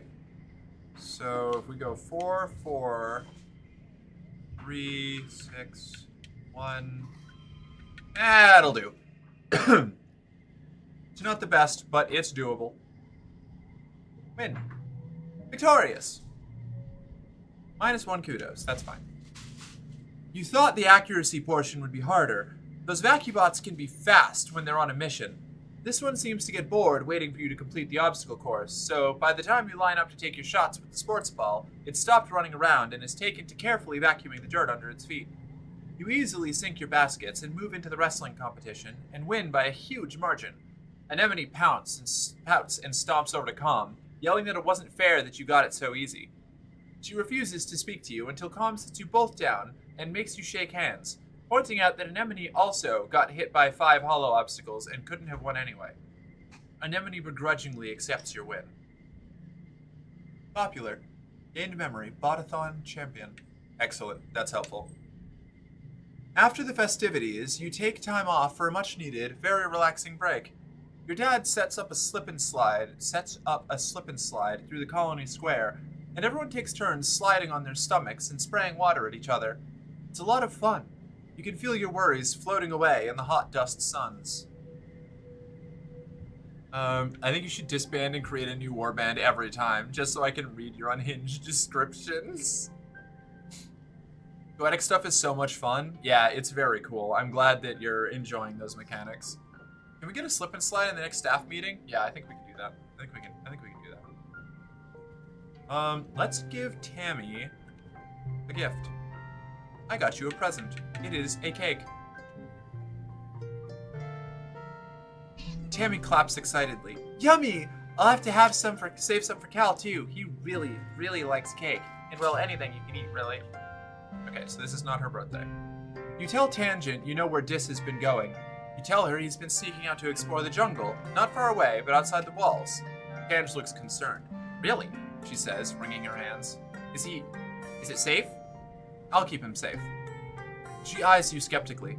Full offense, Mark, but you're just a kid, she replies. However, I suppose it's good to know he isn't alone out there. Speaking of, I am going to go on an adventure. I'm going on an adventure! Flower.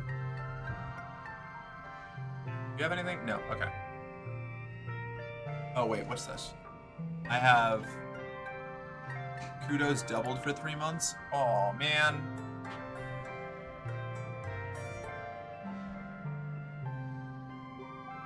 3, 1, 2, 3. I'll explore on the last month. I should explore 1 month. No, I should explore once during each season. Also, I might be allowed to just go outside. Did I level up enough? I did not. Okay, so I will simply sneak out. I will simply sneak past the guards. Where was the exploration hole? There we go. Sneak out and explore nearby. I wonder what the optimal cost-effective strategy for that would be. Wait, what? For what? I love the implication that you figure out when your associates' birthdays are by offering them cake on random days until you figure out which one is the right one. That's actually true. That's how you figure out their birthday. Yeah. The best way. A cake a day until birthday. Yeah. Okay. Won't cause time to pass, but it will increase your stress. Return home by the expedition's depot flag or the home button at the top. Okay, cool. That's excellent. Wonderful. Colony outskirts. A nearby pond has dammed up and washed out the path here. The path continues on the other side. Bravely jump over it. Easy bravery challenge. 1, 5. Wait, hold on.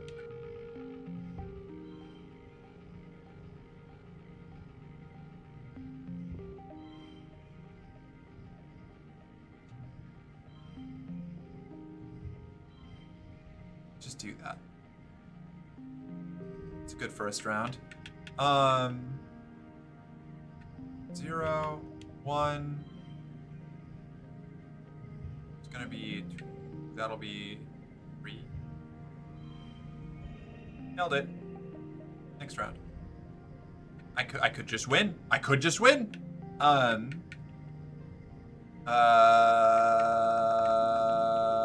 Here. That's a super goal. But I could go even higher. I don't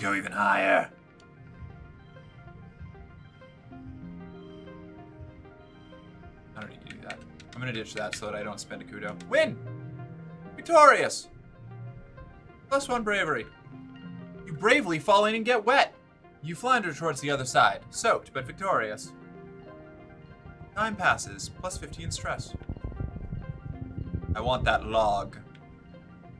Some farmland has spilled outside the walls. The fields don't look like they're doing very well. Nobody's around right now. In fact, it looks a bit abandoned. There are some meager-looking crops ready to harvest, but animals are starting to get at them. Try to plant something? You're just a kid playing at being a farmer. You mess around for a few hours, planting things that look like seeds, but it's unlikely any of them will actually grow here. Treasure. Popeye, hello? Your way is blocked by a strange small creature with 1 foot and 4 large eyes, 2 of which blink sideways on the top of its head, like frog eyes. Oh, this must be a Hopeye. You've heard people talk about them, but you've never seen one up close. It suddenly starts flailing around like there's something wrong with it, even though it was fine a second ago. It keeps pausing to look at you, then goes back to flailing. What's its deal? Soaked but victorious. Me when.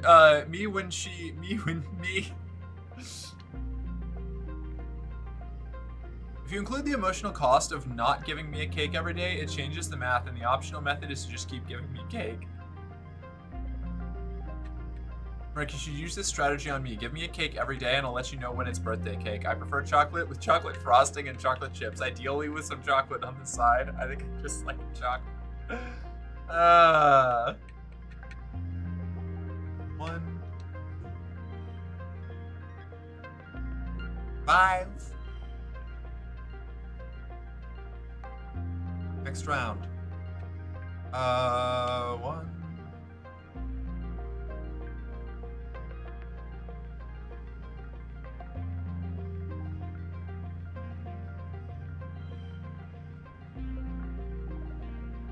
Swap those 2.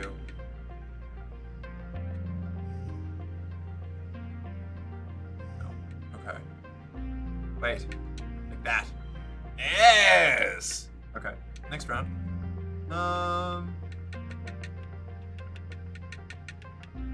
So 1, so 2, 3, 5.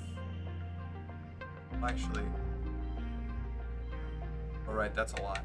Yeah, we'll just win that. Victorious! +1 animals. You stop trying to get past it and just listen. Oh, you can hear little squeaking noises from nearby. It's probably warning you away from its nest. You carefully avoid the nest while speaking in soothing tones.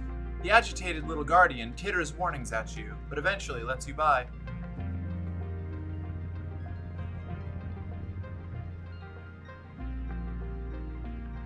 Ooh, Dis. What's up, buddy? You spot Dis sitting in a clearing, but not before he sees you first. Instead of sneaking away as usual, he stays still as you approach, like it's totally natural that he'd be sitting in the middle of the jungle so far away from the colony walls. Now that you think about it, you're a little glad to see him. You are so far away that you can't see the walls anymore. It's really weird out here, and it's getting late. Dis stares unblinkingly at you as you approach. Hi, Merc, Sully says. Hi, Dis! He seems to be in a good mood, something you see very rarely. Did you see Chief Surveyor Utopia out there? Dis asks. She has, like, X-ray vision or something. She'll catch you for sure if you get too close. She caught me once and I got in big trouble. How about I show you something cool and seeking out will be our secret, okay? He jumps up and walks a little ways into the trees. Follow. Dis would be a hell of a name to go through middle school with, right? Hi, Mork. Oh, hey, what's up? I hope every puppy is doing googe. I am doing googe. Very googe. Planting things that look like seeds, but it is unlikely any of them will grow here. Don't listen to them. That trans woman will get pregnant if you just keep trying. What? Oh.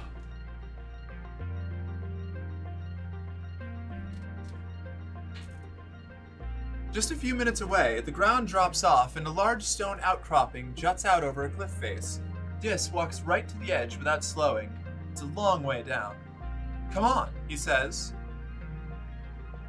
Try to be brave. Wuss out. Let's see. 0, 1, 2.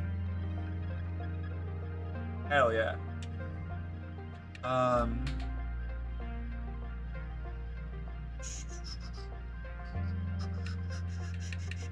So I could go 5, 4, 2, Flap, flap, flap, flap. Get pregnant, get pregnant, get pregnant, We've get already got pregnant. the super goal. We're kicking ass. Adorable as ever today, Captain. Thank you, V. Hello. There was talk of potentially getting me one of the outfits on my throne, and then I will be even more adorable. Let's see. So it's gonna be one. Wait. 5,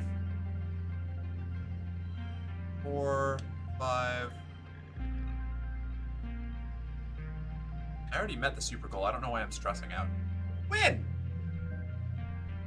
+1 bravery. You bravely step onto the rock and walk out onto the edge with Dis. You both sit down, feet dangling over the precipice, and look out at the amazing view. It's incredible. You snap a picture with your hollow palm, but you won't share it on the net. This is your secret. Yours and Dis's. Memory gained. Beautiful vista. Hell yeah. Perception. -30 stress. Fuck yeah. Keep exploring. This thing. There in the clearing, the most majestic creature you've ever seen. It's like a unicorn from your dad's storybooks, but with leathery reptile skin that shines when the light hits it. It moves so softly, like it doesn't even disturb the ground. It could be dangerous, but you'll want to see what it does. Stay quiet as possible. 0, 0. Oh, wait. Better. Here you go. This gets rid of a lot of things that I don't want and gives me 6 points early. Let's see.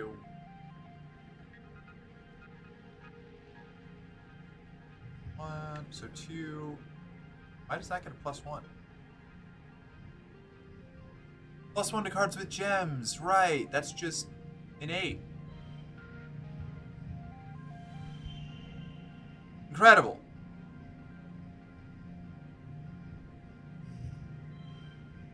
Well, that changes that to 7 too. Okay. Sweet. Yeah, fuck yeah. Let's go. 2,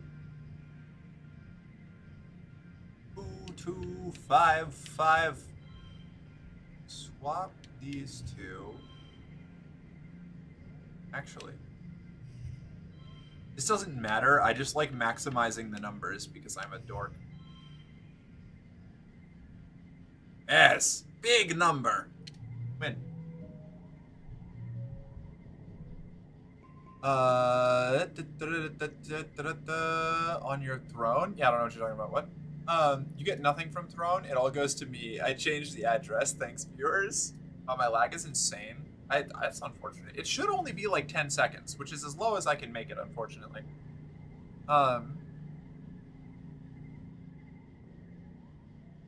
This gets rid of a lot of things that I don't want. God explaining to Noah why there's water coming out of the sky now. Damn. This doesn't matter. I just like maximizing the numbers because I'm a dork. The inventor of capitalism. Yeah, it's true. Yeah. As you settle in to watch from behind a strand of mush trees, the Unisaur looks up towards you, startled by your movement. You try to hold perfectly still and quiet your breathing. After a tense moment, it goes back to its business. First, it sniffs out a good tree and rubs the scent glands in its neck against it thoroughly. Then, it pees, like a crystal waterfall on a rock. Everything it does seems magical. You quietly take a picture with your hollow palm, but you know you can't share it or you'd get caught for sneaking out. Next, it sharpens its horn against a rock, which is scored with marks from having done this before. This must be its favorite sharpening rock. You notice the bulge in its stomach. It must have had a huge meal recently. Eventually, it curls up for a nap. You quietly sneak away. This was so wonderful. Vertumna is a magical place. Log. Meal, yes. Yes, big number. Trumpet seeing the debt go up is because more programs. Oh. Everything it does seems magical. The first person to discover trans people. So true. You're minding your own business when you stumble into... It's so hot. 2 suns are beating down on you. The ground is cracked and parched, and so are you. Ahead is a long stretch with no trees. Just the merciless heat of the sun scorching the ground. Look for a shady route through it. Perception. Easy. 0, 1, 1. Here we go.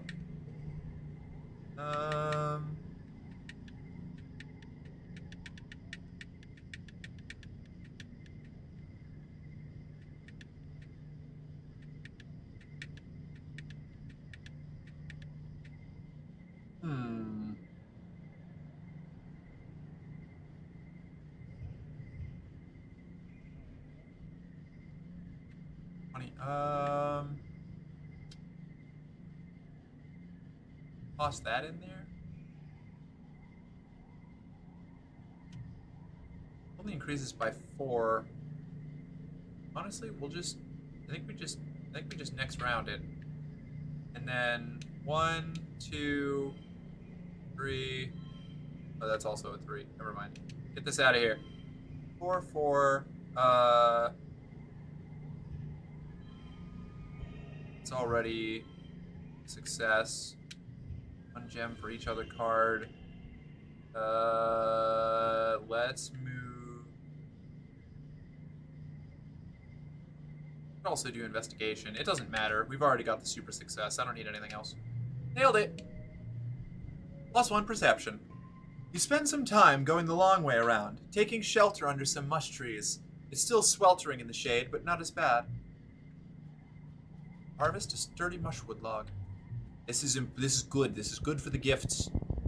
We have many gifts. 0, 1, 1, 1, 0, 0, 0, 1. Me when somebody asks how many robots I'd ideally want to date.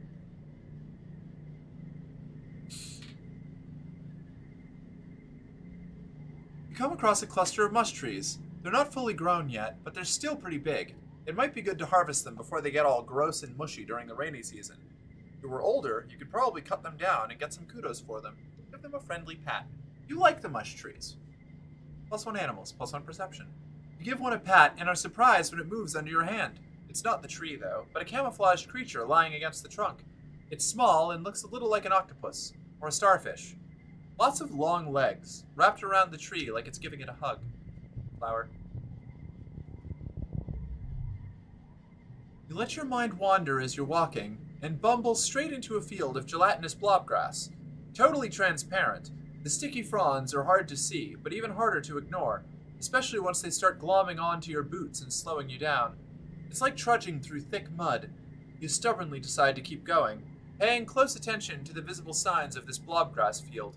There aren't many, just an absence of other vegetation. Look for a path through it. This one for each unplayed card. Card is blue. This one to big challenges. It doesn't really change anything, but still 12. 12 for a round 1 is not bad. 1,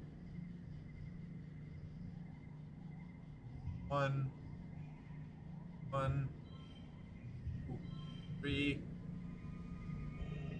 +2, -2.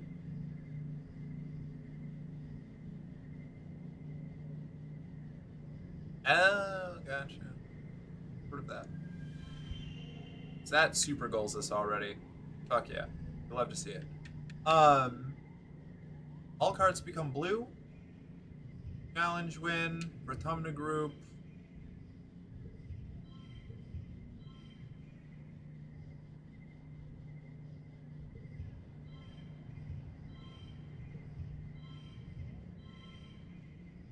One, 2, 1, 1, 1, 2, 4. No, this doesn't matter. I don't know why I'm doing this.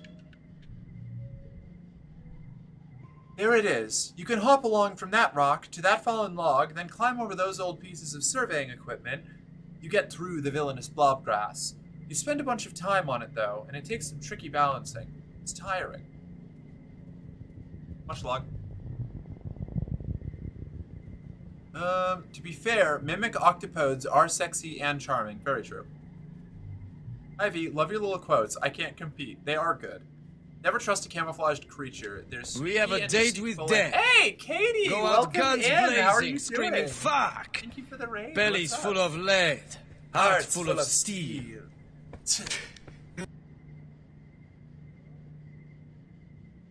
My school is so fake. part of class today was spent with me trying to convince the professor that Tom Holland would utterly destroy any gay dating scene he went into. Yeah, he would, 100%.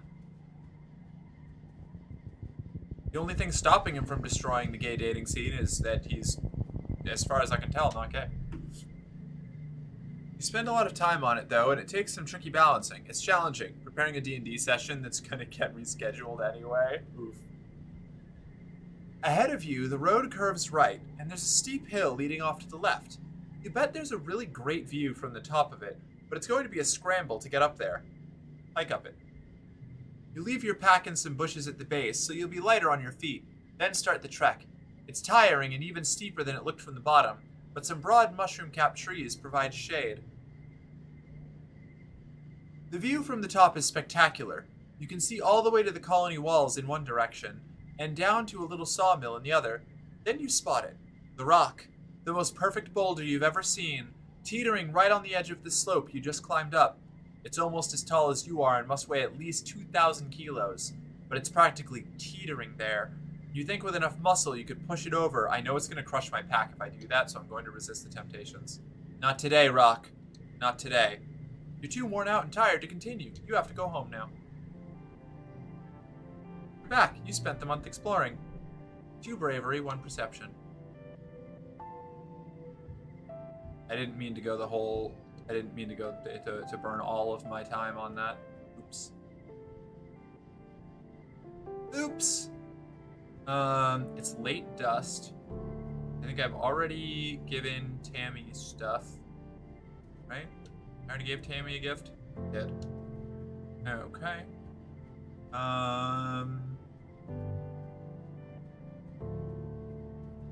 Alright, I guess we'll just go rest and hang out with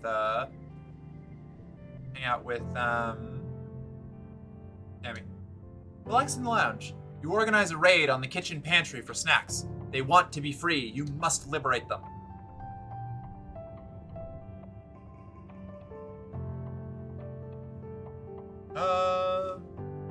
He acts bisexual if he hasn't already come out like Garfield did.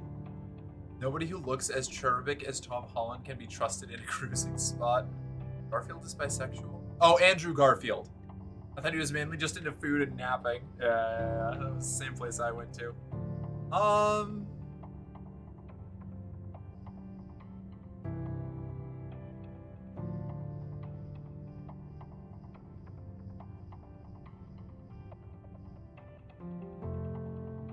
Guess we can forget negotiating.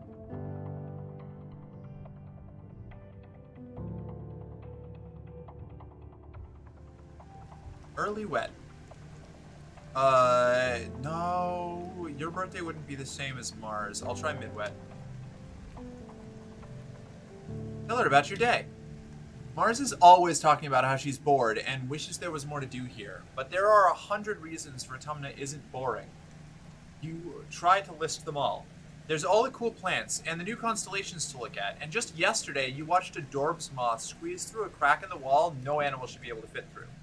Mars listens politely, but starts yawning halfway through.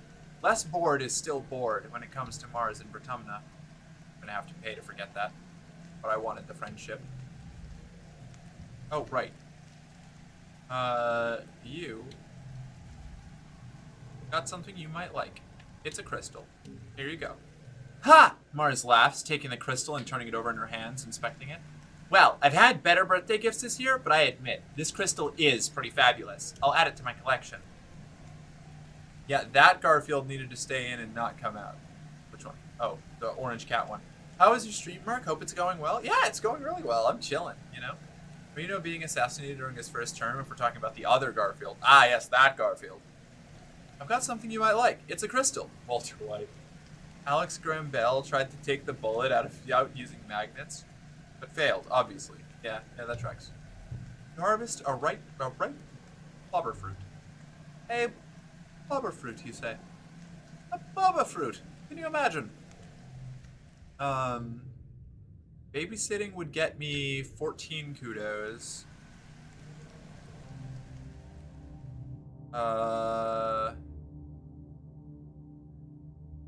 Deliver supplies, work in the depot. Oh, would get me. Ah, yes, 18. Very good. Mars calls the meeting of the Secret Fun Times Club together. She declares it's time to put the secret part of the SFC into effect. You're going to play spies. First of all, the adults know something about the attacks in Glow that they're not telling us, Mars asserts. There's a council meeting starting soon, just down the hall. We're going to investigate. Anemone crosses her arms. I'm not going to do it, she said. I didn't sign up for any Get in Trouble Club. It's insulting to think that the adults are hiding information from us, Tangent points out. If there's something dangerous out there, we should all know. Tammy wrings her hands, worried at the very idea. Yeah, Cal agrees. If something is making the animals attack us, maybe we can help figure it out. That way, we don't have to hurt the animals. Tange rolls her eyes. I want to be a spy. Mars nods. Okay, whoever wants to come, follow me and stay quiet. You, Tange, and Cal join her. You, Tange, Cal, and Mars creep down the hall towards the council room. It's still empty. Good. Mars pulls a small crystal object out of her pocket and shows it to you. It sort of resembles your holopalm. She whispers. It's a 3D camera, like the kind they use to record holovids. Merc is going to hide it in the council room. Sweet. Time to use my ninja skills. Just make sure nobody sees you, Mars says, and drops the crystal into your palm. Mars nudges you forward, then the three of them giggle and scurry back to the club room. You're on your own. Pretend to be cleaning. Grab a static mop from a panel in the wall and vigorously wipe the floor as you enter the empty council room. Work your way over to a potted antler fern and drop the crystal into the pot while pretending to dust it. Success! You casually make your way back out of the room and rejoin the others. Mars beams at you. Good work, Merc! Now, shh, it's starting! The four of you watch the feed on your holopalm as the council members enter the room. They start with some formalities, not all that different from how Mars starts your club meetings. Auntie Sedent gives the first report on domestic matters. We've almost finished the construction on the next phase of the living area, she says. Other than that, we're doing well. Instance gives the report from engineering. We've researched the electrical bugs the children discovered had been chewing through the wiring, she says impassively. Even in great numbers, they provide far too little energy to make them a viable alternative energy source. However, power efficiency is up across the board due to our efforts in exterminating them.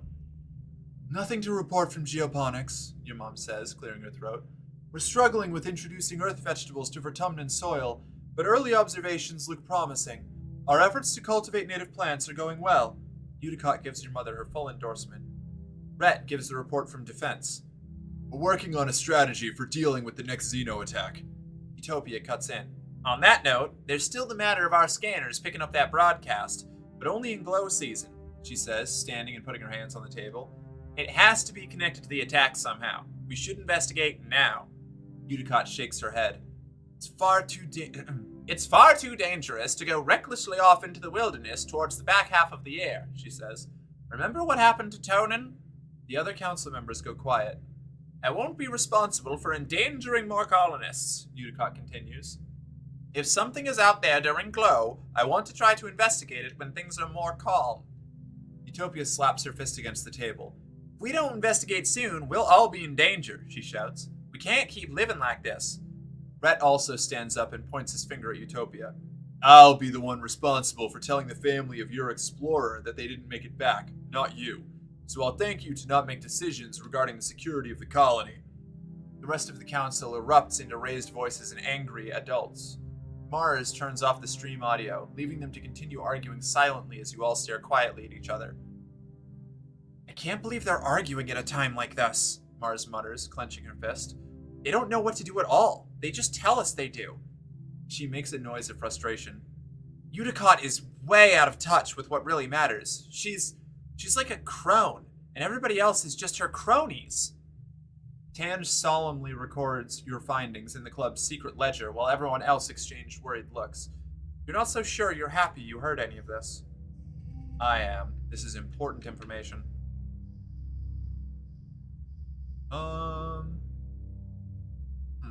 Okay.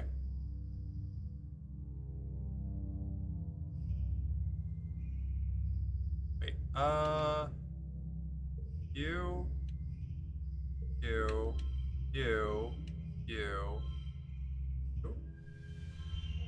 Yeah, that'll work. That's That's not great. I need to get rid of these two the moment that I have the funding for it. Victorious, you worked well this month. +1 organizing.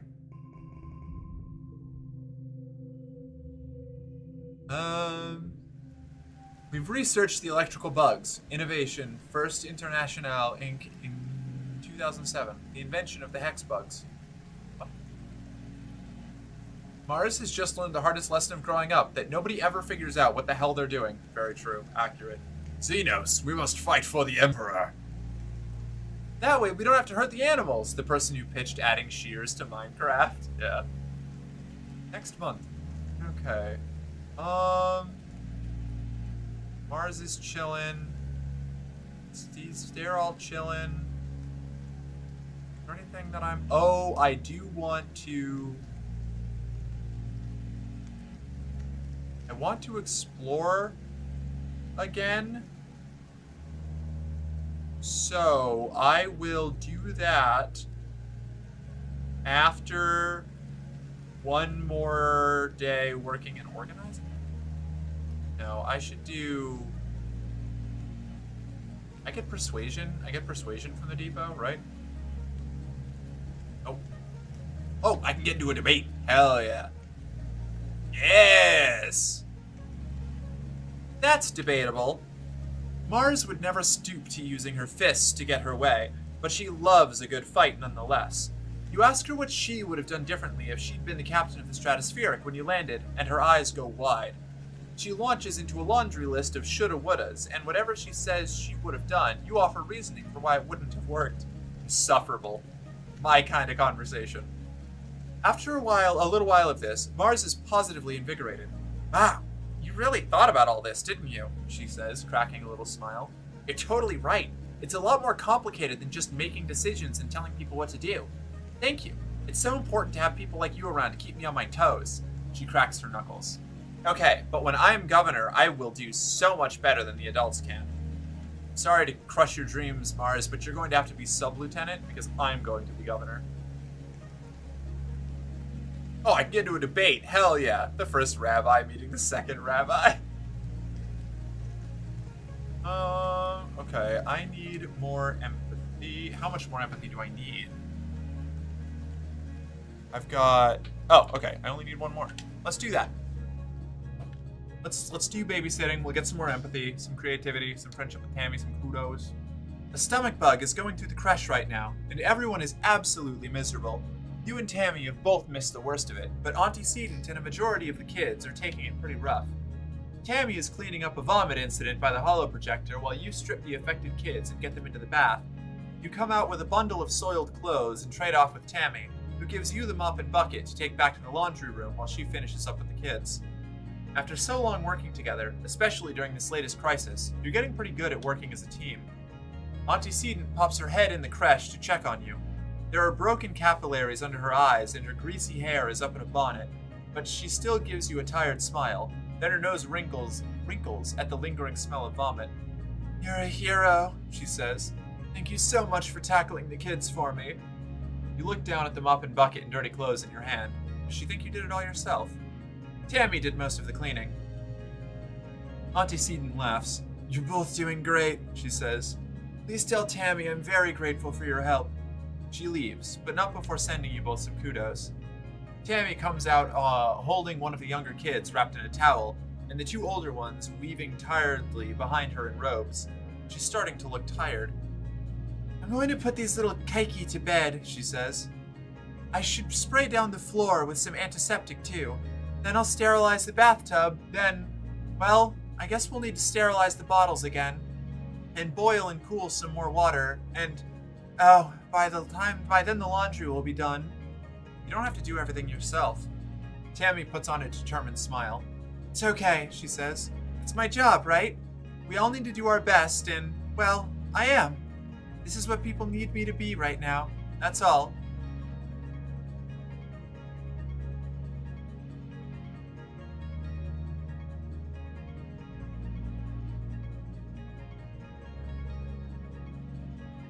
I'm trying to get her confidence up, and I think just make sure to take care of yourself. Tammy's nose goes pink like her hair. Oh, Merc, she laughs. Don't worry, I do. It's not when someone needs me. She takes the kids to the quiet room for their nap. I'm gonna get food. Haven't eaten for like 12 hours. Damn, go eat food, Katie. Oh, munch.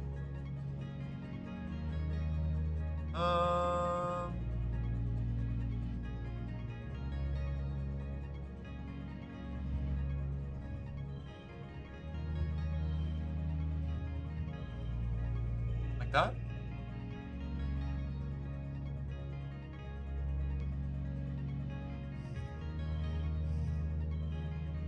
Like that?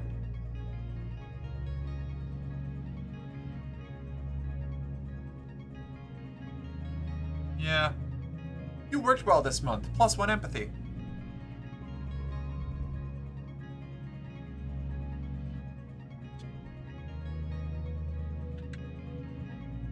This is what people need me to be right now. When there are too many guys in the friend group, so you break out the estrogen. Yeah, sometimes you just get auto-balance to the other team, you know? Yes. You like... Dare you to eat this worm. Oh yeah? Discounters? Well, I double dare you to eat a worm.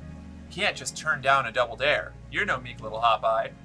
Slimy, unsatisfying, very, very gross. Dis eats his like a noodle, slurping it up and wrinkling his nose as it wriggles in his mouth. Yuck, he says, swallowing it whole, then shows you his empty mouth. You should have known better than to dare a person who fears nothing.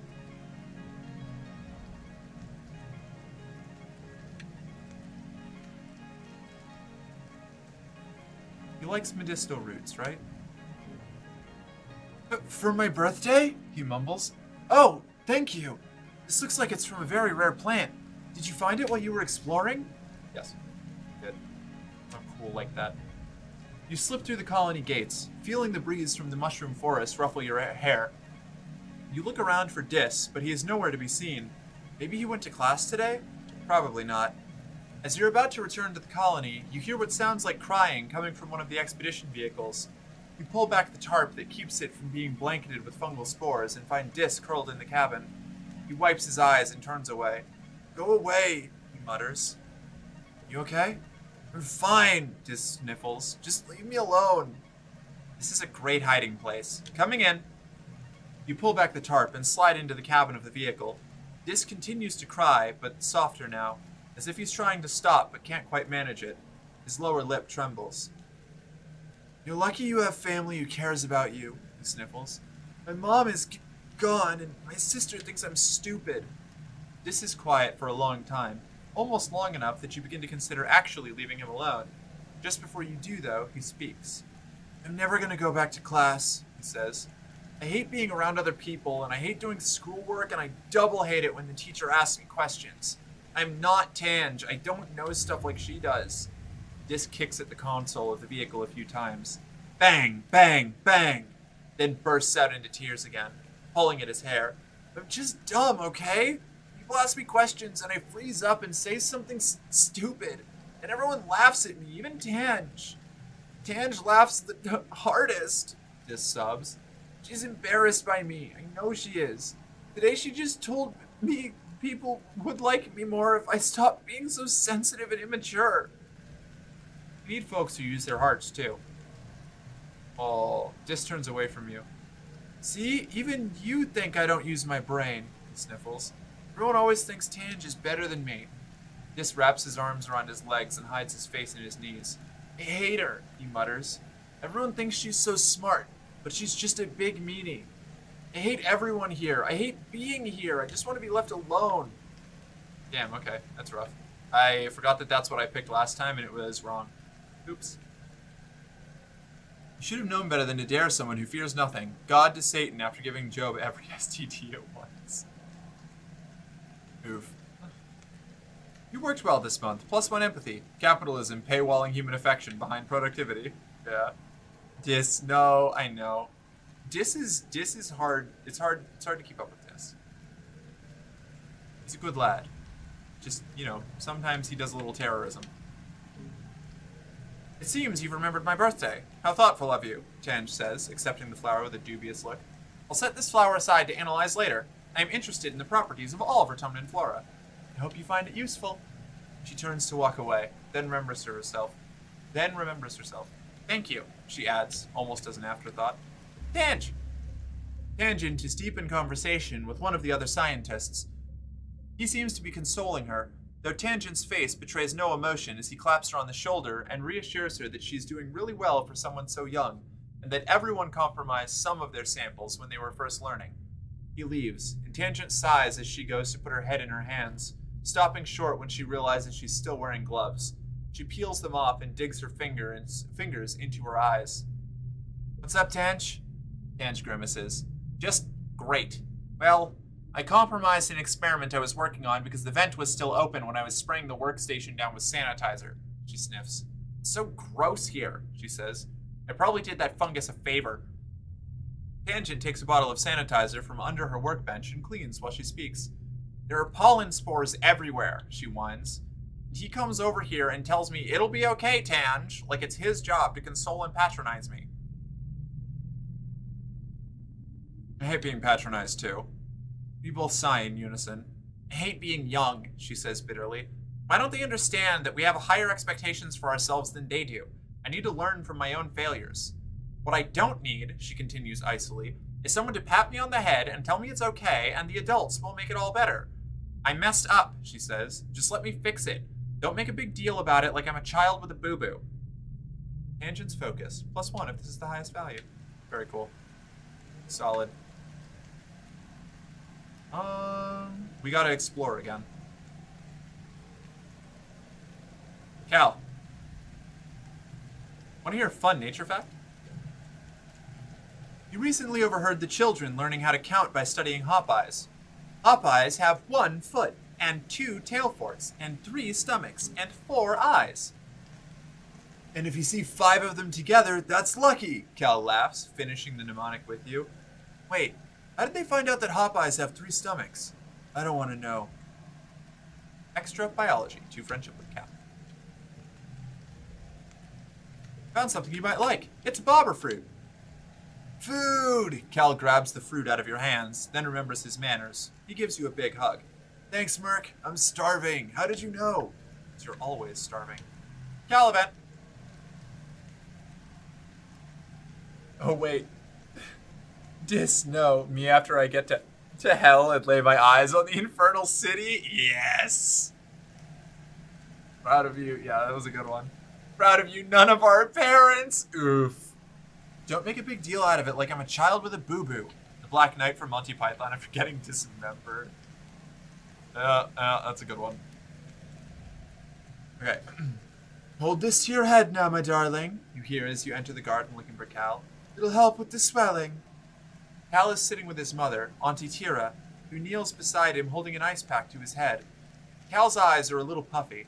He rubs them and sniffs as you approach. Hello, Merc, Tira greets you with a kind smile. Don't worry, recalcitrance just took a tumble off of something he shouldn't have been climbing. Cal complains. It wasn't that bad. Yeah, that sounds like something he'd do. Cal shrugs. I climbed it before and it was fine, he says, not disagreeing with you. It was slippery from the irrigation misters, that's all.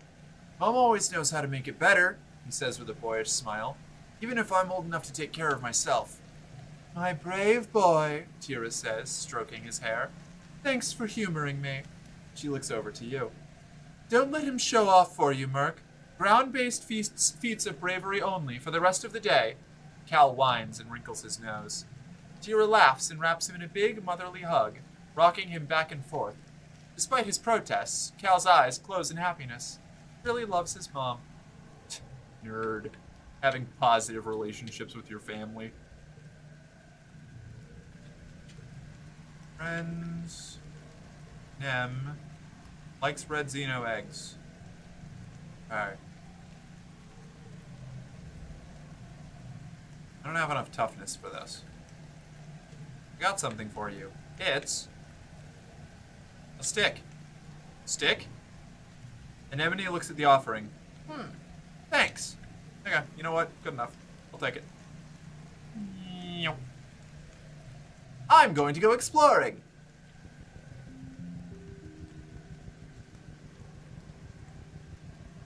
What time is your early up? Chat, I need a consensus. It's midnight. Should I go to a gay bar for a couple hours? Yes, go to the gay bar. Absolutely. Can I come with you? Absolutely. Have a shot of Bacardi for me. Yes. Yes. Drink. Here's a health to the company and one for all of us. Let's drink and be merry at last. Oh, have fun. Drink to the passing of your wretched. Yes. He really loves his mom. Me when I get stung by a trans-masked wasp. He's not innately aggressive or angry. He's just defending his family in the hive. At the top of the rise to the east, you think you spot someone watching you. They're dressed in black. Is that Dis? But they look way too tall to be Dis. Maybe another surveyor? Hike over there and look for clues. Clues. You bushwhack down into a valley and up the other path to where you thought you saw them standing. No signs of a camp or anything obvious like a dropped pack. No note saying, "I'm watching you," signed a mysterious figure. Spooky.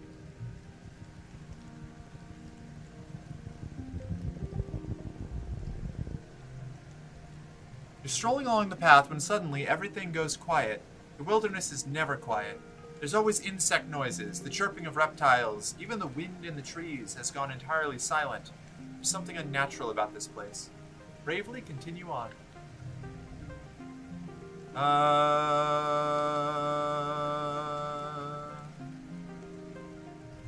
Get rid of these, I guess. It's round. 4, 4, 4, 5.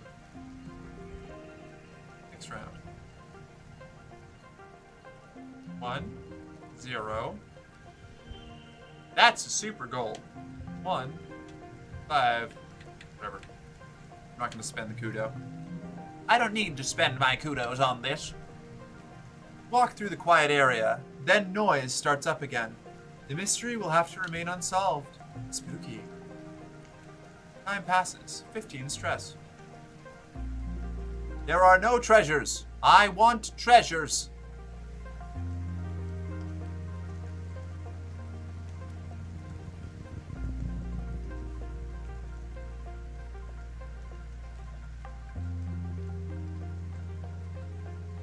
Let's see. Mark's got cruising on her mind? I do, it's true. I didn't lose any wretched, thank goodness. Only my 300-point Praetor. But they didn't die. Oh, wait, you haven't finished the match yet, right? So you don't know what the results are.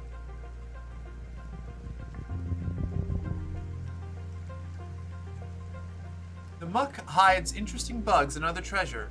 Are those willing to put their hands down the right holes? Are you? 4 of those willing to put their hands down the right holes. Merc's got cruising in his mind. Merc, go with side of cruise. I cannot wait until I have the disposable income to go cruising again. I love going out to bars and clubs and shit. I am such a slut for it. I'm a slut in general, but particularly for that. So if you see someone who looks like Tom Holland, run the other way. Tom Holland really freaked out. All the more reason to cruise to forget. God, when Noah points out that he just drowned all of his friends and family. Oof. If you find the right bars, you don't have to pay. That's... If I was in Tampa or Boston or like one of the big cities in California, I could probably pull that off. But I am in, like, rural, mountainous NorCal. I'm not getting free drinks anywhere. Rest well, dream of large women and a small, pale, bug-eyed creature with limbs like tree branches, watching you from a distance. It makes no effort to draw closer and backs away if you approach it. You have a sense that it knows your name. I'm willing to put my hands down the right holes. Same. Have a good night, V. I'll catch you later. Peek inside that hole. Looks dark. Look closer. You've stuck your hands down enough holes to know. This one seems occupied. Put your hand in there. Shove your hand into the hole and rub it around. Ouch! You got bit through your ding-dang glove. Whatever was in there, it was not happy with you. Fair enough. Much with luck. Okay, let's go home. Go home. Yes, go home. You're back. You spent the month exploring. Late wet. Glow.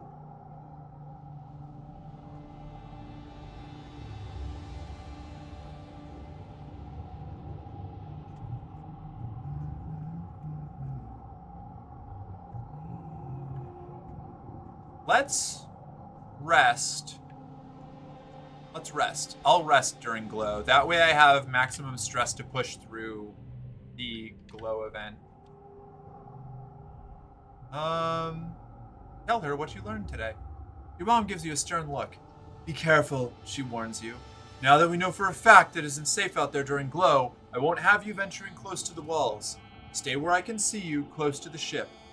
Tell her what you learned today. You've been so busy lately. The only way you're able to get all your work done is to multitask. Studying while you're eating, brushing your teeth in the shower, listening to holo novels while you're about to fall asleep. You have to double up everything. God, that's relatable. You kind of expect your mom to tell you to take it easy, but she just laughs and claps you on the back. You're my daughter, all right, she says. Just too much damn work. Not enough hours in the day. I know how you feel. God, that's fucking relatable. Em, what's up? You got anything? No? Okay, nothing going on over there. Fine. Yes. Okay, that one I don't have enough muscle for. I don't have enough bravery. Need more bravery! And we're going to, I can't visit the spa yet. We'll relax in the lounge.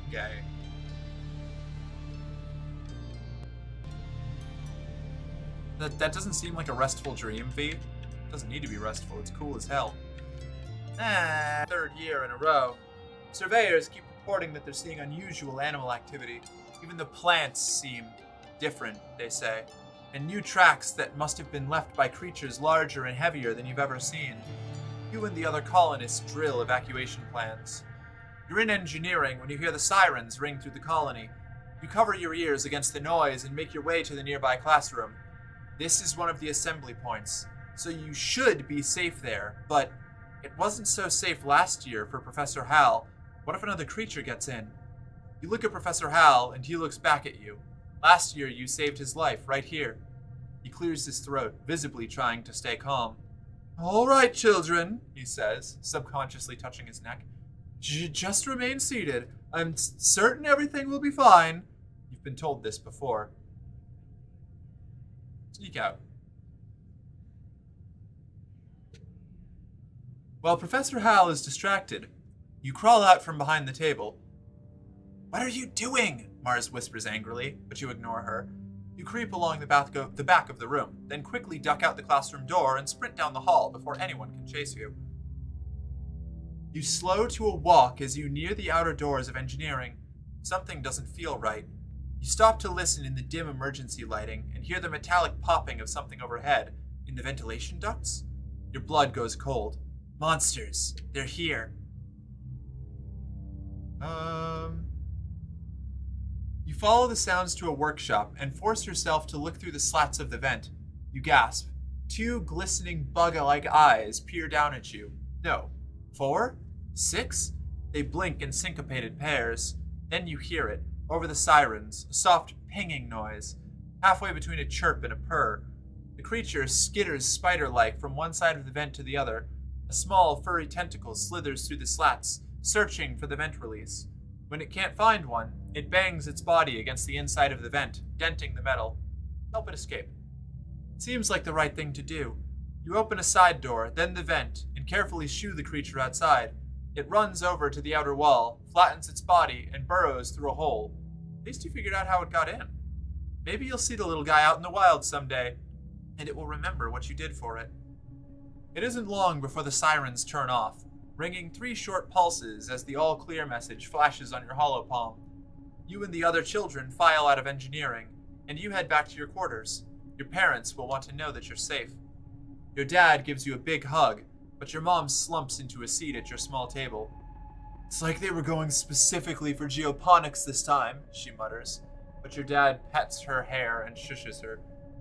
I'm sure it was just bad luck, Flulabelle, he says, but your mom shakes her head and folds her hands in front of her mouth, staring out the porthole window into the fields. Early quiet.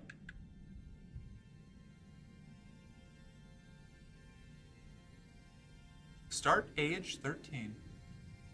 Got a lot of cards. Doing good.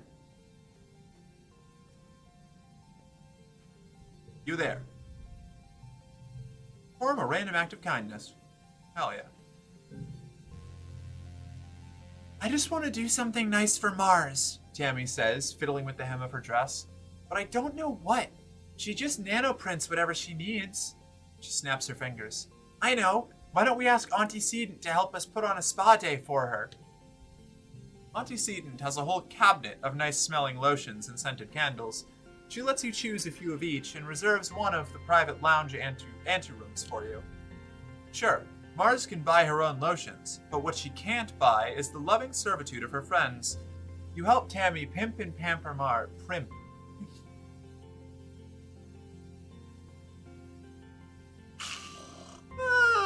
Primp and pamper Mars. She's surprised and a little humbled by the attention, and gives you both a genuine hug and thanks. Look, I need to sleep. Good night, Captain. Good night, Jillian. We'll see you later. Thank you for sticking around. We'll catch you on the flip side. Tomorrow, probably. Just girls pimping girls, no big. Yeah, you know, casual shit. Tammy has good instincts. She's surprised and a little humbled by the attention, and gives you both a genuine hug and thanks. Tammy has good instincts. She always knows what people secretly need, and Mars needed to have something nice given to her instead of having to demand it. Hell yeah. Random act of kindness. Holy shit. That's a big one. Meet up at the 80 or greater. Here, I got you a present. Flower? Ah! She squeals and dances. I love flowers! Even the weird alien ones! And yellow is my favorite color, too! Learn Tammy likes yellow flowers. Okay, cool. It's not her birthday, though. Fuck. Fuck! Medicinal root. That's helpful. When is Cal's birthday? Cal! When is your date of birth? Late dust. Okay.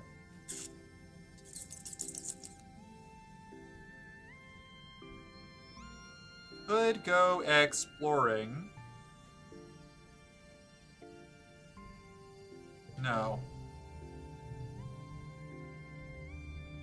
Let's work in the depot. Organizing and persuasion. Mars insists on being the one who talks to people and takes requisitions, while you work hidden in the back loading packages onto the conveyor belt. You pop a package on and it slides through the little door to the front room. Mars plucks it up and presents it to Professor Hal with a flourish. Thanks for brightening my day with your smile. Oh, whoops. Thanks for brightening my day with your smile, Hal says, taking it. It's always nice to see you working hard, Marzipan. Here's a little something extra for you. He taps his hollow palm and leaves with a whistle. Mars glows and calls after him. 10 kudos. Thanks, Professor Hal. I'm gonna buy so many sour sticks. It's not fair. You're the one running around in the back doing all the heavy lifting, while she gets all the credit and kudos.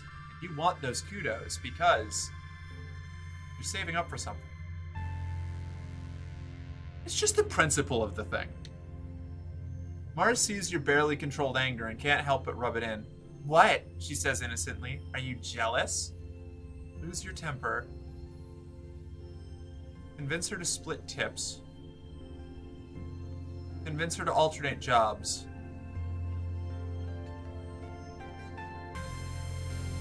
Compromising. Convince her to split tips. Yeah. Split tips. Jerk. Actually, convince her to alternate jobs. Yeah. You swallow your anger and calm yourself. You're sick of working in the back all the time, and Mars needs to take a turn there. From now on, you're going to alternate days. It takes some convincing because Mars thinks she's better at filling out forms than carrying things, but eventually she gives in. I'm glad to see you stand up for what you want, Merc, she tells you seriously, her arm on your shoulder. You can't let the world walk all over you. Tomorrow, you can keep all the tips for yourself. Fuck yeah, I can. I was a teenage exocolonist. No! Hydrate, do a trick. Thank you. Hold on. Oh, let me do this challenge first. +2 if in the first or last pane. 3, value is wild. Matches all pairs or straights.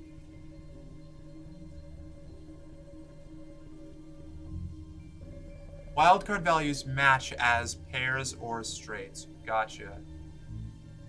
5.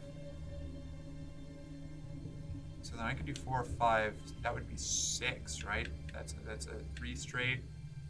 And it's a pair. And then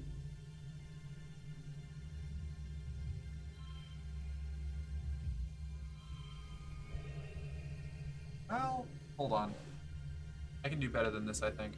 Wait a sec.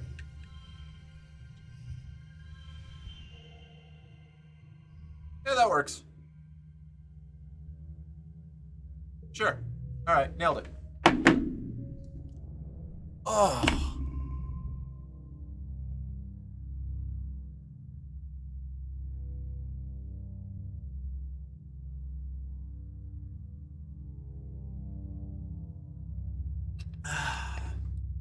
Good shit. Alright. Let me just.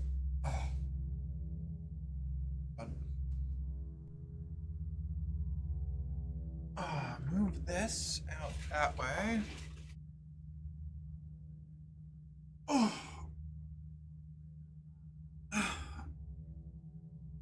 Also, welcome back, Webby. How was what were you doing? A nap? Were you taking a nap? No, you were working. How did work go? Was it productive? Upsetting? Did you have to fight anyone?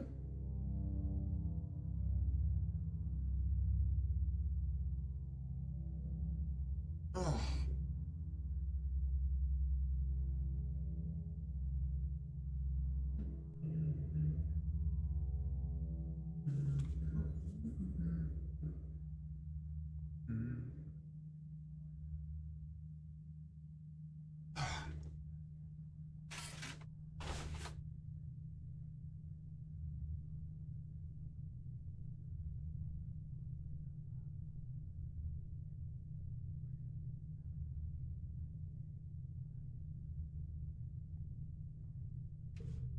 All right.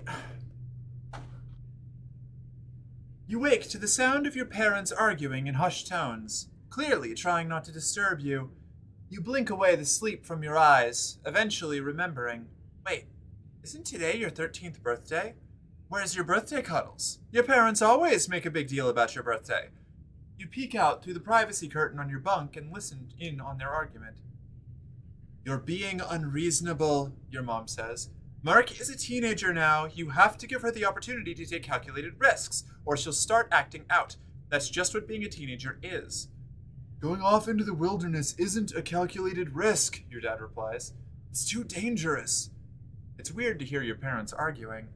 If they ever disagree, they sort it out quietly or go into mediation. This time, they sound really upset. It's unsettling. I think I should... They glance at you. Your mom holds up her hand to silence you and goes right back to talking. Geranium, she grates. You said yourself that we need every person out there surveying for edible native plants. You're even going yourself. Why not our daughter? Your dad flails his hands helplessly. Because, Flulu, she's our daughter. It's our responsibility to keep her safe. You're not keeping anyone safe by coddling her, your mom almost shouts, and your dad flinches in shock. Merc's survival depends on her understanding this planet we're living on, so you're not doing her or the colony any favors by pretending like that's not the case. I can take care of myself. You point out that you saved Professor Hal when you were only 11, so clearly you can handle yourself. Your dad's shoulders sag as he shakes his head. You barely even know what's out there, kiddo. Your mom's fierce expression softens. Hey, Merc. Sorry. It's your birthday today, and here we are arguing like a pair of assholes.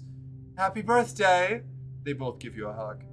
We meant to order up from the canteen and have your usual birthday breakfast, but we got to talking about how Utopia's opened up positions in expeditions for kids 13 and older, and, well, that's you now. Ooh, people are typing. Fuck, I think they changed their hours for winter. My favorite bar is closed for the night. No, that's so sad. Dragon, hi, how you doing? To all those in here, your feelings are valid. You deserve to be happy, and someone that breathes the same planet air as you believes you to be awesome. Thank you, Dragon. Back at you. I was in the car and everything. That's so tragic. I suppose we'll have to let you spread your wings someday, your dad relents. I'd just feel better knowing you were safe here inside the colony walls. He gives your mom a faint smile. We decided early on to let you choose your own path in life. So if you want to join expeditions, we're behind you. Just be safe.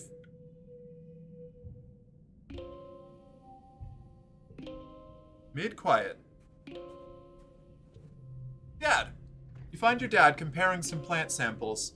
When he sees you, he puts down the test tubes and gives you a big hug. Kiddo! He exclaims, then kneels down to look you in the eye. I've been thinking.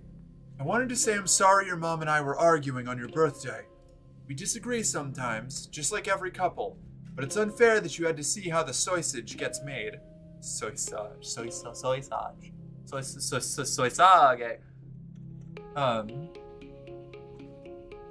Yes, we spread so much love they gave us a badge for it. Aw, hell yeah. I was really upset. Your dad's face falls. I know. I'm sorry, Gooseberry. Here, I hear the depot's open now. Go get yourself a piece of candy or something on me. Your mom and I talked it out, he continues. We're both just really putting our everything into the farm right now, and it's making us kinda snappy. And you don't have to worry about it, okay? He squeezes you in a hug. If you want to join Utopia's exploration team, just be careful. It's dangerous out there.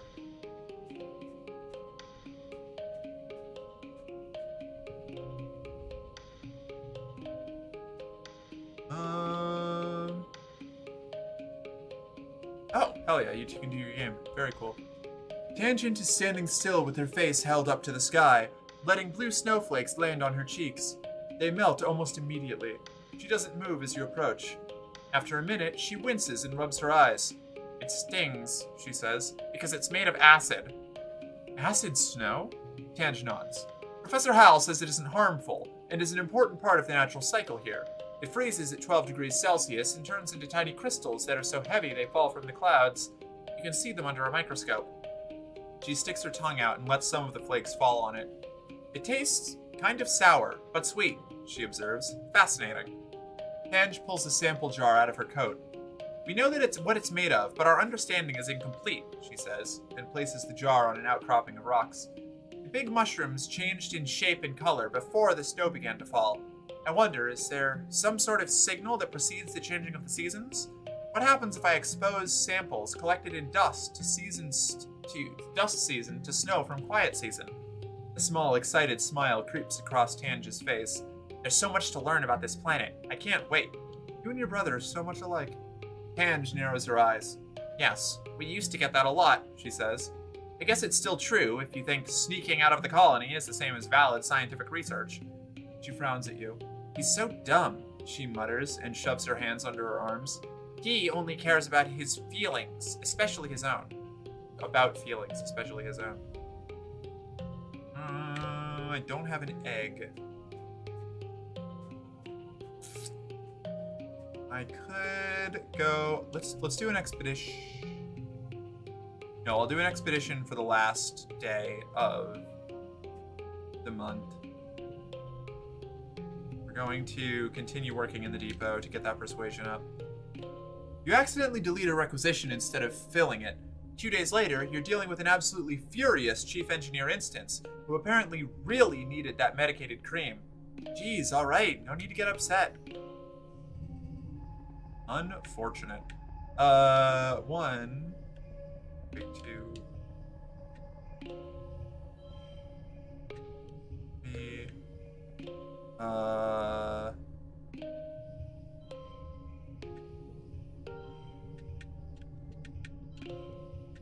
1, 5, 4, 5. Excellent. Nailed it. Oh, that takes away the straight though.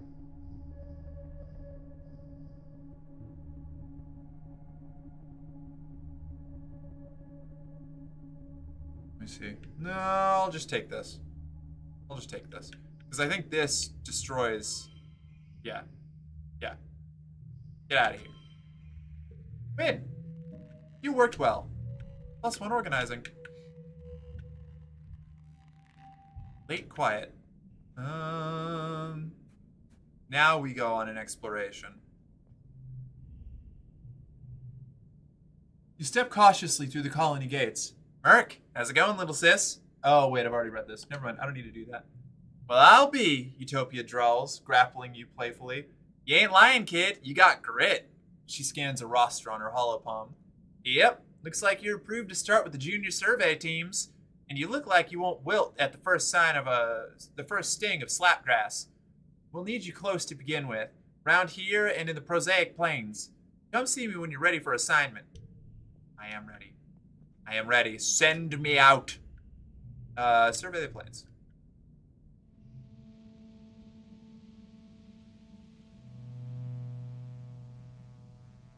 Alright. Subtopia. When you boarded the expedition's autobus this morning, you didn't know what to expect. It trundled you and the other surveyors a few clicks north to the prosaic plains, a high, flat area with cooler weather than your colony. You could barely control your excitement as you watched the landscape change, and now you're here. You're finally old enough for a real survey mission away from the colony. You greet Chief Surveyor Utopia at the depot. This here's a plas cutter, she says, handing you one. It's a tool for cutting and heating things. You can use it to make a fire, cauterize a wound, boil water, and it cuts some materials pretty alright. You can use it for self-defense too, but I don't suggest it. Cool, fire, she laughs. Cool it, sweets. This is a quiet area, and what we're doing, we're not supposed to be in danger. We're just going to be taking notes and pictures, keeping track of all the flora and fauna we see. Just don't touch anything. Unless I ask you to take a sample, everything is potentially dangerous. We don't know much about what's out there, which is why we need surveyors, even youngins like you. The prosaic plains are a sparse region. Like you can assume from the name, you can see from a long way off. Utopia sees you squinting at the horizon. And what are you gonna do if something's coming for you? Avoid it. Good kid, Utopia approves, patting you on the back. We don't need any trouble. Dis joins you. You must have come on an earlier autobus. Ah, good, you're here, Utopia says, digging out another plas cutter for Dis. You two greenhorns are with me for the foreseeable. Now, we don't gotta sniff each other's butts all the time out here, but I do expect y'all to be in the yelling distance. Comms can get spotty out here. You and Dis share knowing glances. You've both been sneaking out to explore long before you were officially allowed to. Utopia also hands you a surveying drone and shows you how to launch it. It'll automatically perform local scans wherever you go. Though detailed scans still need to be done manually. When you return here to the depot, it'll upload its findings to the HoloNet. Your job is to cover ground, see what's out there, and so long as it isn't dangerous, record it. She slaps you on the back. Alright, team, don't get yourself killed out there, okay? Okay, off we go.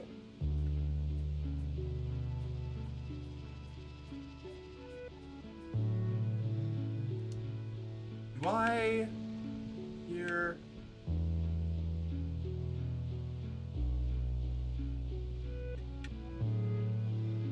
We probably want to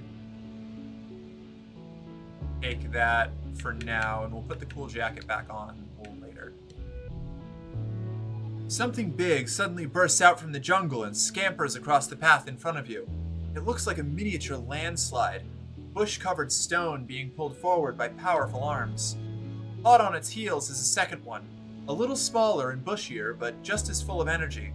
Oh, are these bush bubs? Utopia's mentioned seeing them. Giant creatures that look like boulders, but grow fruit like they're plants. Like they're part animal, part vegetable, and part mineral.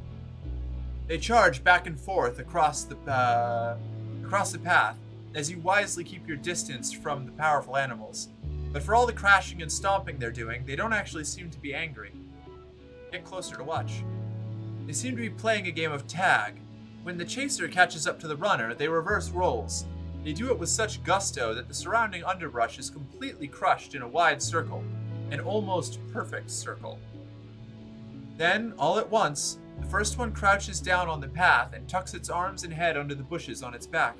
You'd swear it was just a rock now. The second one circles the first several times, sniffing, then crouches in the same position. Now might be your chance to get past them. Keep watching. In perfect sync, the two creatures slowly stretch out and up, revealing their rocky bodies and reaching their surprisingly long necks up to the sky. They begin to shake their bushes and rattle their antlers in rhythm with each other as they stomp slowly around the clearing they've made. You think they're dancing. The intensity of the dance increases. They're both shaking their backs so hard that some of their branches and fruit are flying loose. Instinctively, you reach out to grab a piece of fruit. At that moment, the dancers shift and... Ouch! One of them steps on your hand with the full force of its massive body. You let out a cry of pain and clutch your hand to your chest. But that looks bad. The two creatures had been so intent on each other that they hadn't noticed you there. They're so startled, and perhaps embarrassed, that they take off running in opposite directions. Well, that was weird. Yeah, that's rough. Okay, roots. Another bush bub. Okay. This is gonna get cut short pretty quick, isn't it? You almost bump into Dis. He's being so still and quiet, hunched over and looking down a little knoll. He shushes you and points. Don't scare them. You followed his fingers to see what looks like a bush shaking violently.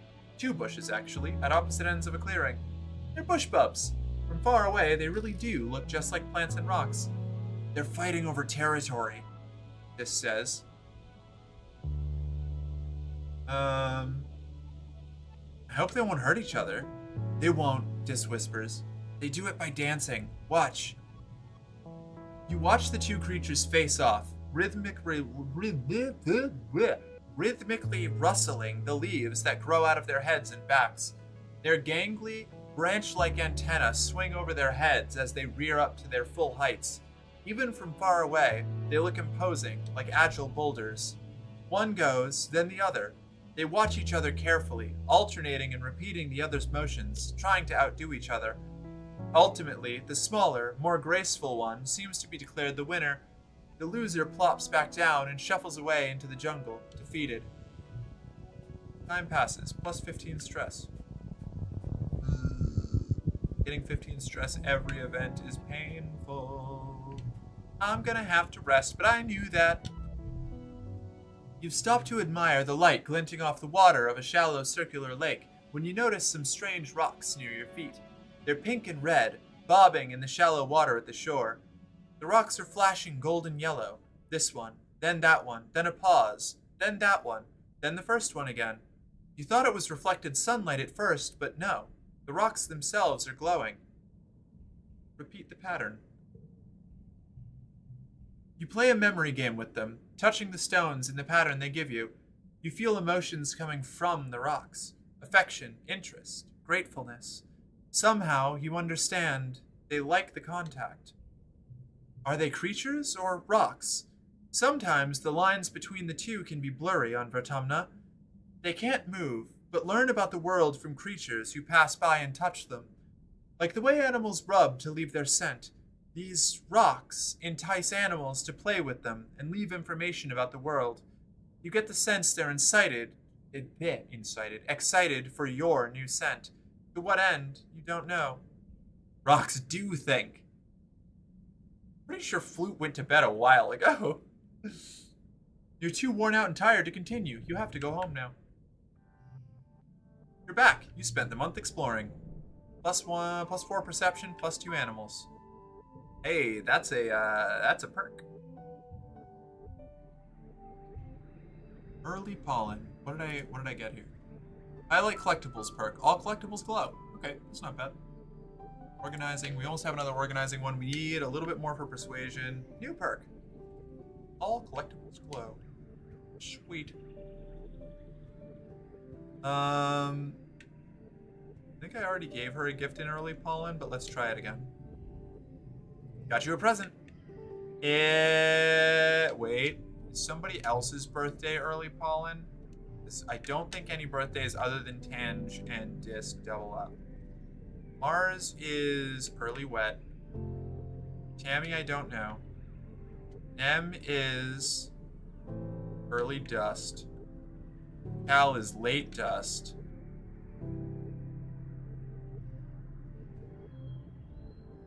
I got you a present. It's a flower. Okay, this is not her birthday. That's fine. We'll try late pollen. You find Tammy in the common quarters. She's heavily absorbed in cleaning, balancing on a chair to dust high up on the walls. You always wondered who did all of the really thankless cleaning around the colony, and apparently the answer is Tammy. Tammy looks down at you as you approach and gestures to turn off her hear speak. Oh, hello, Merc, she says, pushing her bangs off her face with a sweaty, harried smile. She's clearly been at this a while. I was just getting some cleaning done. Nothing like a shiny, clean room to take your mind off things, right? She grimaces, then seems to remember herself and covers it up with a giggle. It feels forced. Something wrong, Tammy? What? Oh, of course not, Tammy assures you. She hops down off the chair and gives you a brief little squeeze. Gosh, that's so nice of you to ask. You fix Tammy with a look, and her smile falters. I mean, it's nothing, she says. I overheard something I probably shouldn't have. She says, looking down at the ground. When I was getting something from the pantry, I overheard some of the adults in the kitchen talking about how the trippet stalks from the last harvest all had some, weird mold on them.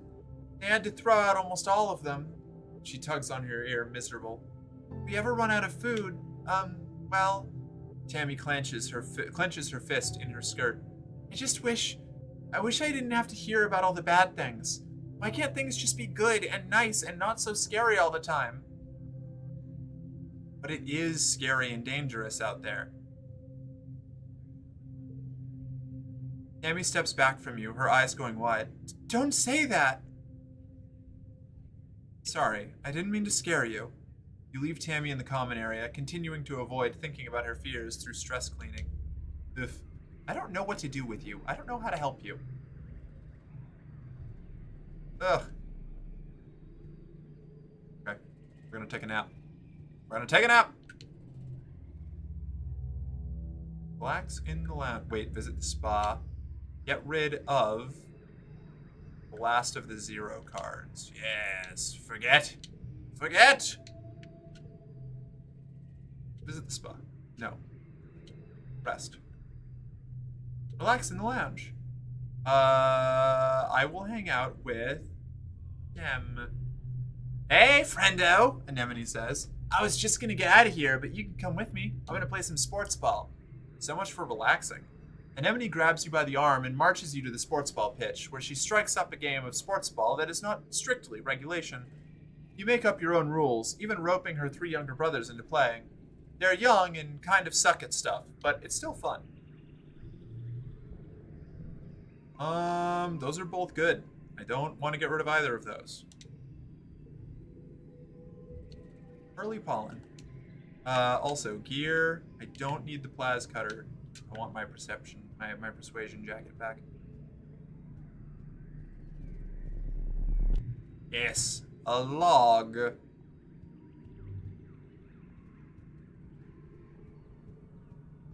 Okay, we're gonna go back to the depot. Back to the depot. Work in the depot. You're scrolling through a holo novel behind the desk when Tangent comes in. She pauses and looks uncomfortable when she sees you and Mars looking at her and quickly disappears into the shelves. You and Mars shrug. A few minutes later, Tange comes up to the counter and drops a fistful of candy. She shifts from foot to foot as you ring her up, jostling up and down and rubbing her stomach. I also need something from behind the counter, she says quietly. Some medicine. You ask her what she needs and she mumbles the name. You can't hear. Can you repeat that? She mumbles it again, a little louder. Mars stifles a giggle. I'm sorry, what? Tange rolls her eyes. Stars, she curses. I need fart pills, okay? The stupid alien bacteria and all of the weird native food makes my stomach upset. OMG, Mars laughs. You have blue gut? Really? Tange the Perfect has blue farts? Tange crosses her arms and looks miserable. You give Mars a questioning look. Blue gut? Mars says. You know, when you keep farting and farting all this, like, blue dusty stuff? Mars leans over the counter to get a better look at Tange's backside. Oh no, she says dramatically. White was not the best color to wear today, Tangent. Your butt's as blue as Merc's hair. Mars cackles as Tange anxiously cranes her neck to look at her rear. Liar, Tange mumbles, not meeting your eyes. Just give me the pills, please. I don't want to talk about my stupid body. Don't say a word. You jab Mars in the ribs before she can make any more jokes, and ring up Tange's request without another mention. You hand over the bag, and Tange shoots you a grateful smile before leaving the depot, looking a little more relieved than when she came in. Get to work. 1,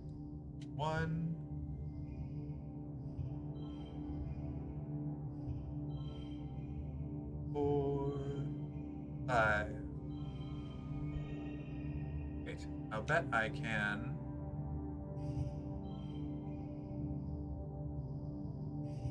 That.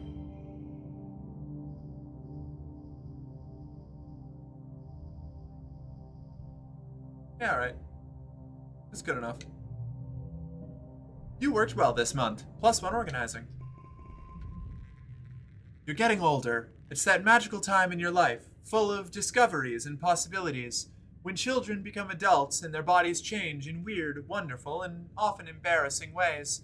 When you were younger, Congruence gave your class a frank presentation about preparing for the changes your bodies would experience in the next few years. Which parts of the presentation was relevant to you? Menstruating and breast growth. You and your friends giggled your way through Congruence's presentation and left with a new appreciation for the wonders of the human body. Puberty had felt like something that would happen so far in the future that it didn't apply to you. You put it out of your mind, even as you noticed Cal's voice begin to drop or Mars starting to dress differently. And some magical individuals get to go through it twice. It's great!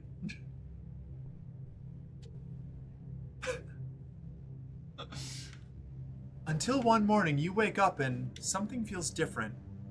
You just know something's off as soon as you open your eyes.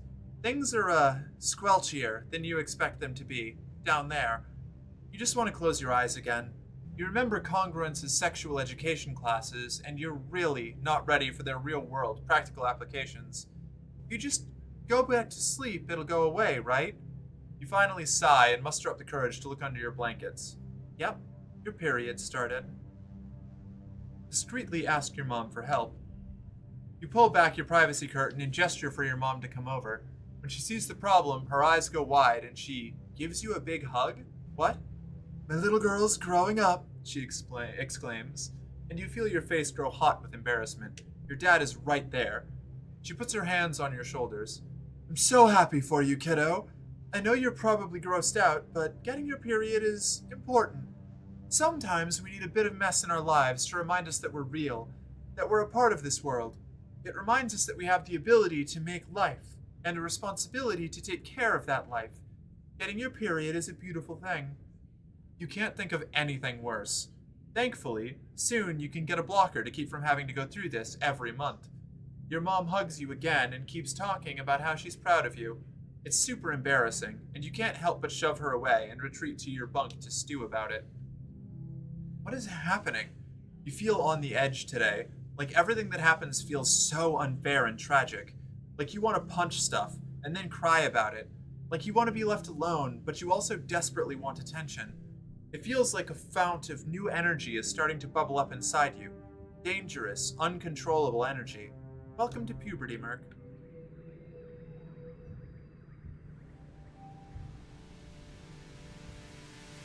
Alright, that brings us into a pretty good stopping spot, I think. It is 9:50.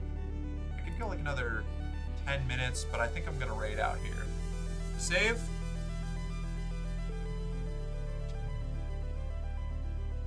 We're gonna do Politico, Merc. And put this down. We'll move this over here. And we'll pop up to Just Merc. Hey everybody. How you doing? It's good to see you. Thank you all for being here. This was a really good time. I love playing Exocolonist. This is a good game. This is a good game. I always enjoy playing it. And I've got enough time between my past run and this one that it's kind of like experiencing things fresh again, which is nice. Probably gonna do this again tomorrow. I don't see why not. So hopefully I'll see y'all then. Let's see who we've got kicking around, who we can raid.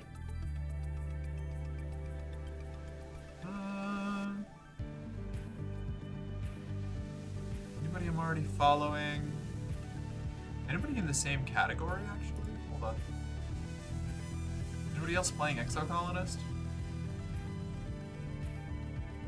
Probably not.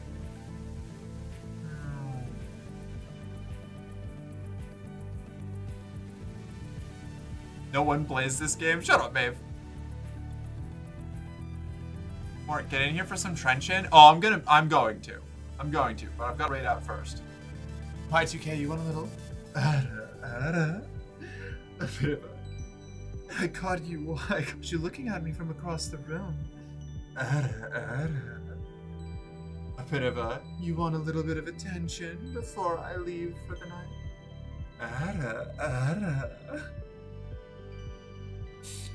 Very nice. Thank you, Y2K. Thank you for sticking around. Let's see. Valorant, Zomboid. Joan?